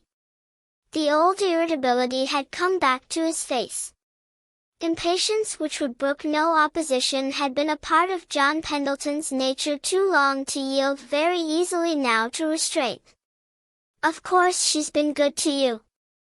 But she doesn't want you, I'll warrant, half so much as I do, he contested. Why, Mr. Pendleton, she's glad, I know, to have. Glad, interrupted the man, thoroughly losing his patience now. I'll wager Miss Polly doesn't know how to be glad, for anything. Oh, she does her duty, I know. She's a very dutiful woman. I've had experience with her duty before. I'll acknowledge we haven't been the best of friends for the last 15 or 20 years. But I know her. Everyone knows her, and she isn't the glad, kind Pollyanna. She doesn't know how to be. As for your coming to me, you just ask her and see if she won't let you come. And, oh, little girl, I want you so, he finished brokenly. Pollyanna rose to her feet with a long sigh. All right. I'll ask her, she said wistfully.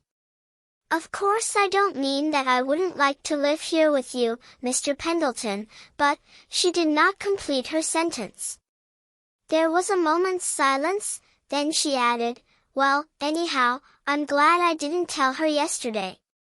'Cause then I supposed XXII was wanted, too. John Pendleton smiled grimly. Well, yes, Pollyanna, I guess it is just as well you didn't mention it, yesterday. I didn't, only to the doctor, and of course he doesn't count. The doctor? Cried John Pendleton, turning quickly. Not, Dr. Chilton? Yes, when he came to tell me you wanted to see me today, you know. Well, of all the, muttered the man, falling back in his chair. Then he sat up with sudden interest. And what did Dr. Chilton say? He asked. Pollyanna frowned thoughtfully. Why, I don't remember. Not much, I reckon. Oh, he did say he could well imagine you did want to see me. Oh, did he, indeed, answered John Pendleton. And Pollyanna wondered why he gave that sudden queer little laugh. Chapter 21. A question answered. The sky was darkening fast with what appeared to be an approaching thunder shower when Pollyanna hurried down the hill from John Pendleton's house. Halfway home she met Nancy with an umbrella. By that time, however, the clouds had shifted their position and the shower was not so imminent. Guess it's going round to the north, announced Nancy, eyeing the sky critically. I thought 'twas, all the time, but Miss Polly wanted me ter come with this. She was worried about ye. Was she? Murmured Pollyanna abstractedly, eyeing the clouds in her turn. Nancy sniffed a little. You don't seem to notice what I said, she observed aggrievedly. I said your aunt was worried about ye. Oh, sighed Pollyanna, remembering suddenly the question she was so soon to ask her aunt. I'm sorry. I didn't mean to scare her. Well, I'm glad, retorted Nancy, unexpectedly. I am. Pollyanna stared. Glad that Aunt Polly was scared about me. Why, Nancy, that isn't the way to play the game, to be glad for things like that, she objected. There wa'n't no game in it, retorted Nancy. Never thought of it. You don't seem ter sense what it means ter have Miss Polly worried about ye, child. Why, it means worried, and worried is horrid, to feel, maintained Pollyanna. What else can it mean? Nancy tossed her head. Well, I'll tell ye what it means. It means she's at last gettin' down somewheres near human, like folks, and that she ain't just doin' her duty by ye all the time. Why, Nancy, demurred the scandalized Pollyanna, Aunt Polly always does her duty. She's a very dutiful woman. Unconsciously Pollyanna repeated John Pendleton's words of half an hour before. Nancy chuckled. You're right she is, and she always was, I guess. But she's something more, now, since you came. Pollyanna's face changed. Her brows drew into a troubled frown. That's what I was going to ask you, Nancy, she sighed. Do you think Aunt Polly likes to have me here? Would she mind, if I wasn't here anymore? Nancy threw a quick look into the little girl's absorbed face. She had expected to be asked this question long before, and she had dreaded it. She had wondered how she should answer it, how she could answer it honestly without cruelly hurting the questioner. But now, in the face of the new suspicions that had become convictions by the afternoon's umbrella sending, Nancy only welcomed the question with open arms. She was sure that, with a clean conscience today, she could set the love-hungry little girl's heart at rest. Likes to have ye here? Would she miss ye if ye weren't here? Cried Nancy, indignantly. As if that weren't just what I was tellin' of ye. Didn't she send me post-haste with an umbrella, 'cause she see a little cloud in the sky? Didn't she make me tote your things all downstairs, so you could have the pretty room you wanted? Why, Miss Pollyanna, when you remember how at first she hated to have. With a choking cough, Nancy pulled herself up just in time. And it ain't just things I can put my fingers on, neither, rushed on Nancy, breathlessly. It's little ways she has, that shows how you've been softenin' her up and mellerin' her down, the cat, and the dog, and the way she speaks to me, and lots o' things. Why, Miss Pollyanna, there ain't no tellin' how she'd miss ye, if ye weren't here, finished Nancy, speaking with an enthusiastic certainty that was meant to hide the perilous admission she had almost made before. Even then she was not quite prepared for the sudden joy that illumined Pollyanna's face. Oh, Nancy, I'm so glad. You don't know how glad I am that Aunt Polly wants me.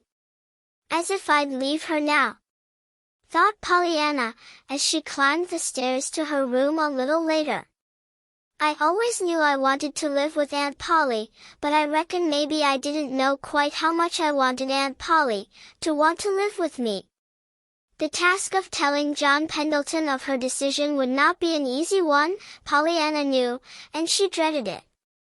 She was very fond of John Pendleton, and she was very sorry for him, because he seemed to be so sorry for himself.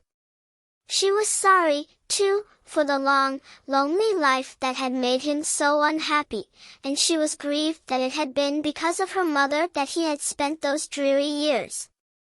She pictured the great gray house as it would be after its master was well again, with its silent rooms, its littered floors, its disordered desk, and her heart ached for his loneliness. She wished that somewhere, someone might be found who, and it was at this point that she sprang to her feet with a little cry of joy at the thought that had come to her. As soon as she could, after that, she hurried up the hill to John Pendleton's house. And in due time she found herself in the great dim library, with John Pendleton himself sitting near her, his long, thin hands lying idle on the arms of his chair, and his faithful little dog at his feet. Well, Pollyanna, is it to be the glad game with me all the rest of my life? Asked the man, gently. Oh, yes, cried Pollyanna. I've thought of the very gladdest kind of a thing for you to do, and with you? Asked John Pendleton, his mouth growing a little stern at the corners. And no, but... Pollyanna, you aren't going to say no, interrupted a voice deep with emotion. I've got to, Mr. Pendleton, truly I have. Aunt Polly, did she refuse to let you come? I didn't ask her, stammered the little girl, miserably. Pollyanna turned away her eyes. She could not meet the hurt, grieved gaze of her friend. So you didn't even ask her? I couldn't, sir, truly, faltered Pollyanna. You see, I found out, without asking. Aunt Polly wants me with her, and I want to stay, too, she confessed bravely. You don't know how good she's been to me. And I think, really, sometimes she's beginning to be glad about things, lots of things. And you know she never used to be. You said it yourself. Oh, Mr. Pendleton, I couldn't leave Aunt Polly, now. There was a long pause. Only the snapping of the wood fire in the grate broke the silence. At last, however, the man spoke. No, Pollyanna, I see. You couldn't leave her, now, he said. I won't ask you, again. The last word was so low it was almost inaudible. But Pollyanna heard. Oh, but you don't know about the rest of it, she reminded him eagerly. There's the very gladdest thing you can do, truly there is. Not for me, Pollyanna. Yes, sir, for you. You said it. You said only a woman's hand and heart or a child's presence could make a home. And I can get it for you, a child's presence, not me, you know, but another one. As if I would have any but you, resented an indignant voice. But you will, when you know, you're so kind and good. Why, think of the prisms and the gold pieces, and all that money you saved for the heathen, and... Pollyanna, interrupted the man, savagely.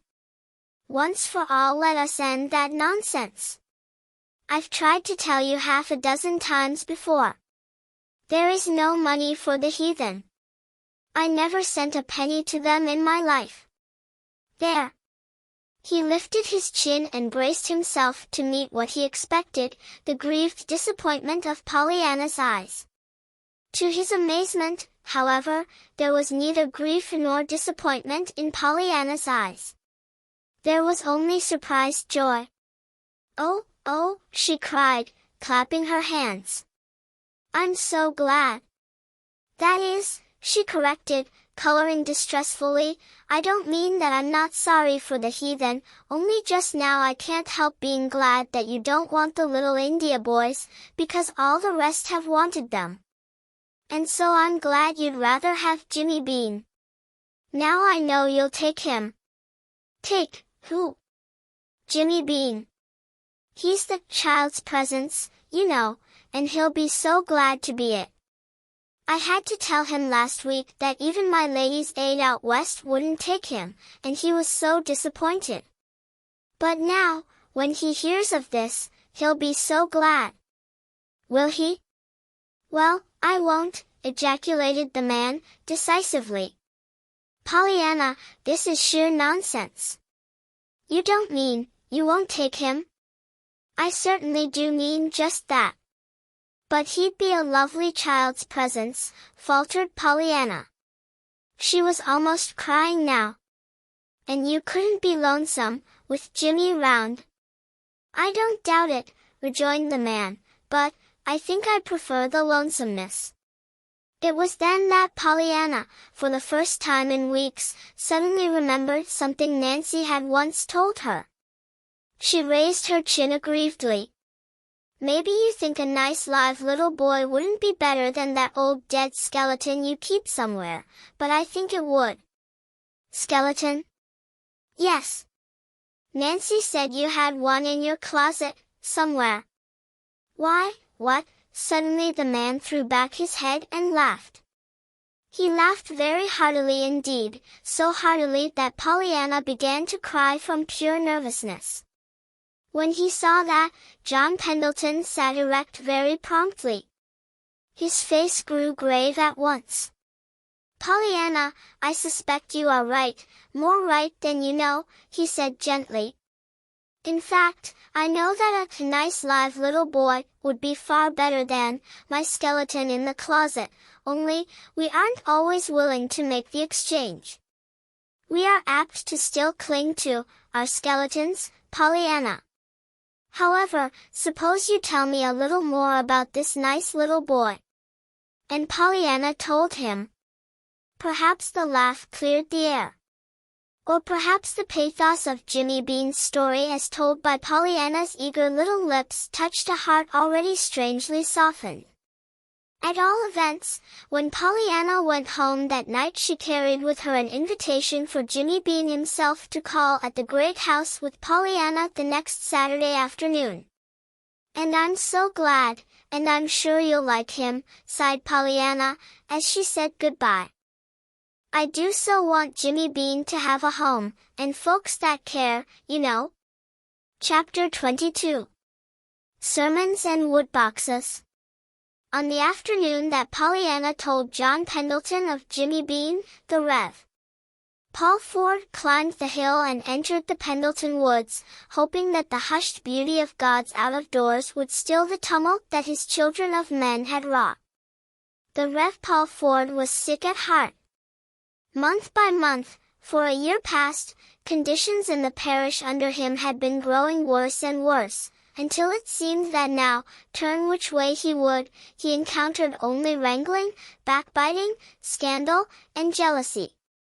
He had argued, pleaded, rebuked, and ignored by turns, and always and through all he had prayed, earnestly, hopefully. But today miserably he was forced to own that matters were no better, but rather worse. 2 of his deacons were at swords' points over a silly something that only endless brooding had made of any account. 3 of his most energetic women workers had withdrawn from the Ladies' Aid Society because a tiny spark of gossip had been fanned by wagging tongues into a devouring flame of scandal. The choir had split over the amount of solo work given to a fanciedly preferred singer. Even the Christian Endeavor Society was in a ferment of unrest owing to open criticism of 2 of its officers. As to the Sunday school, it had been the resignation of its superintendent and 2 of its teachers that had been the last straw, and that had sent the harassed minister to the quiet woods for prayer and meditation. Under the green arch of the trees the Reverend Paul Ford faced the thing squarely. To his mind, the crisis had come. Something must be done, and done at once.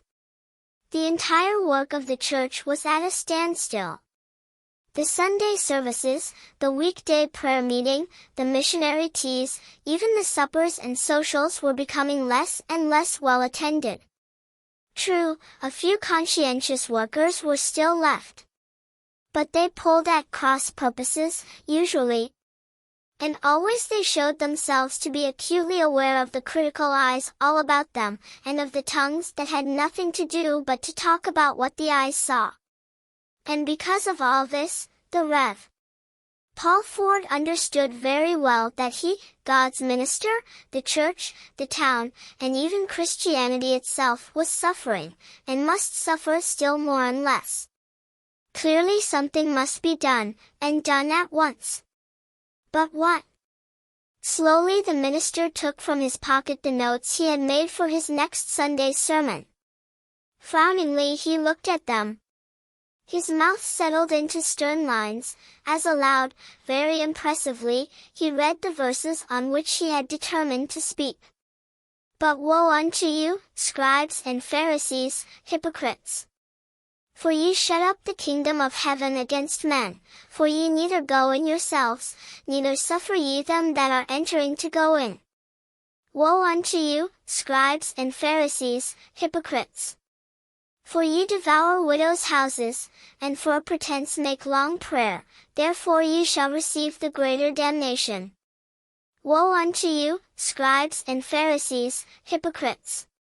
For ye pay tithe of mint and anise and cumin, and have omitted the weightier matters of the law, judgment, mercy, and faith, these ought ye to have done, and not to leave the other undone."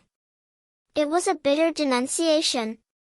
In the green aisles of the woods, the minister's deep voice rang out with scathing effect. Even the birds and squirrels seemed hushed into awed silence.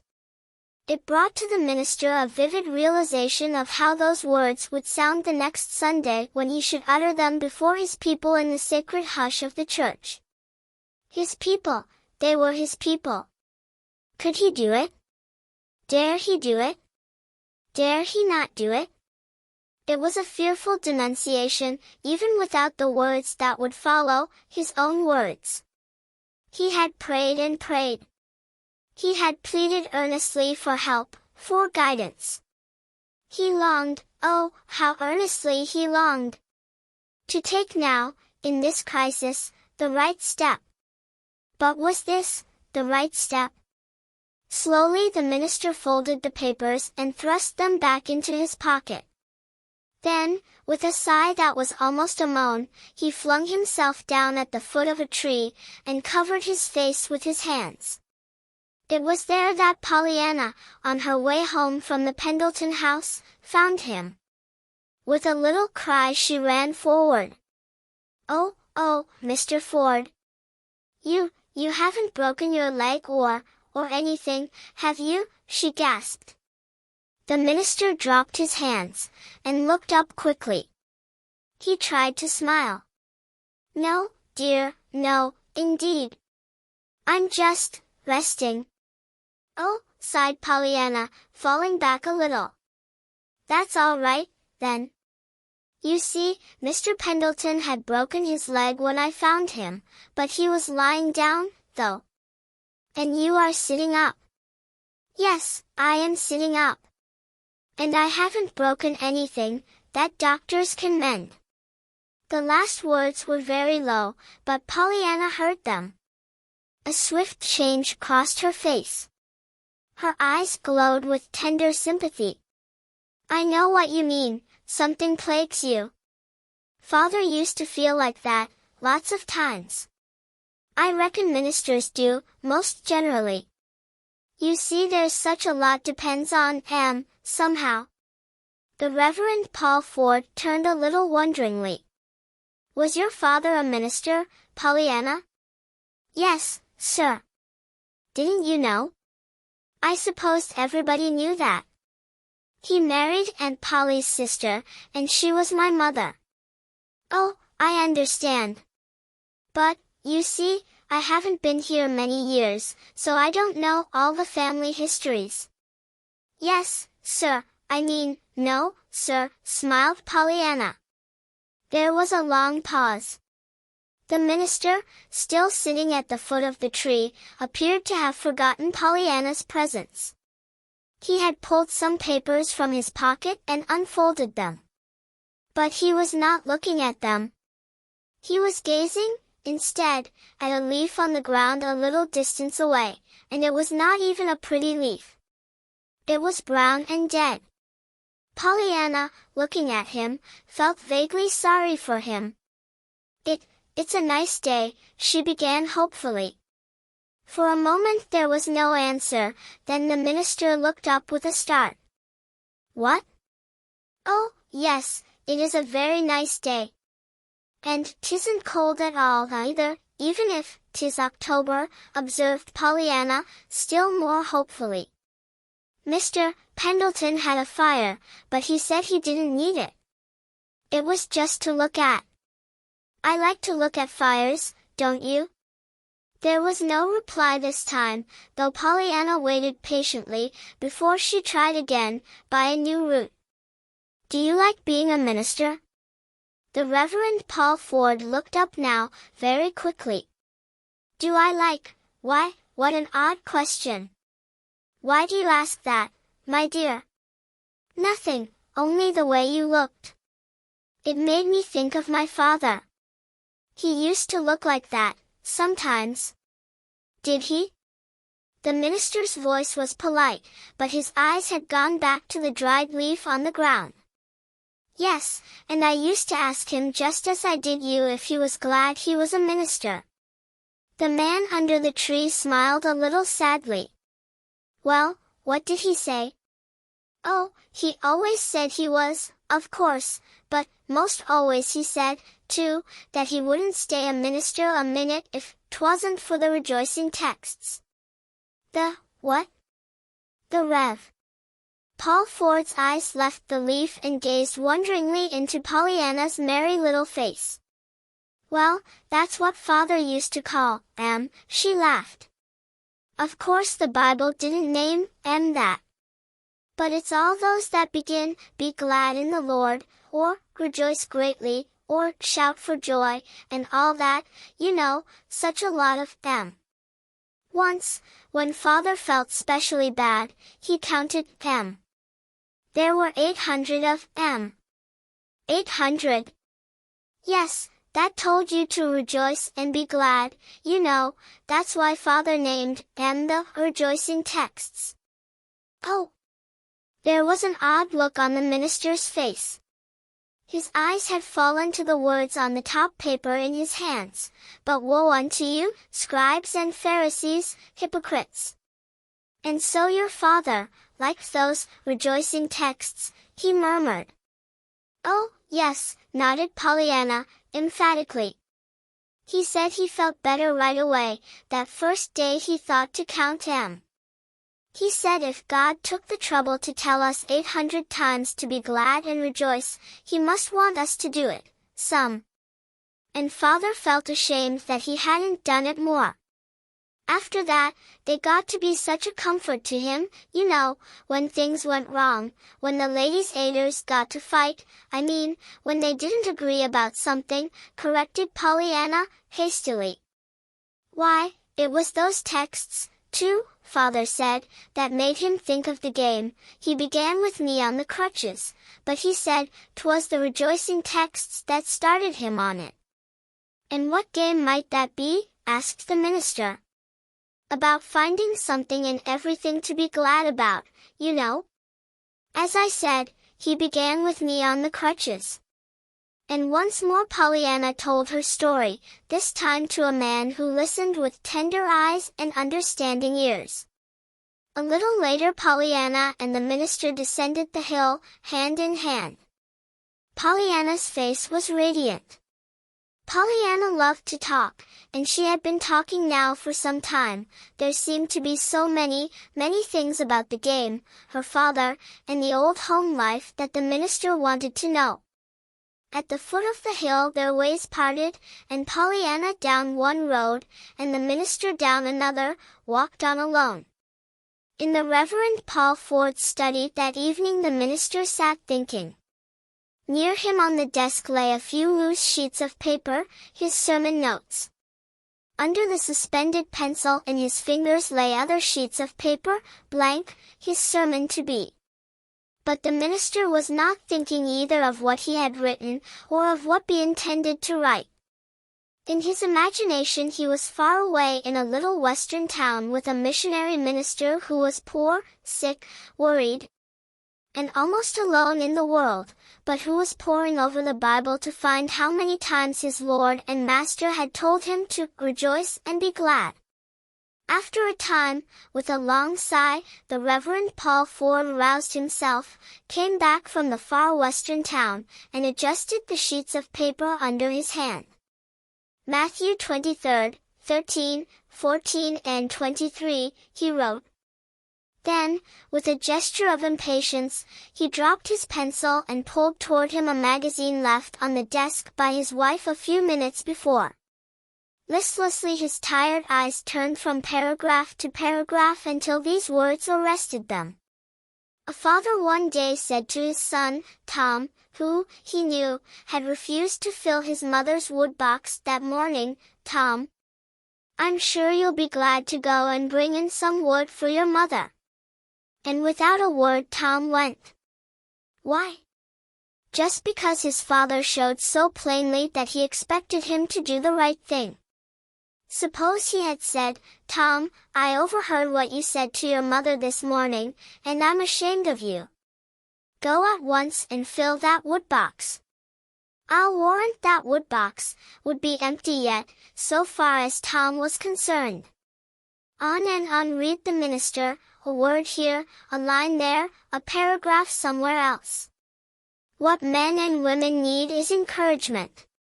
Their natural resisting powers should be strengthened, not weakened. Instead of always harping on a man's faults, tell him of his virtues. Try to pull him out of his rut of bad habits. Hold up to him his better self, his real self that can dare and do and win out. The influence of a beautiful, helpful, hopeful character is contagious, and may revolutionize a whole town.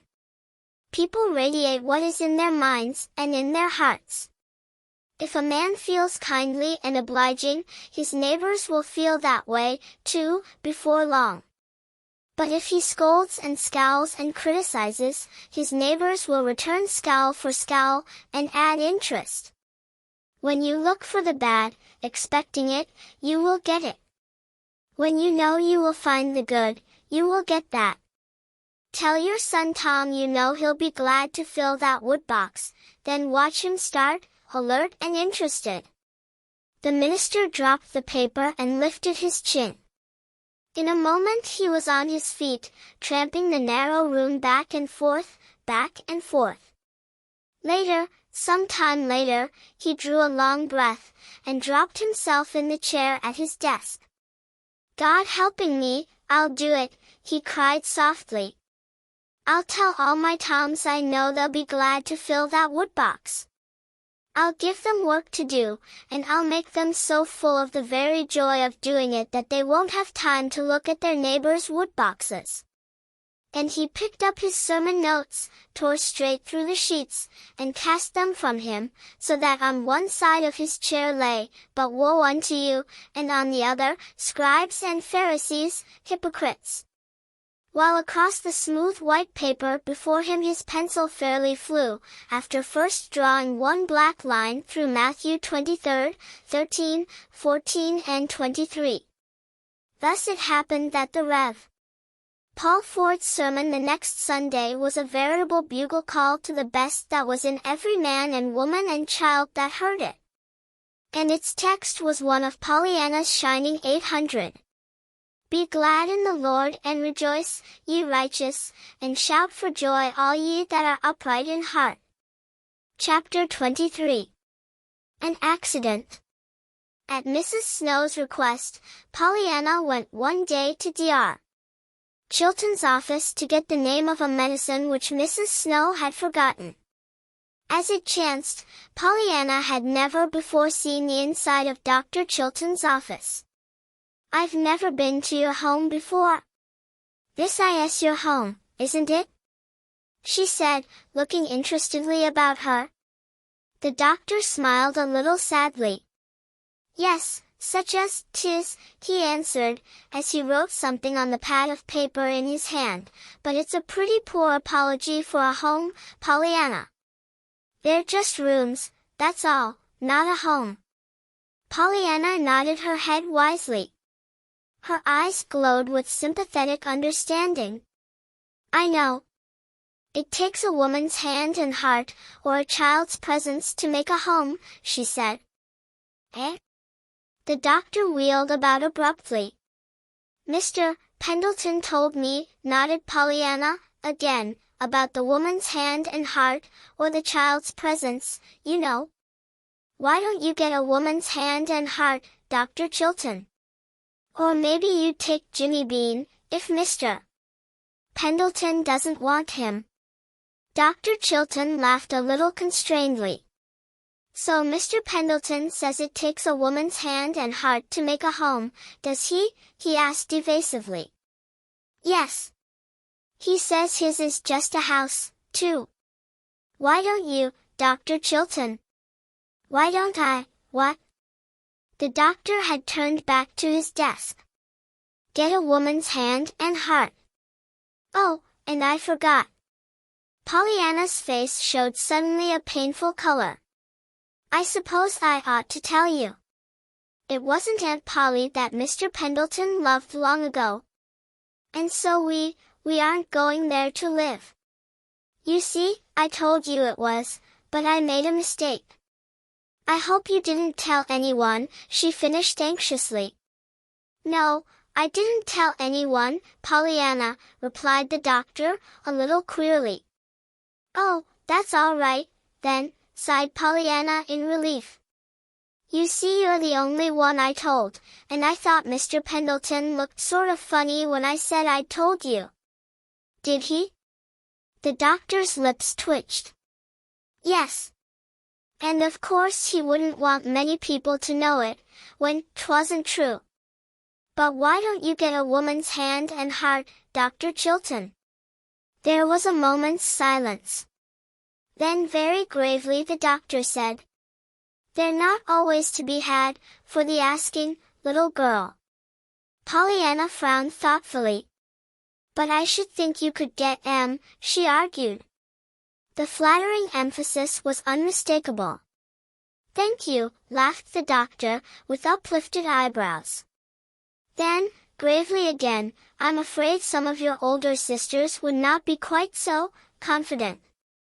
At least, they haven't shown themselves to be so obliging, he observed. Pollyanna frowned again.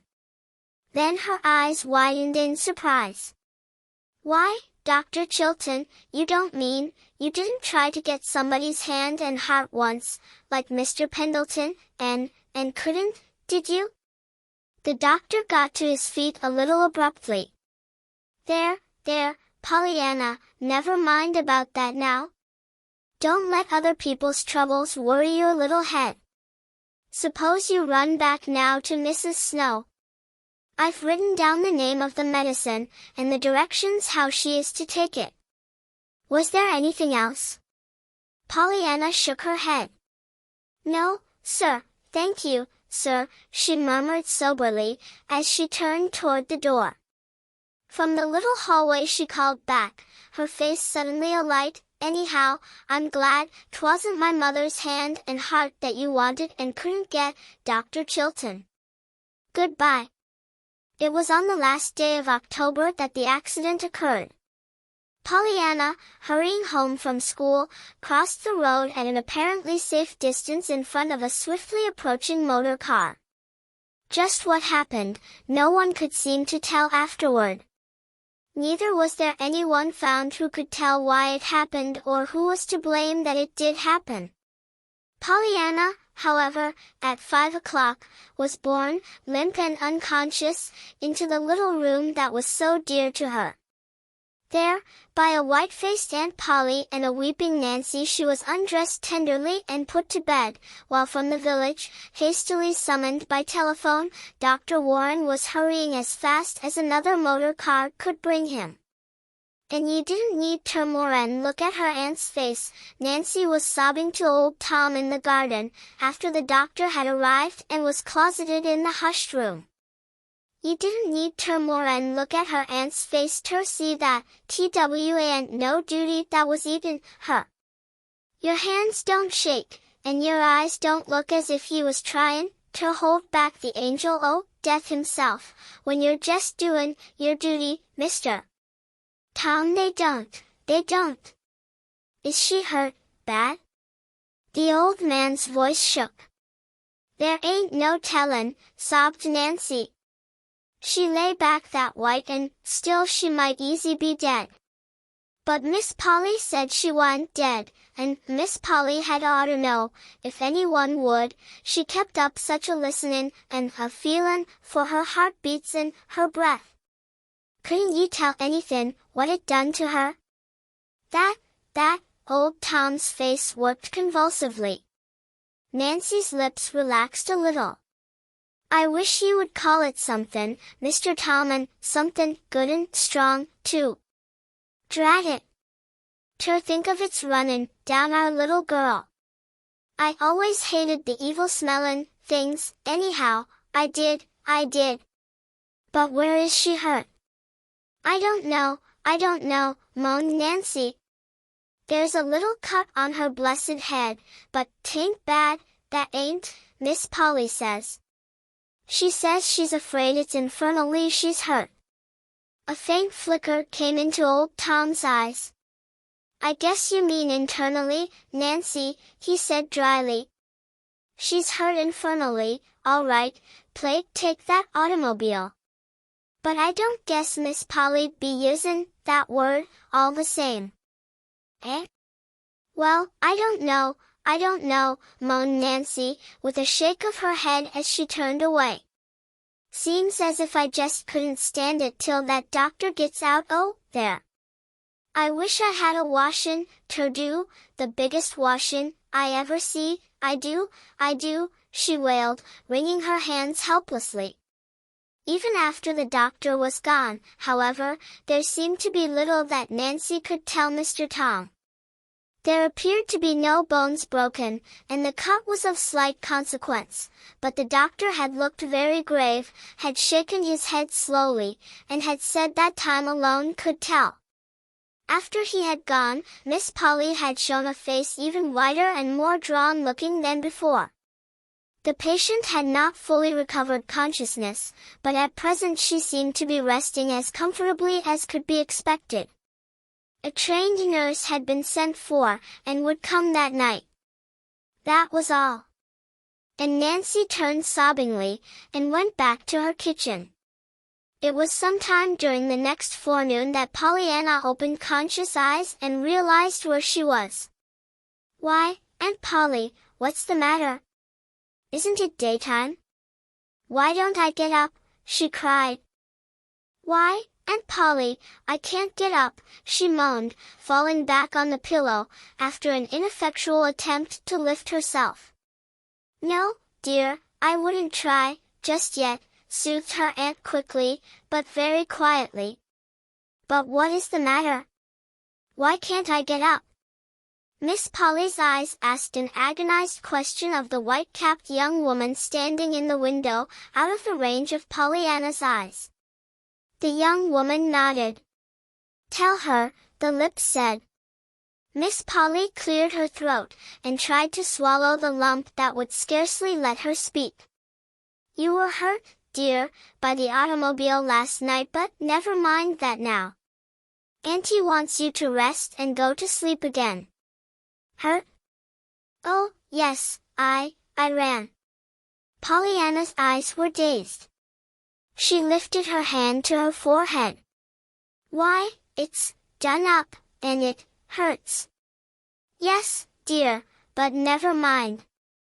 Just rest." "But, Aunt Polly, I feel so funny, and so bad. My legs feel so queer, only they don't feel at all." With an imploring look into the nurse's face, Miss Polly struggled to her feet, and turned away. The nurse came forward quickly. "Suppose you let me talk to you now," she began cheerily. "I'm sure I think it's high time we were getting acquainted, and I'm going to introduce myself. I am Miss Hunt, and I've come to help your aunt take care of you. And the very first thing I'm going to do is to ask you to swallow these little white pills for me." Pollyanna's eyes grew a bit wild. "But I don't want to be taken care of, that is, not for long. I want to get up. You know I go to school. Can't I go to school tomorrow?" From the window where Aunt Polly stood now there came a half-stifled cry. "Tomorrow?" smiled the nurse, brightly. "Well, I may not let you out quite so soon as that, Miss Pollyanna. But just swallow these little pills for me, please, and we'll see what they'll do." "All right," agreed Pollyanna, somewhat doubtfully, "but I must go to school day after tomorrow. There are examinations then, you know." She spoke again, a minute later. She spoke of school, and of the automobile, and of how her head ached, but very soon her voice trailed into silence under the blessed influence of the little white pills she had swallowed. Chapter 24. John Pendleton. Pollyanna did not go to school tomorrow, nor the day after tomorrow. Pollyanna, however, did not realize this, except momentarily when a brief period of full consciousness sent insistent questions to her lips. Pollyanna did not realize anything, in fact, very clearly until a week had passed. Then the fever subsided, the pain lessened somewhat, and her mind awoke to full consciousness. She had then to be told all over again what had occurred. "And so it's hurt that I am, and not sick," she sighed at last. "Well, I'm glad of that." "Gee glad, Pollyanna?" asked her aunt, who was sitting by the bed. "Yes. I'd so much rather have broken legs like Mr. Pendleton's than lifelong invalids like Mrs. Snow, you know. Broken legs get well, and lifelong invalids don't. Miss Polly, who had said nothing whatever about broken legs, got suddenly to her feet and walked to the little dressing table across the room. She was picking up one object after another now, and putting each down, in an aimless fashion quite unlike her usual decisiveness. Her face was not aimless-looking at all, however, it was white and drawn. On the bed Pollyanna lay blinking at the dancing band of colors on the ceiling, which came from one of the prisms in the window. "I'm glad it isn't smallpox that ails me, too," she murmured contentedly. "That would be worse than freckles. And I'm glad 'tisn't whooping cough. I've had that, and it's horrid, and I'm glad 'tisn't appendicitis nor measles, 'cause they're catching, measles are, I mean, and they wouldn't let you stay here." "You seem to be glad for a good many things, my dear," faltered Aunt Polly, putting her hand to her throat as if her collar bound. Pollyanna laughed softly. "I am. I've been thinking of them, lots of them, all the time I've been looking up at that rainbow. I love rainbows. I'm so glad Mr. Pendleton gave me those prisms. I'm glad of some things I haven't said yet. I don't know, but I'm most glad I was hurt. Pollyanna." Pollyanna laughed softly again. She turned luminous eyes on her aunt. "Well, you see, since I have been hurt, you've called me, dear, lots of times, and you didn't before. I love to be called, dear, by folks that belong to you, I mean. Some of the ladies-aiders did call me that, and of course that was pretty nice, but not so nice as if they had belonged to me, like you do. Oh, Aunt Polly, I'm so glad you belong to me." Aunt Polly did not answer. Her hand was at her throat again. Her eyes were full of tears. She had turned away and was hurrying from the room through the door by which the nurse had just entered. It was that afternoon that Nancy ran out to old Tom, who was cleaning harnesses in the barn. Her eyes were wild. Mr. Tom. Guess what's happened," she panted. "You couldn't guess in 1,000 years, you couldn't. "Then I cal'late I won't try," retorted the man, grimly, "'specially as I hain't got more'n 10 ter live, anyhow, probably. You'd better tell me first off, Nancy." "Well, listen, then. Who do you suppose is in the parlor now with the mistress?" "Who, I say?" Old Tom shook his head. "There's no tellin'," he declared. "Yes, there is. I'm tellin'. It's John Pendleton." "Sho, now. You're jokin', girl." "Not much I am, and me lettin' him in myself, crutches and all. And the team he comin' waitin' this minute at the door for him, just as if he wa'n't the cranky old crosspatch he is, what never talks ter no one. Just think, Mr. Tom, him callin' on her." "Well, why not?" demanded the old man, a little aggressively. Nancy gave him a scornful glance. "As if you didn't know better'n me," she derided. "Eh? Oh, you needn't be so innocent," she retorted with mock indignation, "you what led me wild goose chasin', in the first place." "What do you mean?" Nancy glanced through the open barn door toward the house, and came a step nearer to the old man. "Listen. 'Twas you that was tellin' me Miss Polly had a lover in the first place, wa'n't it? Well, one day I thinks I finds 2 and 2, and I puts 'em together and makes 4. But it turns out ter be 5, and no 4 at all, at all." With a gesture of indifference old Tom turned and fell to work. "If you're goin' ter talk ter me, you've got ter talk plain horse sense," he declared testily. "I never was no hand for figures. Nancy laughed. Well, it's this, she explained. I heard something that made me think him and Miss Polly was lovers. Mr. Pendleton. Old Tom straightened up. Yes. Oh, I know now, he wasn't. It was that blessed child's mother he was in love with, and that's why he wanted, but never mind that part, she added hastily, remembering just in time her promise to Pollyanna not to tell that Mr. Pendleton had wished her to come and live with him. Well, I've been askin' folks about him some, since, and I've found out that him and Miss Polly hain't been friends for years. And that she's been hatin' him like Pison Owen, to the silly gossip that coupled their names together when she was 18 or 20. Yes, I remember, nodded old Tom. It was 3 or 4 years after Miss Jenny give him the mitten and went off with the other chap. Miss Polly knew about it, of course, and was sorry for him. So she tried to be nice to him.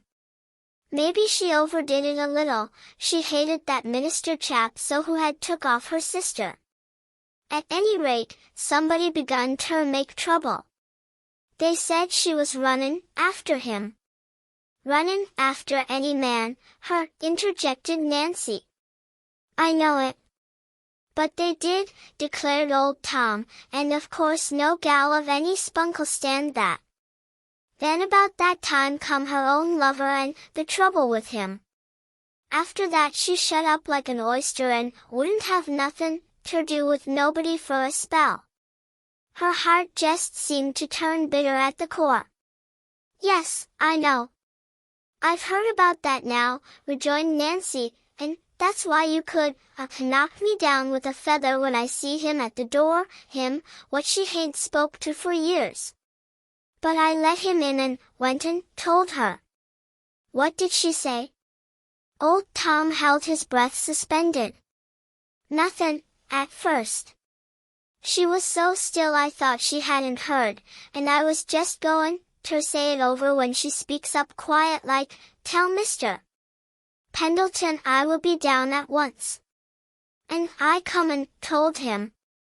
Then I come out here and told you, finished Nancy, casting another backward glance toward the house. Humph, grunted old Tom, and fell to work again. In the ceremonious parlor of the Harrington homestead, Mr. John Pendleton did not have to wait long before a swift step warned him of Miss Polly's coming. As he attempted to rise, she made a gesture of remonstrance. She did not offer her hand, however, and her face was coldly reserved. I called to ask for Pollyanna, he began at once, a little brusquely. Thank you. She is about the same, said Miss Polly. And that is, won't you tell me how she is? His voice was not quite steady this time. A quick spasm of pain crossed the woman's face. I can't, I wish I could. You mean, you don't know? Yes. But, the doctor?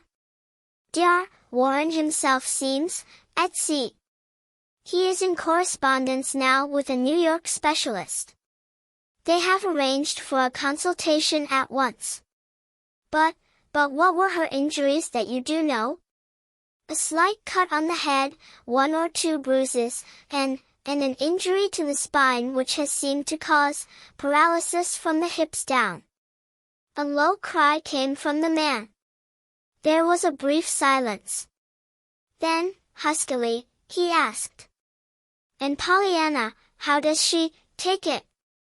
She doesn't understand, at all, how things really are. And I can't tell her.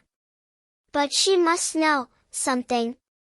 Miss Polly lifted her hand to the collar at her throat in the gesture that had become so common to her of late.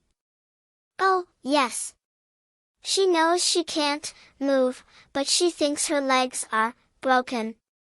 She says she's glad it's broken legs like yours rather than lifelong invalids, like Mrs. Snow's, because broken legs get well, and the other doesn't. She talks like that all the time, until it seems as if I should die.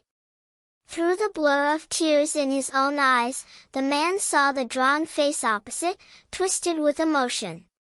Involuntarily his thoughts went back to what Pollyanna had said when he had made his final plea for her presence. "Oh, I couldn't leave Aunt Polly, now."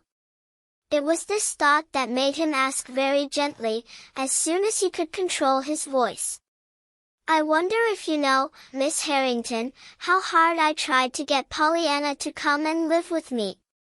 "With you, Pollyanna?" The man winced a little at the tone of her voice, but his own voice was still impersonally cool when he spoke again. "Yes. I wanted to adopt her, legally, you understand, making her my heir, of course." The woman in the opposite chair relaxed a little. It came to her, suddenly, what a brilliant future it would have meant for Pollyanna, this adoption. And she wondered if Pollyanna were old enough and mercenary enough to be tempted by this man's money and position. "I am very fond of Pollyanna," the man was continuing. "I am fond of her both for her own sake, and for her mother's. I stood ready to give Pollyanna the love that had been 25 years in storage." Love. Miss Polly remembered suddenly why XXIII had taken this child in the first place, and with the recollection came the remembrance of Pollyanna's own words uttered that very morning, "I love to be called, dear, by folks that belong to you." And it was this love-hungry little girl that had been offered the stored-up affection of 25 years, and she was old enough to be tempted by love. With a sinking heart Miss Polly realized that. With a sinking heart, too, she realized something else, the dreariness of her own future now without Pollyanna. "Well," she said. And the man, recognizing the self-control that vibrated through the harshness of the tone, smiled sadly. "She would not come," he answered. "Why?" "She would not leave you. She said you had been so good to her. She wanted to stay with you, and she said she thought you wanted her to stay," he finished, as he pulled himself to his feet. He did not look toward Miss Polly. He turned his face resolutely toward the door. But instantly he heard a swift step at his side, and found a shaking hand thrust toward him. "When the specialist comes, and I know anything definite about Pollyanna, I will let you hear from me," said a trembling voice. "Goodbye, and thank you for coming. Pollyanna will be pleased."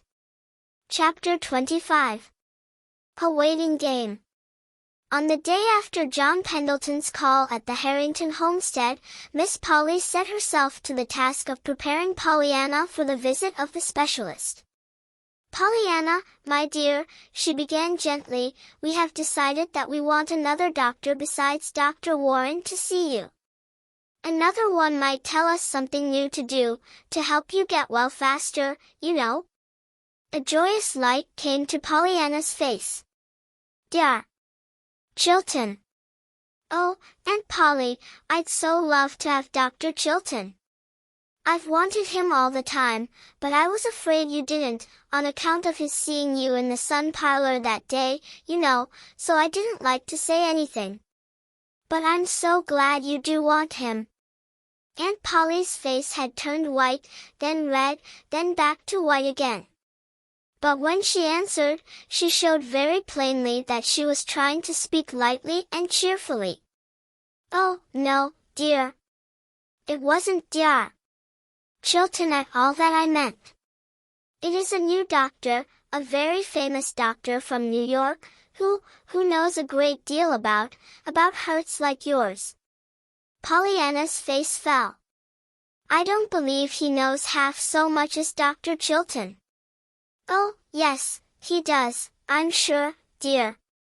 But it was Dr. Chilton who doctored Mr. Pendleton's broken leg, Aunt Polly. If you don't mind very much, I would like to have Dr. Chilton, truly I would." A distressed color suffused Miss Polly's face. For a moment she did not speak at all, then she said gently, though yet with a touch of her old stern decisiveness, But I do mind, Pollyanna. I mind very much. I would do anything, almost anything for you, my dear. But for reasons which I do not care to speak of now, I don't wish Dr. Chilton called in on this case. And believe me, he cannot know so much about your trouble, as this great doctor does, who will come from New York tomorrow. Pollyanna still looked unconvinced. But, Aunt Polly, if you loved Dr. Chilton. What, Pollyanna? Aunt Polly's voice was very sharp now. Her cheeks were very red, too. I say, if you loved Chilton, and didn't love the other one, sighed Pollyanna, seems to me that would make some difference in the good he would do, and I love Dr. Chilton. The nurse entered the room at that moment, and Aunt Polly rose to her feet abruptly, a look of relief on her face. I am very sorry, Pollyanna, she said, a little stiffly, but I'm afraid you'll have to let me be the judge, this time. Besides, it's already arranged. The New York doctor is coming tomorrow. As it happened, however, the New York doctor did not come tomorrow. At the last moment a telegram told of an unavoidable delay owing to the sudden illness of the specialist himself. This led Pollyanna into a renewed pleading for the substitution of Dr. Chilton, which would be so easy now, you know. But as before, Aunt Polly shook her head and said, "No, dear," very decisively, yet with a still more anxious assurance that she would do anything but that, to please her dear Pollyanna. As the days of waiting passed, one by one, it did indeed seem that Aunt Polly was doing everything but that she could do to please her niece. "I wouldn't, believed it. You couldn't, made me believe it," Nancy said to old Tom one morning. "There don't seem ter be a minute in the day that Miss Polly ain't just hangin' round waitin' ter do somethin' for that blessed lamb if 'tain't more than ter let in the cat, and her what wouldn't let Fluff nor Buff upstairs for love nor money a week ago. And now she lets them tumble all over the bed jest 'cause it pleases Miss Pollyanna. And when she ain't doin' nothin' else, she's movin' them little glass danglers round ter different winders in the room so the sun will make the rainbows dance, as that blessed child calls it. She's sent Timothy down ter Cobb's greenhouse 3 times for fresh flowers, and that besides all the posies fetched in ter her, too. And, the other day, if I didn't find her sittin' for the bed with the nurse actually doin' her hair, and Miss Pollyanna lookin' on and bossin' from the bed, her eyes all sherneen and happy. And, I declare ter goodness, if Miss Polly hain't wore her hair like that every day now, just ter please that blessed child." Old Tom chuckled. "Well, it strikes me Miss Polly herself ain't lookin' none the worse, for wearin' them air curls round her forehead," he observed dryly. "Course she ain't," retorted Nancy, indignantly. "She looks like folks, now. She's actually almost—" "Keerful, now, Nancy," interrupted the old man, with a slow grin. "You know what you said when I told ye she was handsome once." Nancy shrugged her shoulders. "Oh, she ain't handsome, of course.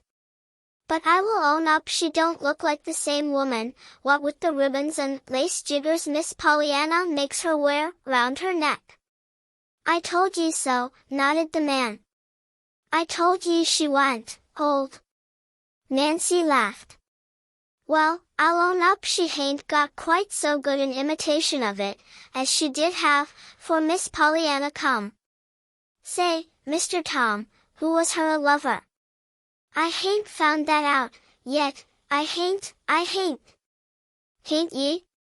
asked the old man, with an odd look on his face. "Well, I guess ye won't then from me." "Oh, Mr. Tom, come on, now," wheedled the girl. "Ye see, there ain't many folks here that I can ask." "Maybe not. "But there's one, anyhow, that ain't answerin'," grinned old Tom. Then, abruptly, the light died from his eyes. "How is she, today, the little gal?" Nancy shook her head. Her face, too, had sobered. "Just the same, Mr. Tom. There ain't no special difference, as I can see, or anybody, I guess. She just lays there and sleeps and talks some, and tries ter smile and be glad, 'cause the sun sets or the moon rises, or some other such thing, till it's enough ter make your heart break with action, dot." "I know. It's the game, bless her sweet heart," nodded old Tom, blinking a little. "She told you, then, too, about that game?" "Oh, yes. She told me long ago." The old man hesitated, then went on, his lips twitching a little. "I was growlin', one day, 'cause I was so bent up and crooked, and what do ye s'pose the little thing said? I couldn't guess. I wouldn't think she could find anything about that ter be glad about. She did. She said I could be glad, anyhow, that I didn't have ter stoop so far to do my weedin', 'cause I was already been part way over." Nancy gave a wistful laugh. "Well, I ain't surprised, after all. You might know she'd find somethin'. We've been playin' that game, since almost the first, 'cause there wa'n't no one else she could play it with, though she did speak of her aunt. Miss Polly."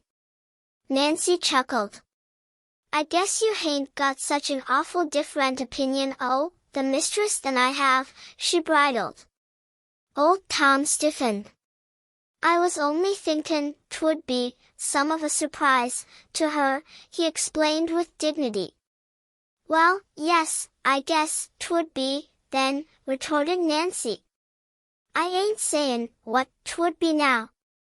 I'd believe anything o' the mistress now, even that she'd take ter playin' it herself. But hain't the little gal told her, ever? She's told every one else, I guess. I'm hearin' of it everywhere, now, since she was hurted," said Tom. "Well, she didn't tell Miss Polly," rejoined Nancy. "Miss Pollyanna told me long ago that she couldn't tell her, 'cause her aunt didn't like ter have her talk about her father, and 'twas her father's game, and she'd have ter talk about him if she did tell it, so she never told her." "Oh, I see, I see." The old man nodded his head slowly. "They was always bitter against the minister chap, all of 'em, 'cause he took Miss Jenny away from 'em.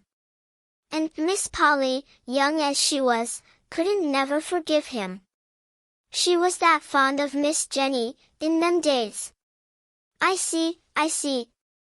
'Twas a bad mess," he sighed, as he turned away. "Yes, 'twas, all round," sighed Nancy in her turn, as she went back to her kitchen. For no one were those days of waiting easy. The nurse tried to look cheerful, but her eyes were troubled.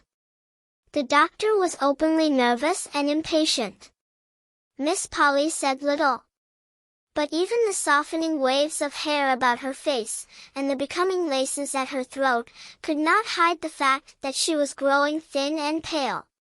As to Pollyanna, Pollyanna petted the dog, smoothed the cat's sleek head, admired the flowers and ate the fruits and jellies that were sent in to her, and returned innumerable cheery answers to the many messages of love and inquiry that were brought to her bedside. But she, too, grew pale and thin. And the nervous activity of the poor little hands and arms only emphasized the pitiful motionlessness of the once active little feet and legs now lying so woefully quiet under the blankets. As to the game, Pollyanna told Nancy these days how glad she was going to be when she could go to school again, go to see Mrs. Snow, go to call on Mr. Pendleton, and go to ride with Dr. Chilton, nor did she seem to realize that all this gladness was in the future, not the present. Nancy, however, did realize it, and cry about it, when she was alone. Chapter 26. A door ajar. Just a week from the time Dr. Mead, the specialist, was first expected, he came. He was a tall, broad-shouldered man with kind gray eyes, and a cheerful smile. Pollyanna liked him at once, and told him so. "You look quite a lot like my doctor, you see," she added engagingly. "Your doctor?" Dr. Mead glanced in evident surprise at Dr. Warren, talking with the nurse a few feet away. Dr. Warren was a small, brown-eyed man with a pointed brown beard. "Oh, that isn't my doctor," smiled Pollyanna, divining his thought. "Dr. Warren is Aunt Polly's doctor. My doctor is Dr. Chilton." "Oh," said Dr. Mead, a little oddly, his eyes resting on Miss Polly, who, with a vivid blush, had turned hastily away. "Yes." Pollyanna hesitated, then continued with her usual truthfulness. "You see, I wanted Dr. Chilton all the time, but Aunt Polly wanted you. She said you knew more than Dr. Chilton, anyway about broken legs like mine. And of course if you do, I can be glad for that. Do you?" A swift something crossed the doctor's face that Pollyanna could not quite translate. "Only time can tell that, little girl," he said gently, then he turned a grave face toward Dr. Warren, who had just come to the bedside. "Everyone said afterward that it was the cat that did it." Certainly, if Fluffy had not poked an insistent paw and nose against Pollyanna's unlatched door, the door would not have swung noiselessly open on its hinges until it stood perhaps a foot ajar.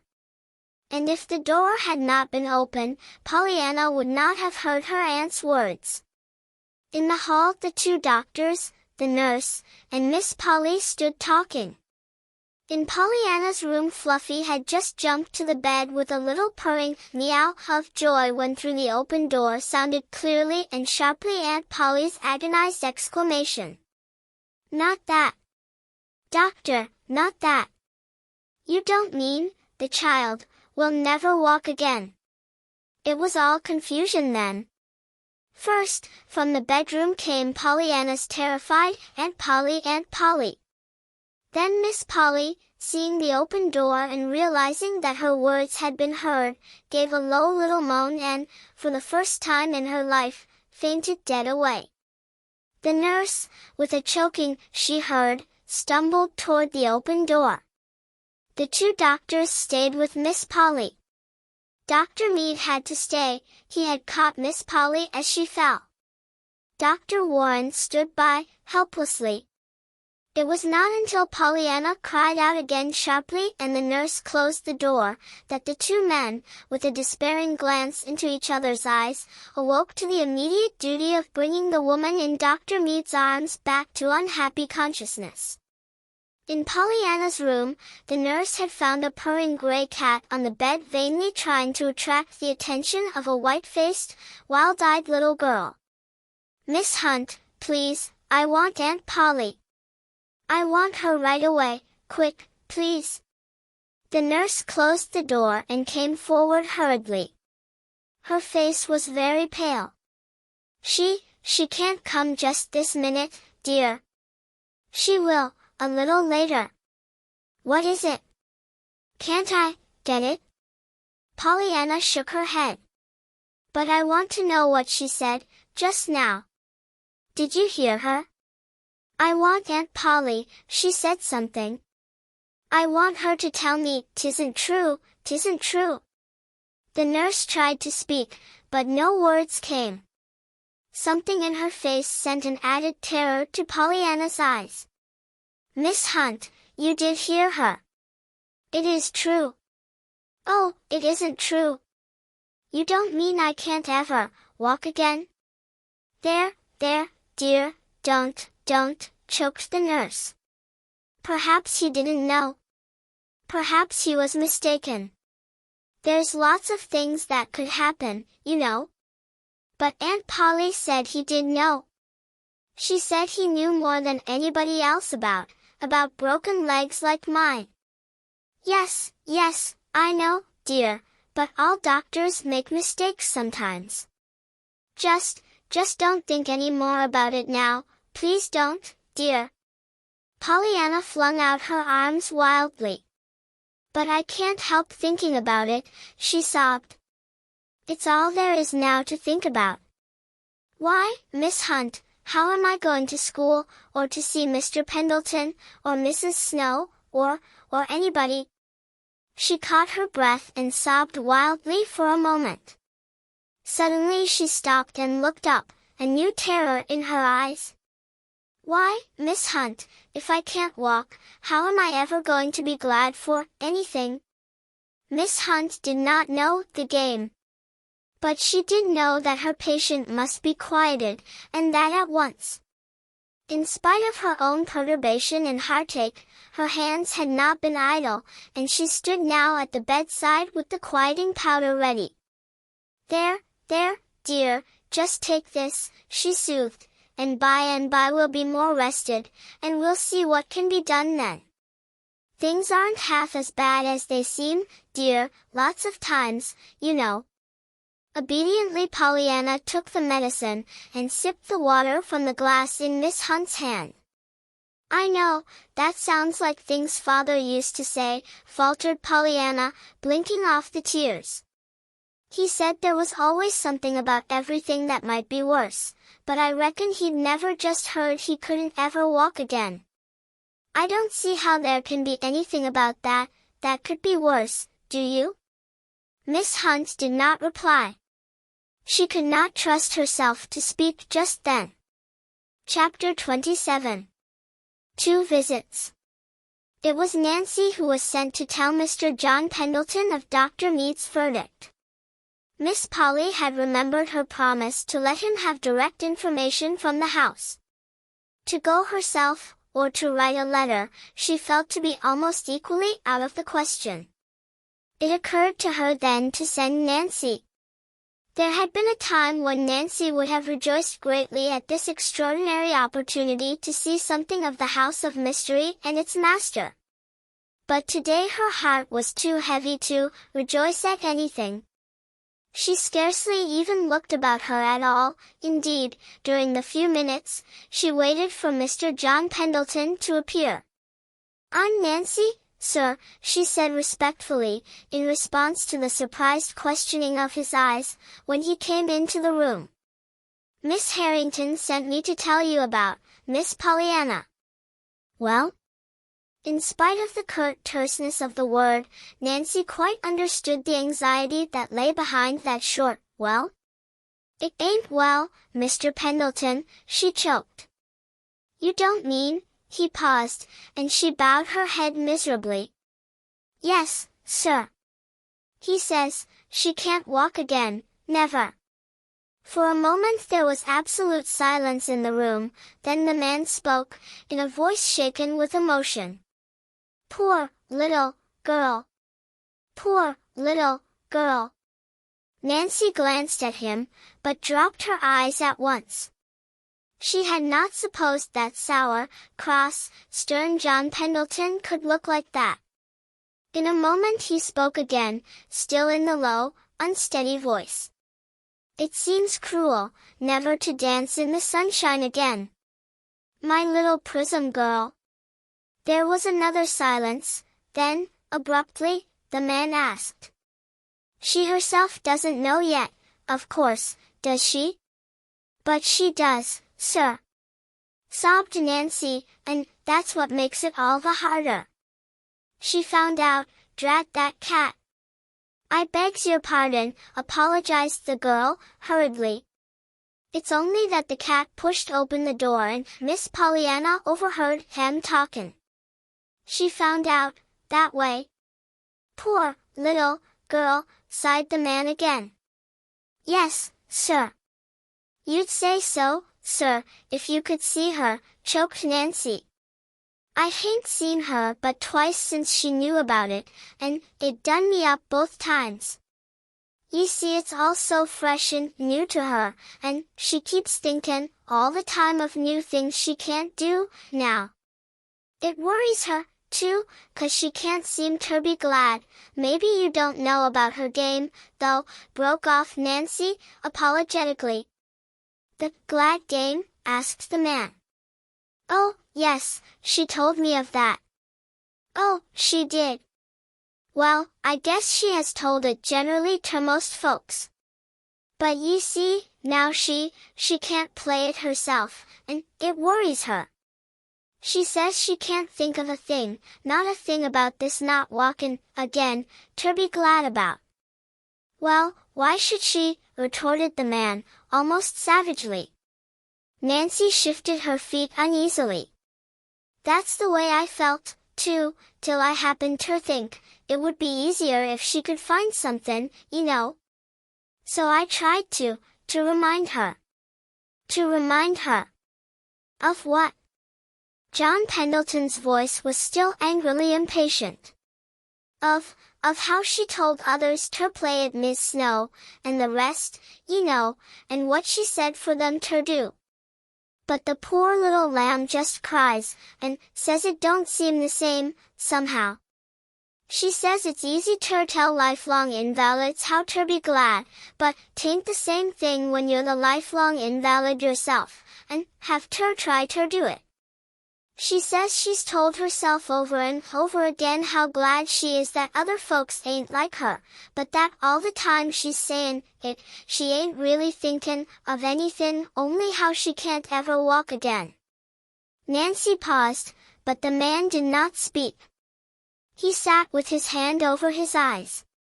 Then I tried to remind her how she used to say the game was all the nicer to play when it was hard, resumed Nancy, in a dull voice. But she says that, too, is different, when it really is hard. And I must be going, now, sir, she broke off abruptly. At the door she hesitated, turned, and asked timidly. I couldn't be tellin' Miss Pollyanna that you'd seen Jimmy Bean again, I suppose, sir, could I? I don't see how you could, as I haven't seen him, observed the man a little shortly. Why? Nothin', sir, only, well, you see, that's one of the things that she was feelin' bad about, that she couldn't take him to see you, now. She said she'd taken him once, but she didn't think he showed off very well that day, and that she was afraid you didn't think he would make a very nice child's presents, after all. Maybe you know what she means by that, but I didn't, sir. Yes, I know what she means. All right, sir. It was only that she was wantin' to take him again, she said, so's to show ye he really was a lovely child's presence. And now she can't, drat that automobile. I begs your pardon, sir. Goodbye.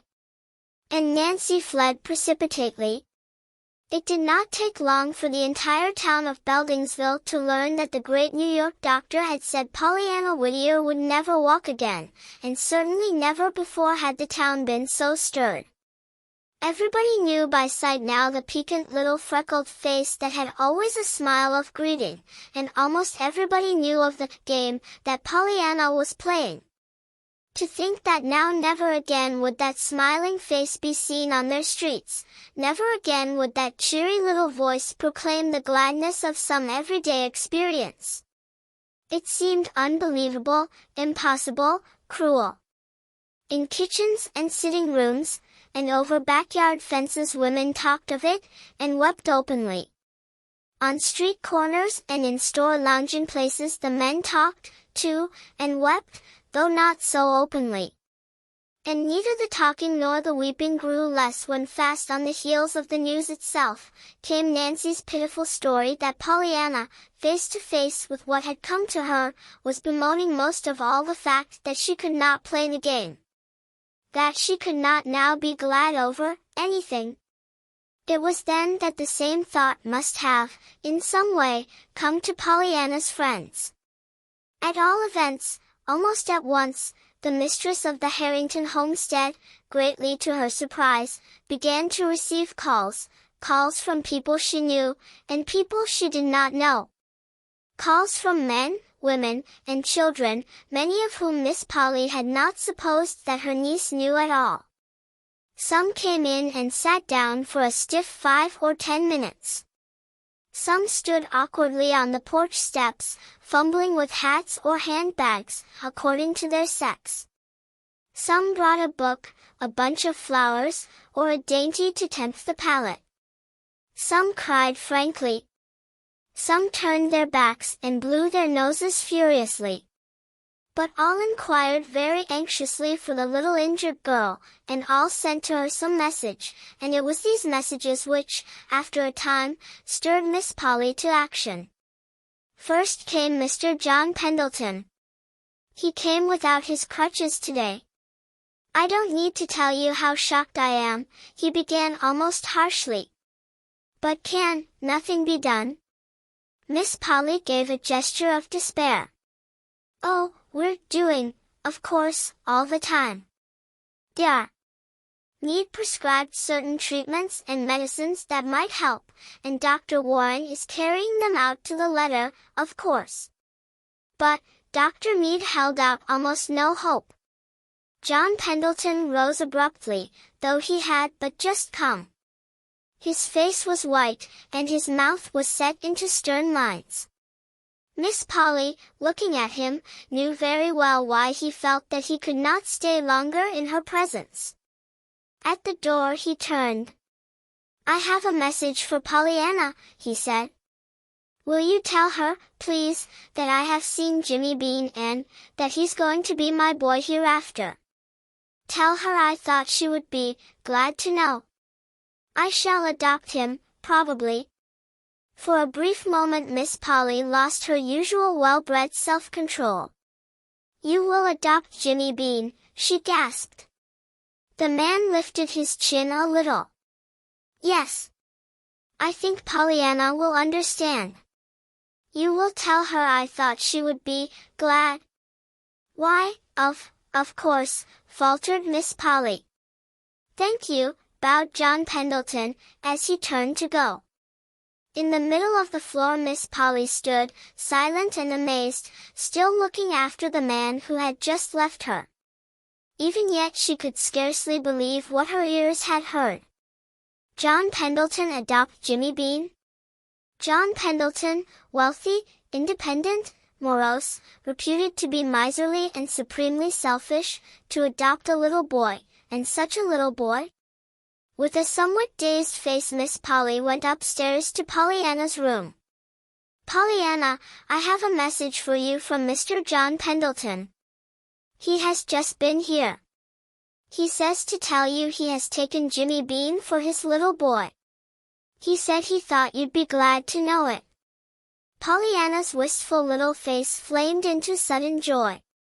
"Glad? Glad? Well, I reckon I am glad. Oh, Aunt Polly, I've so wanted to find a place for Jimmy, and that's such a lovely place. Besides, I'm so glad for Mr. Pendleton, too. You see, now he'll have the child's presence." "The, what?" Pollyanna colored painfully. She had forgotten that she had never told her aunt of Mr. Pendleton's desire to adopt her, and certainly she would not wish to tell her now that she had ever thought for a minute of leaving her, this dear Aunt Polly. "The child's presence," stammered Pollyanna, hastily. "Mr. Pendleton told me once, you see, that only a woman's hand and heart or a child's presence could make a home. And now he's got it, the child's presence." "Oh, I see," said Miss Polly very gently, and she did see, more than Pollyanna realized. She saw something of the pressure that was probably brought to bear on Pollyanna herself at the time John Pendleton was asking her to be the child's presence, which was to transform his great pile of gray stone into a home. "I see," she finished, her eyes stinging with sudden tears. Pollyanna, fearful that her aunt might ask further embarrassing questions, hastened to lead the conversation away from the Pendleton house and its master. Dear. Chilton says so, too, that it takes a woman's hand and heart, or a child's presence, to make a home, you know, she remarked. Miss Polly turned with a start. Dear Chilton. How do you know that? He told me so. 'Twas when he said he lived in just rooms, you know, not a home. Miss Polly did not answer. Her eyes were out the window. So I asked him why he didn't get a woman's hand and heart, and have a home. Pollyanna. Miss Polly had turned sharply. Her cheeks showed a sudden color. Well, I did. He looked so sorrowful. What did he say? Miss Polly asked the question as if in spite of some force within her that was urging her not to ask it. He didn't say anything for a minute. Then he said very low that you couldn't always get them for the asking. There was a brief silence. Miss Polly's eyes had turned again to the window.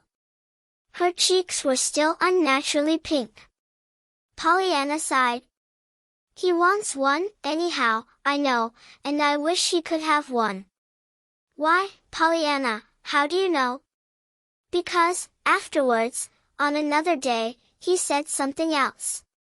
He said that low, too, but I heard him. He said that he'd give all the world if he did have one woman's hand and heart. Why, Aunt Polly, what's the matter? Aunt Polly had risen hurriedly and gone to the window. Nothing, dear.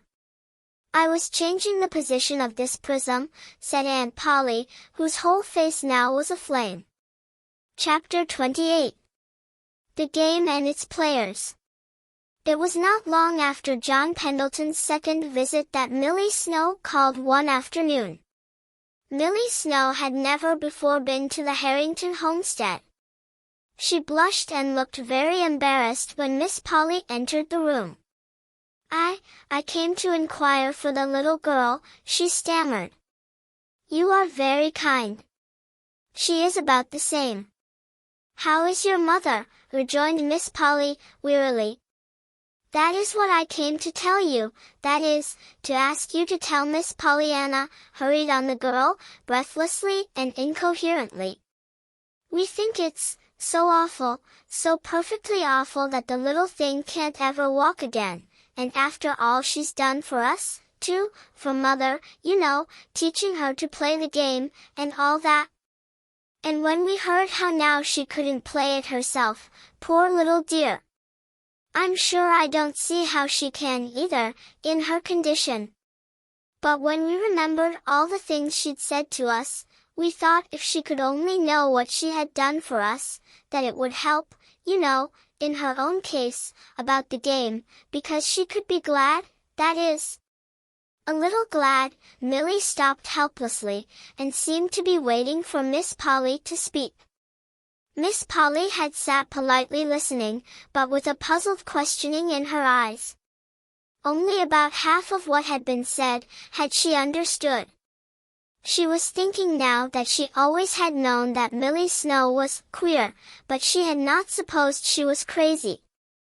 In no other way, however, could she account for this incoherent, illogical, unmeaning rush of words. When the pause came she filled it with a quiet.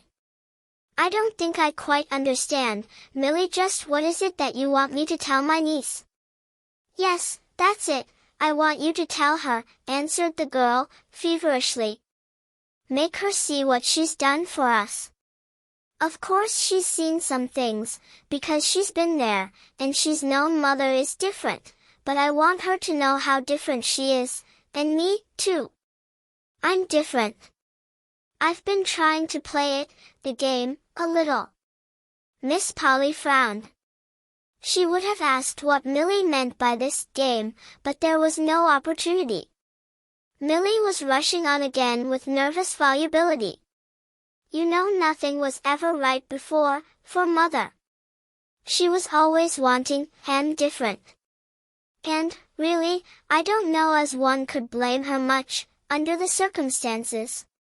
But now she lets me keep the shades up, and she takes interest in things, how she looks, and her nightdress, and all that.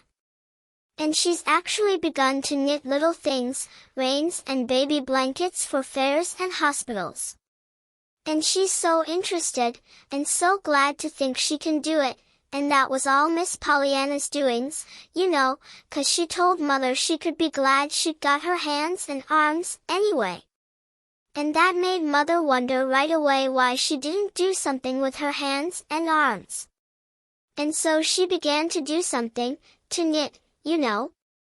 And you can't think what a different room it is now, what with the red and blue and yellow worsteds, and the prisms in the window that XXII gave her, why, it actually makes you feel better just to go in there now. And before I used to dread it awfully, it was so dark and gloomy, and Mother was so unhappy, you know. And so we want you to please tell Miss Pollyanna that we understand it's all because of her. And please say we're so glad we know her, that we thought, maybe if she knew it, it would make her a little glad that she knew us. And that's all, sighed Millie, rising hurriedly to her feet. You'll tell her? Why, of course, murmured Miss Polly, wondering just how much of this remarkable discourse she could remember to tell. These visits of John Pendleton and Millie Snow were only the first of many. And always there were the messages which were in some ways so curious that they caused Miss Polly more and more to puzzle over them. One day there was the little widow Benton.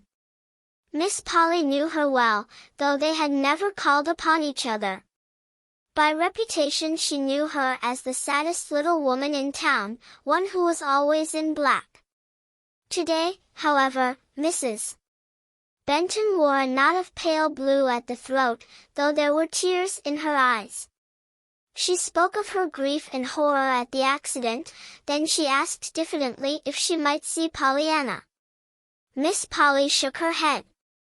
I am sorry, but she sees no one yet. A little later, perhaps. Mrs. Benton wiped her eyes, rose, and turned to go. But after she had almost reached the hall door she came back hurriedly. Miss Harrington, perhaps, you'd give her a message, she stammered. Certainly, Mrs. Benton, I shall be very glad to. Still the little woman hesitated, then she spoke. Will you tell her, please, that I've put on this, she said, just touching the blue bow at her throat.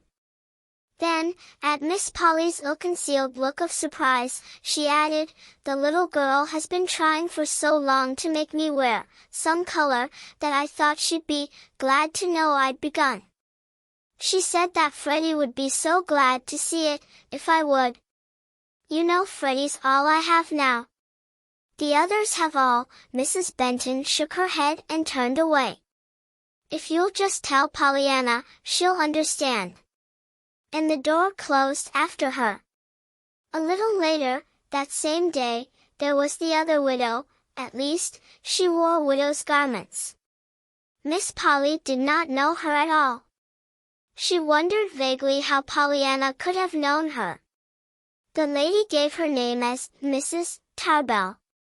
I'm a stranger to you, of course, she began at once. But I'm not a stranger to your little niece, Pollyanna. I've been at the hotel all summer, and every day I've had to take long walks for my health. It was on these walks that I've met your niece, she's such a dear little girl. I wish I could make you understand what she's been to me. I was very sad when I came up here. And her bright face and cheery ways reminded me of my own little girl that I lost years ago. I was so shocked to hear of the accident. And then when I learned that the poor child would never walk again, and that she was so unhappy because she couldn't be glad any longer, the dear child, I just had to come to you. You are very kind, murmured Miss Polly. But it is you who are to be kind, demurred the other. I, I want you to give her a message from me. Will you? Certainly. Will you just tell her, then, that Mrs. Tarbell is glad now? Yes, I know it sounds odd, and you don't understand. But, if you'll pardon me, I'd rather not explain. Sad lines came to the lady's mouth, and the smile left her eyes. Your niece will know just what I mean, and I felt that I must tell her. Thank you. And pardon me, please, for any seeming rudeness in my call, she begged, as she took her leave. Thoroughly mystified now, Miss Polly hurried upstairs to Pollyanna's room.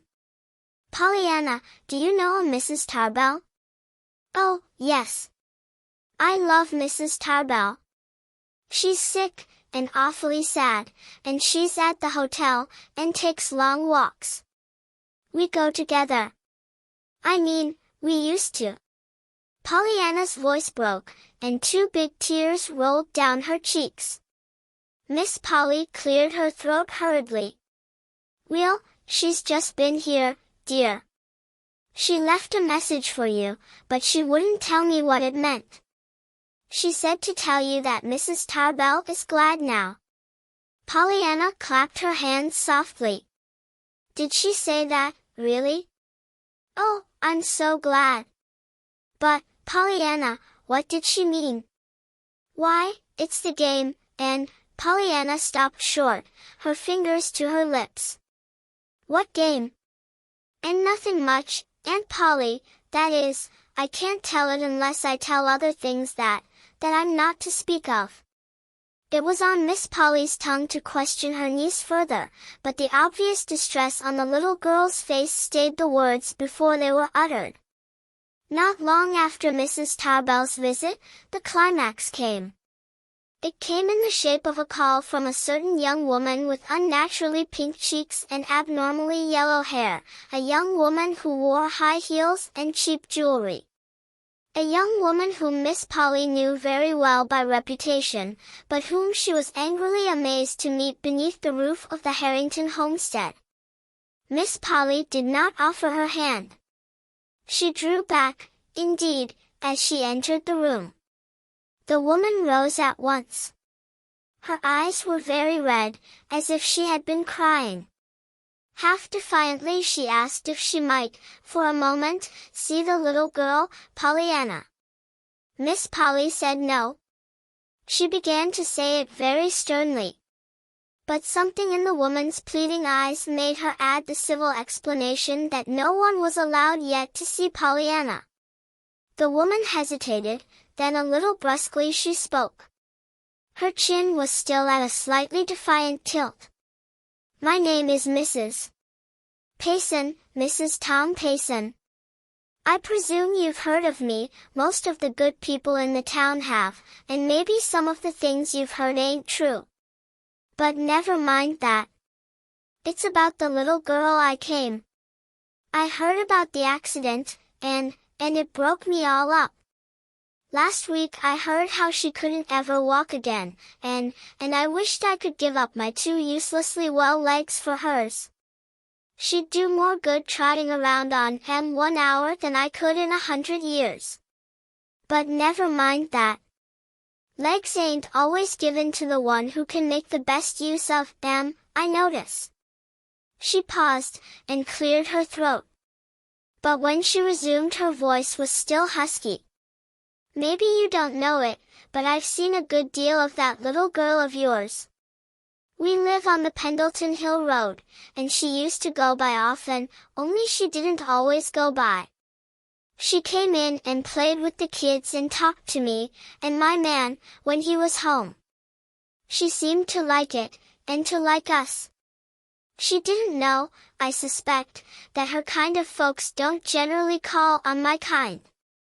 Maybe if they did call more, Miss Harrington, there wouldn't be so many, of my kind, she added, with sudden bitterness.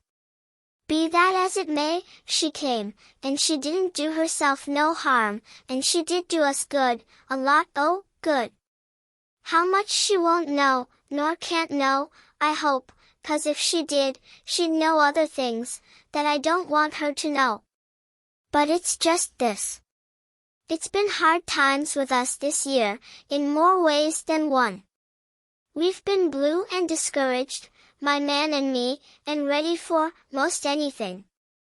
We was reckoning on getting a divorce about now, and letting the kids well, we didn't know what we would do with the kids, then came the accident, and what we heard about the little girls never walking again. And we got to thinking how she used to come and sit on our doorstep and train with the kids, and laugh, and just be glad. She was always being glad about something, and then, one day, she told us why, and about the game, you know, and tried to coax us to play it. Well, we've heard now that she's fretting her poor little life out of her, because she can't play it no more, that there's nothing to be glad about. And that's what I came to tell her today, that maybe she can be a little glad for us, 'cause we've decided to stick to each other, and play the game ourselves. I knew she would be glad, because she used to feel kind of bad, at things we said, sometimes. Just how the game is going to help us, I can't say that I exactly see, yet, but maybe 'twill. Anyhow, we're going to try, 'cause she wanted us to. Will you tell her?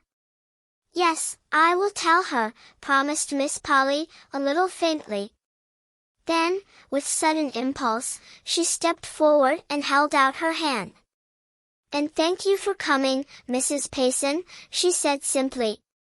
The defiant chin fell. The lips above it trembled visibly.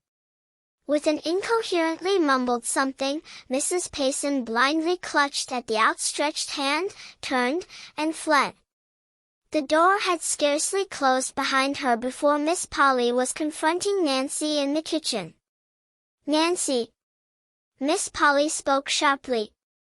The series of puzzling, disconcerting visits of the last few days, culminating as they had in the extraordinary experience of the afternoon, had strained her nerves to the snapping point. Not since Miss Pollyanna's accident had Nancy heard her mistress speak so sternly. Nancy, will you tell me what this absurd game is that the whole town seems to be babbling about? And what, please, has my niece to do with it?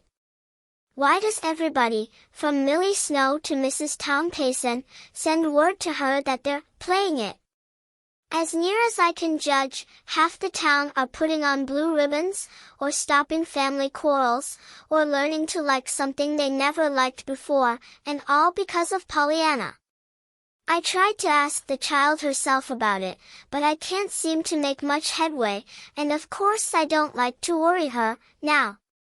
But from something I heard her say to you last night, I should judge you were one of them, too. Now will you tell me what it all means? To Miss Polly's surprise and dismay, Nancy burst into tears. It means that ever since last June that blessed child has just been making the whole town glad, and now they're tinnin' round and tryin' to make her a little glad, too. Glad of what? Just glad. That's the game. Miss Polly actually stamped her foot. There you go like all the rest, Nancy. What game? Nancy lifted her chin. She faced her mistress and looked her squarely in the eye. I'll tell ye, ma'am. It's a game Miss Pollyanna's father learned her to play. She got a pair of crutches once in a missionary barrel when she was wantin' a doll, and she cried, of course, like any child would. It seems 'twas then her father told her that there wasn't ever anythin', but what there was somethin' about it that you could be glad about, and that she could be glad about them crutches. Glad for crutches. Miss Polly choked back a sob. She was thinking of the helpless little legs on the bed upstairs. Yes'm. That's what I said, and Miss Pollyanna said that's what she said, too. But he told her she could be glad, 'cause she didn't need OH! Cried Miss Polly. And after that she said he made a regular game of it, finned in, somethin', in everything, to be glad about. And she said you could do it, too, and that you didn't seem to mind not having the doll so much, 'cause you was so glad you didn't need the crutches. And they called it the just being glad game. That's the game, ma'am. She's played it ever since. But, how, Miss Polly came to a helpless pause. And you'd be surprised to find how cute it works, ma'am, too, maintained Nancy, with almost the eagerness of Pollyanna herself. I wish I could tell you what a lot she's done for Mother and the folks out home. She's been to see them, you know, twice, with me. She's made me glad, too, on such a lot o' things, little things, and big things, and it's made them so much easier. For instance, I don't mind Nancy for a name half as much since she told me I could be glad and Hephzibah. And there's Monday mornings, too, that I used to hate so. She's actually made me glad for Monday mornings. Glad for Monday mornings. Nancy laughed. I know it does sound nutty, ma'am. But let me tell ye, that blessed lamb found out I hated Monday mornings something awful. And what does she up and tell me one day but this? Well, anyhow, Nancy, I should think you could be gladder on Monday morning than on any other day in the week, because 'twould be a whole week before you'd have another one. And I'm blessed if I hain't thought of it every Monday morning since, and it has helped, ma'am. It made me laugh, anyhow, every time I thought of it, and Logan helps, you know, it does. But why hasn't, she told me, the game? Faltered Miss Polly. Why has she made such a mystery of it, when I asked her? Nancy hesitated. Beggin' your pardon, ma'am, you told her not to speak of her father, so she couldn't tell ye. 'Twas her father's game, ye see. Miss Polly bit her lip. She wanted to tell ye, first off, continued Nancy, a little unsteadily. She wanted somebody to play it with, you know. That's why I begun it, so she could have someone. And, these others? Miss Polly's voice shook now. Oh, everybody, most, knows it now, I guess. Anyhow, I should think they did from the way I'm hearin' of it everywhere I go. Of course she told a lot, and they told the rest. Them things go, you know, when they get started. And she was always so smilin' and pleasant to everyone, and so just glad herself all the time, that they couldn't help knowin' it, anyhow. Now, since she's hurt, everybody feels so bad, specially when they heard how bad XXII feels, 'cause she can't find anything to be glad about. And so they've been comin' every day to tell her how glad she's made them, hopin' that'll help some. You see, she's always wanted everybody to play the game with her. Well, I know somebody who'll play it, now, choked Miss Polly, as she turned and sped through the kitchen doorway. Behind her, Nancy stood staring amazedly. Well, I'll believe anything, now, she muttered to herself. You can't stump me with anything, I wouldn't believe, now, oh, Miss Polly. A little later, in Pollyanna's room, the nurse left Miss Polly and Pollyanna alone together. And you've had still another caller today, my dear, announced Miss Polly, in a voice she vainly tried to steady. Do you remember Mrs. Payson? Mrs. Payson? Why, I reckon I do. She lives on the way to Mr. Pendleton's, and she's got the prettiest little girl baby 3 years old, and a boy most 5. She's awfully nice, and so's her husband, only they don't seem to know how nice each other is. Sometimes they fight, they don't quite agree. They're poor, too, they say, and of course they don't ever have barrels, 'cause he isn't a missionary minister, you know, well, He isn't. A faint color stole into Pollyanna's cheeks, which was duplicated suddenly in those of her aunt. But she wears real pretty clothes, sometimes, in spite of their being so poor, resumed Pollyanna, in some haste. And she's got perfectly beautiful rings with diamonds and rubies and emeralds in them. But she says she's got one ring too many, and that she's going to throw it away and get a divorce instead. What is a divorce, Aunt Polly? I'm afraid it isn't very nice, because she didn't look happy when she talked about it. And she said if she did get it, they wouldn't live there anymore, and that Mr. Payson would go way off, and maybe the children, too. But I should think they'd rather keep the ring, even if they did have so many more. Shouldn't you? Aunt Polly, what is a divorce? But they aren't going way off, dear, evaded Aunt Polly, hurriedly. They're going to stay right there together. Oh, I'm so glad. Then they'll be there when I go up to see, oh dear. Broke off the little girl, miserably. Aunt Polly, why can't I remember that my legs don't go anymore, and that I won't ever go up to see Mr. Pendleton again? There, don't, choked her aunt. Perhaps you'll drive up sometime. But listen. I haven't told you, yet, all that Mrs. Payson said. She wanted me to tell you that they were going to stay together and to play the game, just as you wanted them to.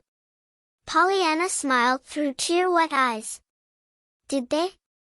Did they, really? Oh, I am glad of that. Yes, she said she hoped you'd be. That's why she told you, to make you glad, Pollyanna. Pollyanna looked up quickly.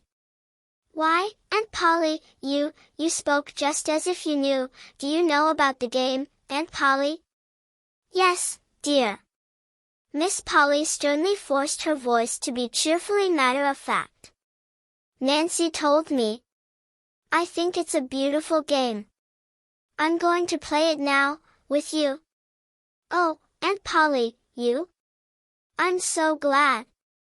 You see, I've really wanted you most of anybody, all the time. Aunt Polly caught her breath a little sharply. It was even harder this time to keep her voice steady. But she did it. Yes, dear, and there are all those others, too. Why, Pollyanna, I think all the town is playing that game now with you, even to the minister. I haven't had a chance to tell you, yet, but this morning I met Mr. Ford when I was down to the village, and he told me to say to you that just as soon as you could see him, he was coming to tell you that he hadn't stopped being glad over those 800 rejoicing texts that you told him about. So you see, dear, it's just you that have done it. The whole town is playing the game, and the whole town is wonderfully happier, and all because of one little girl who taught the people a new game, and how to play it. Pollyanna clapped her hands. Oh, I'm so glad, she cried. Then, suddenly, a wonderful light illumined her face. Why, Aunt Polly, there is something I can be glad about, after all. I can be glad I've had my legs, anyway, else I couldn't have done that. Chapter 29. Through an open window. One by one the short winter days came and went, but they were not short to Pollyanna. They were long, and sometimes full of pain. Very resolutely, these days, however, Pollyanna was turning a cheerful face toward whatever came. Was she not specially bound to play the game, now that Aunt Polly was playing it, too? And Aunt Polly found so many things to be glad about. It was Aunt Polly, too, who discovered the story one day about the two poor little waifs in a snowstorm who found a blown-down door to crawl under, and who wondered what poor folks did that didn't have any door. And it was Aunt Polly who brought home the other story that she had heard about the poor old lady who had only 2 teeth, but who was so glad that those 2 teeth hit. Pollyanna now, like Mrs. Snow was knitting wonderful things out of bright-colored worsteds that trailed their cheery lengths across the white spread, and made Pollyanna, again like Mrs. Snow, so glad she had her hands and arms, anyway. Pollyanna saw people now, occasionally, and always there were the loving messages from those she could not see, and always they brought her something new to think about, and Pollyanna needed new things to think about. Once she had seen John Pendleton, and twice she had seen Jimmy Bean. John Pendleton had told her what a fine boy Jimmy was getting to be, and how well he was doing. Jimmy had told her what a first-rate home he had, and what bang-up folks Mr. Pendleton made, and both had said that it was all owing to her. Which makes me all the gladder, you know, that I have had my legs, Pollyanna confided to her aunt afterwards. The winter passed, and spring came. The anxious watchers over Pollyanna's condition could see little change wrought by the prescribed treatment. There seemed every reason to believe, indeed, that Dr. Meade's worst fears would be realized, that Pollyanna would never walk again. Beldingsville, of course, kept itself informed concerning Pollyanna. And of Beldingsville, one man in particular fumed and fretted himself into a fever of anxiety over the daily bulletins which he managed in some way to procure from the bed of suffering. As the days passed, however, and the news came to be no better, but rather worse, something besides anxiety began to show in the man's face, despair, and a very dogged determination, each fighting for the mastery. In the end, the dogged determination won, and it was then that Mr. John Pendleton, somewhat to his surprise, received one Saturday morning a call from Dr. Thomas Chilton. "Pendleton," began the doctor, abruptly, "I've come to you because you, better than anyone else in town, know something of my relations with Miss Polly Harrington." John Pendleton was conscious that he must have started visibly. He did know something of the affair between Polly Harrington and Thomas Chilton, but the matter had not been mentioned between them for 15 years, or more. "Yes," he said, trying to make his voice sound concerned enough for sympathy, and not eager enough for curiosity. In a moment he saw that he need not have worried. However, the doctor was quite too intent on his errand to notice how that errand was received. "Pendleton, I want to see that child. I want to make an examination. I must make an examination." "Well, can't you?" "Can't I?" "Pendleton, you know very well I haven't been inside that door for more than 15 years. You don't know, but I will tell you, that the mistress of that house told me that the next time she asked me to enter it, I might take it that she was begging my pardon, and that all would be as before, which meant that she'd marry me. Perhaps you see her summoning me now, but I don't." "But couldn't you go, without a summons?" The doctor frowned. "Well, hardly. I have some pride, you know. But if you're so anxious, couldn't you swallow your pride and forget the quarrel?" "Forget the quarrel," interrupted the doctor, savagely. "I'm not talking of that kind of pride. So far as that is concerned, I'd go from here there on my knees, or on my head, if that would do any good. It's professional pride I'm talking about. It's a case of sickness, and I'm a doctor. I can't butt in and say, 'Here, take me,' can I?"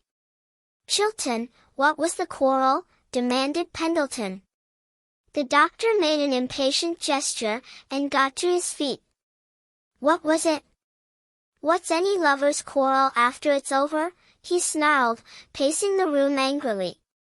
"A silly wrangle over the size of the moon or the depth of a river, maybe. It might as well be, so far as it's having any real significance compared to the years of misery that follow them. Never mind the quarrel. So far as I am concerned, I am willing to say there was no quarrel. Pendleton, I must see that child. It may mean life or death. It will mean, I honestly believe, 9 chances out of 10 that Pollyanna Whittier will walk again." The words were spoken clearly, impressively, and they were spoken just as the one who uttered them had almost reached the open window near John Pendleton's chair. Thus it happened that very distinctly they reached the ears of a small boy kneeling beneath the window on the ground outside. Jimmy Bean, at his Saturday morning task of pulling up the first little green weeds of the flower beds, sat up with ears and eyes wide open. "Walk, Pollyanna," John Pendleton was saying. "What do you mean?" "I mean that from what I can hear and learn, a mile from her bedside, that her case is very much like one that a college friend of mine has just helped. For years he's been making this sort of thing a special study.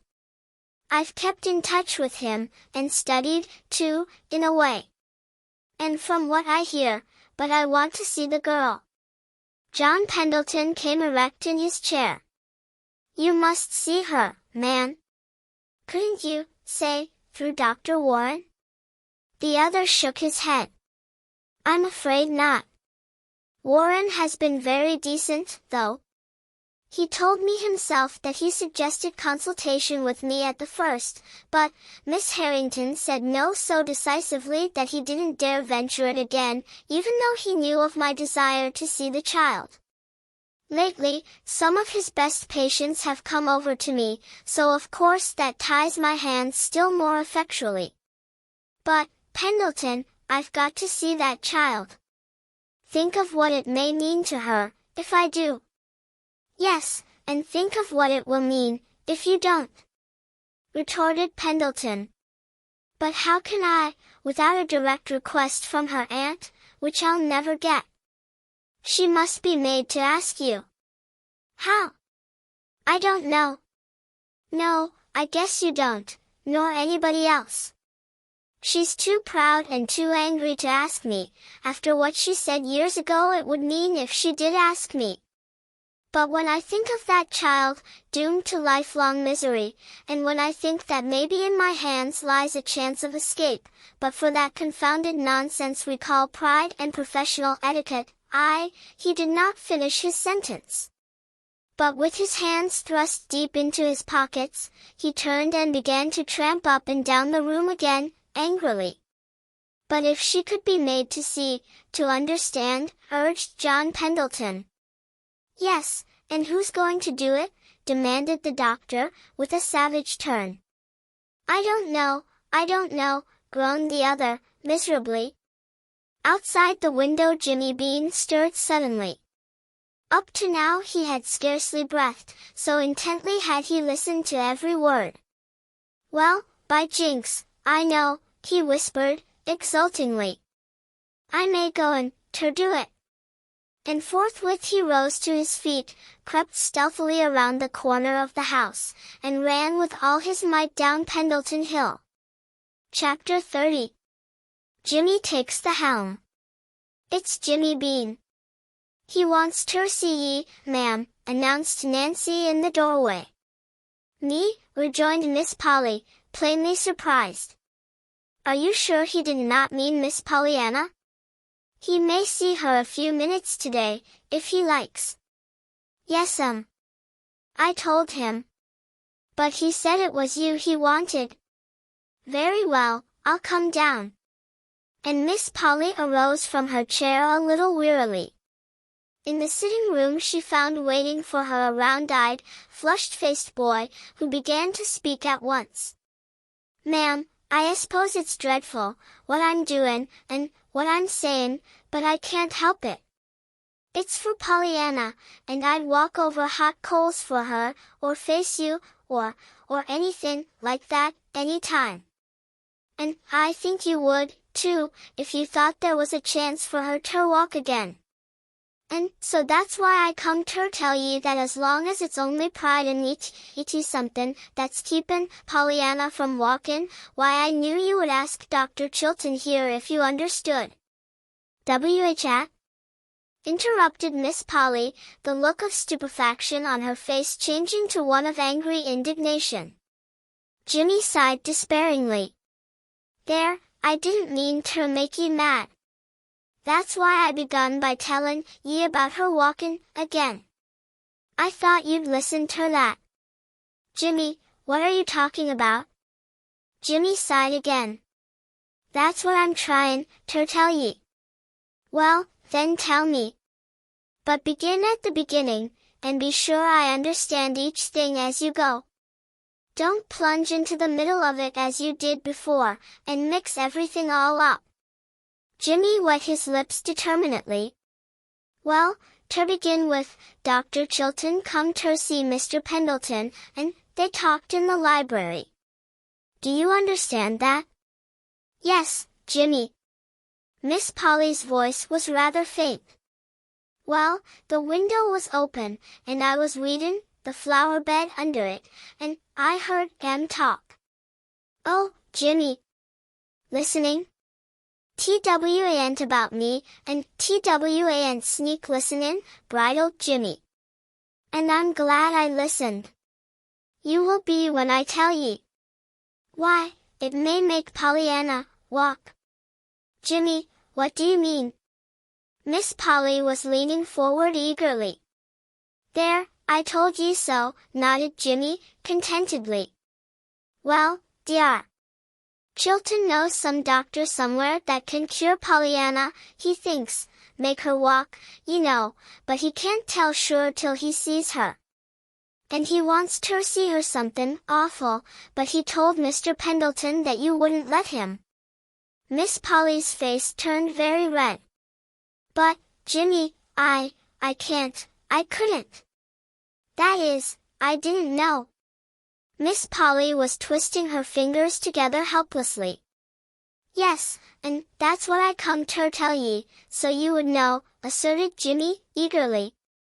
They said that for some reason, I didn't rightly catch what, you wouldn't let Dr. Chilton come, and you told Dr. Warren so, and Dr.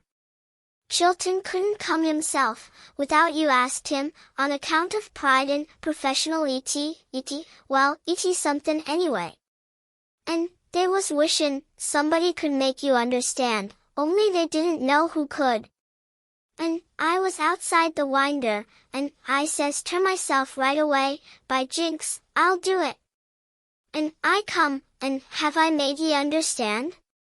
Yes, but, Jimmy, about that doctor, implored Miss Polly, feverishly. Who was he? What did he do?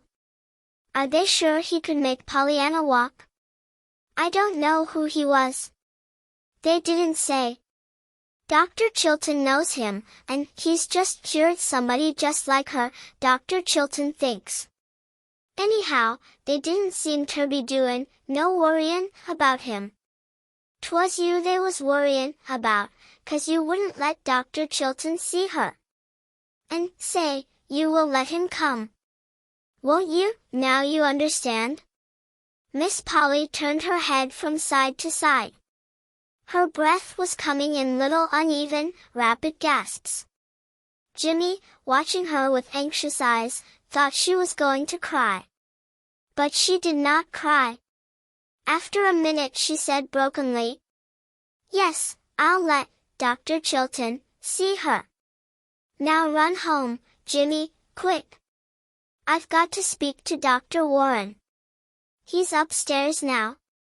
I saw him drive in a few minutes ago. A little later Dr. Warren was surprised to meet an agitated, flushed-faced Miss Polly in the hall. He was still more surprised to hear the lady say, a little breathlessly, Dr. Warren, you asked me once to allow Dr. Chilton to be called in consultation, and I refused. Since then I have reconsidered. I very much desire that you should call in Dr. Chilton. Will you not ask him at once, please? Thank you. Chapter 31. A New Uncle. The next time Dr. Warren entered the chamber where Pollyanna lay watching the dancing shimmer of color on the ceiling, a tall, broad-shouldered man followed close behind him. Dr. Chilton, oh, Dr. Chilton, how glad I am to see you! Cried Pollyanna. And at the joyous rapture of the voice, more than one pair of eyes in the room brimmed hot with sudden tears.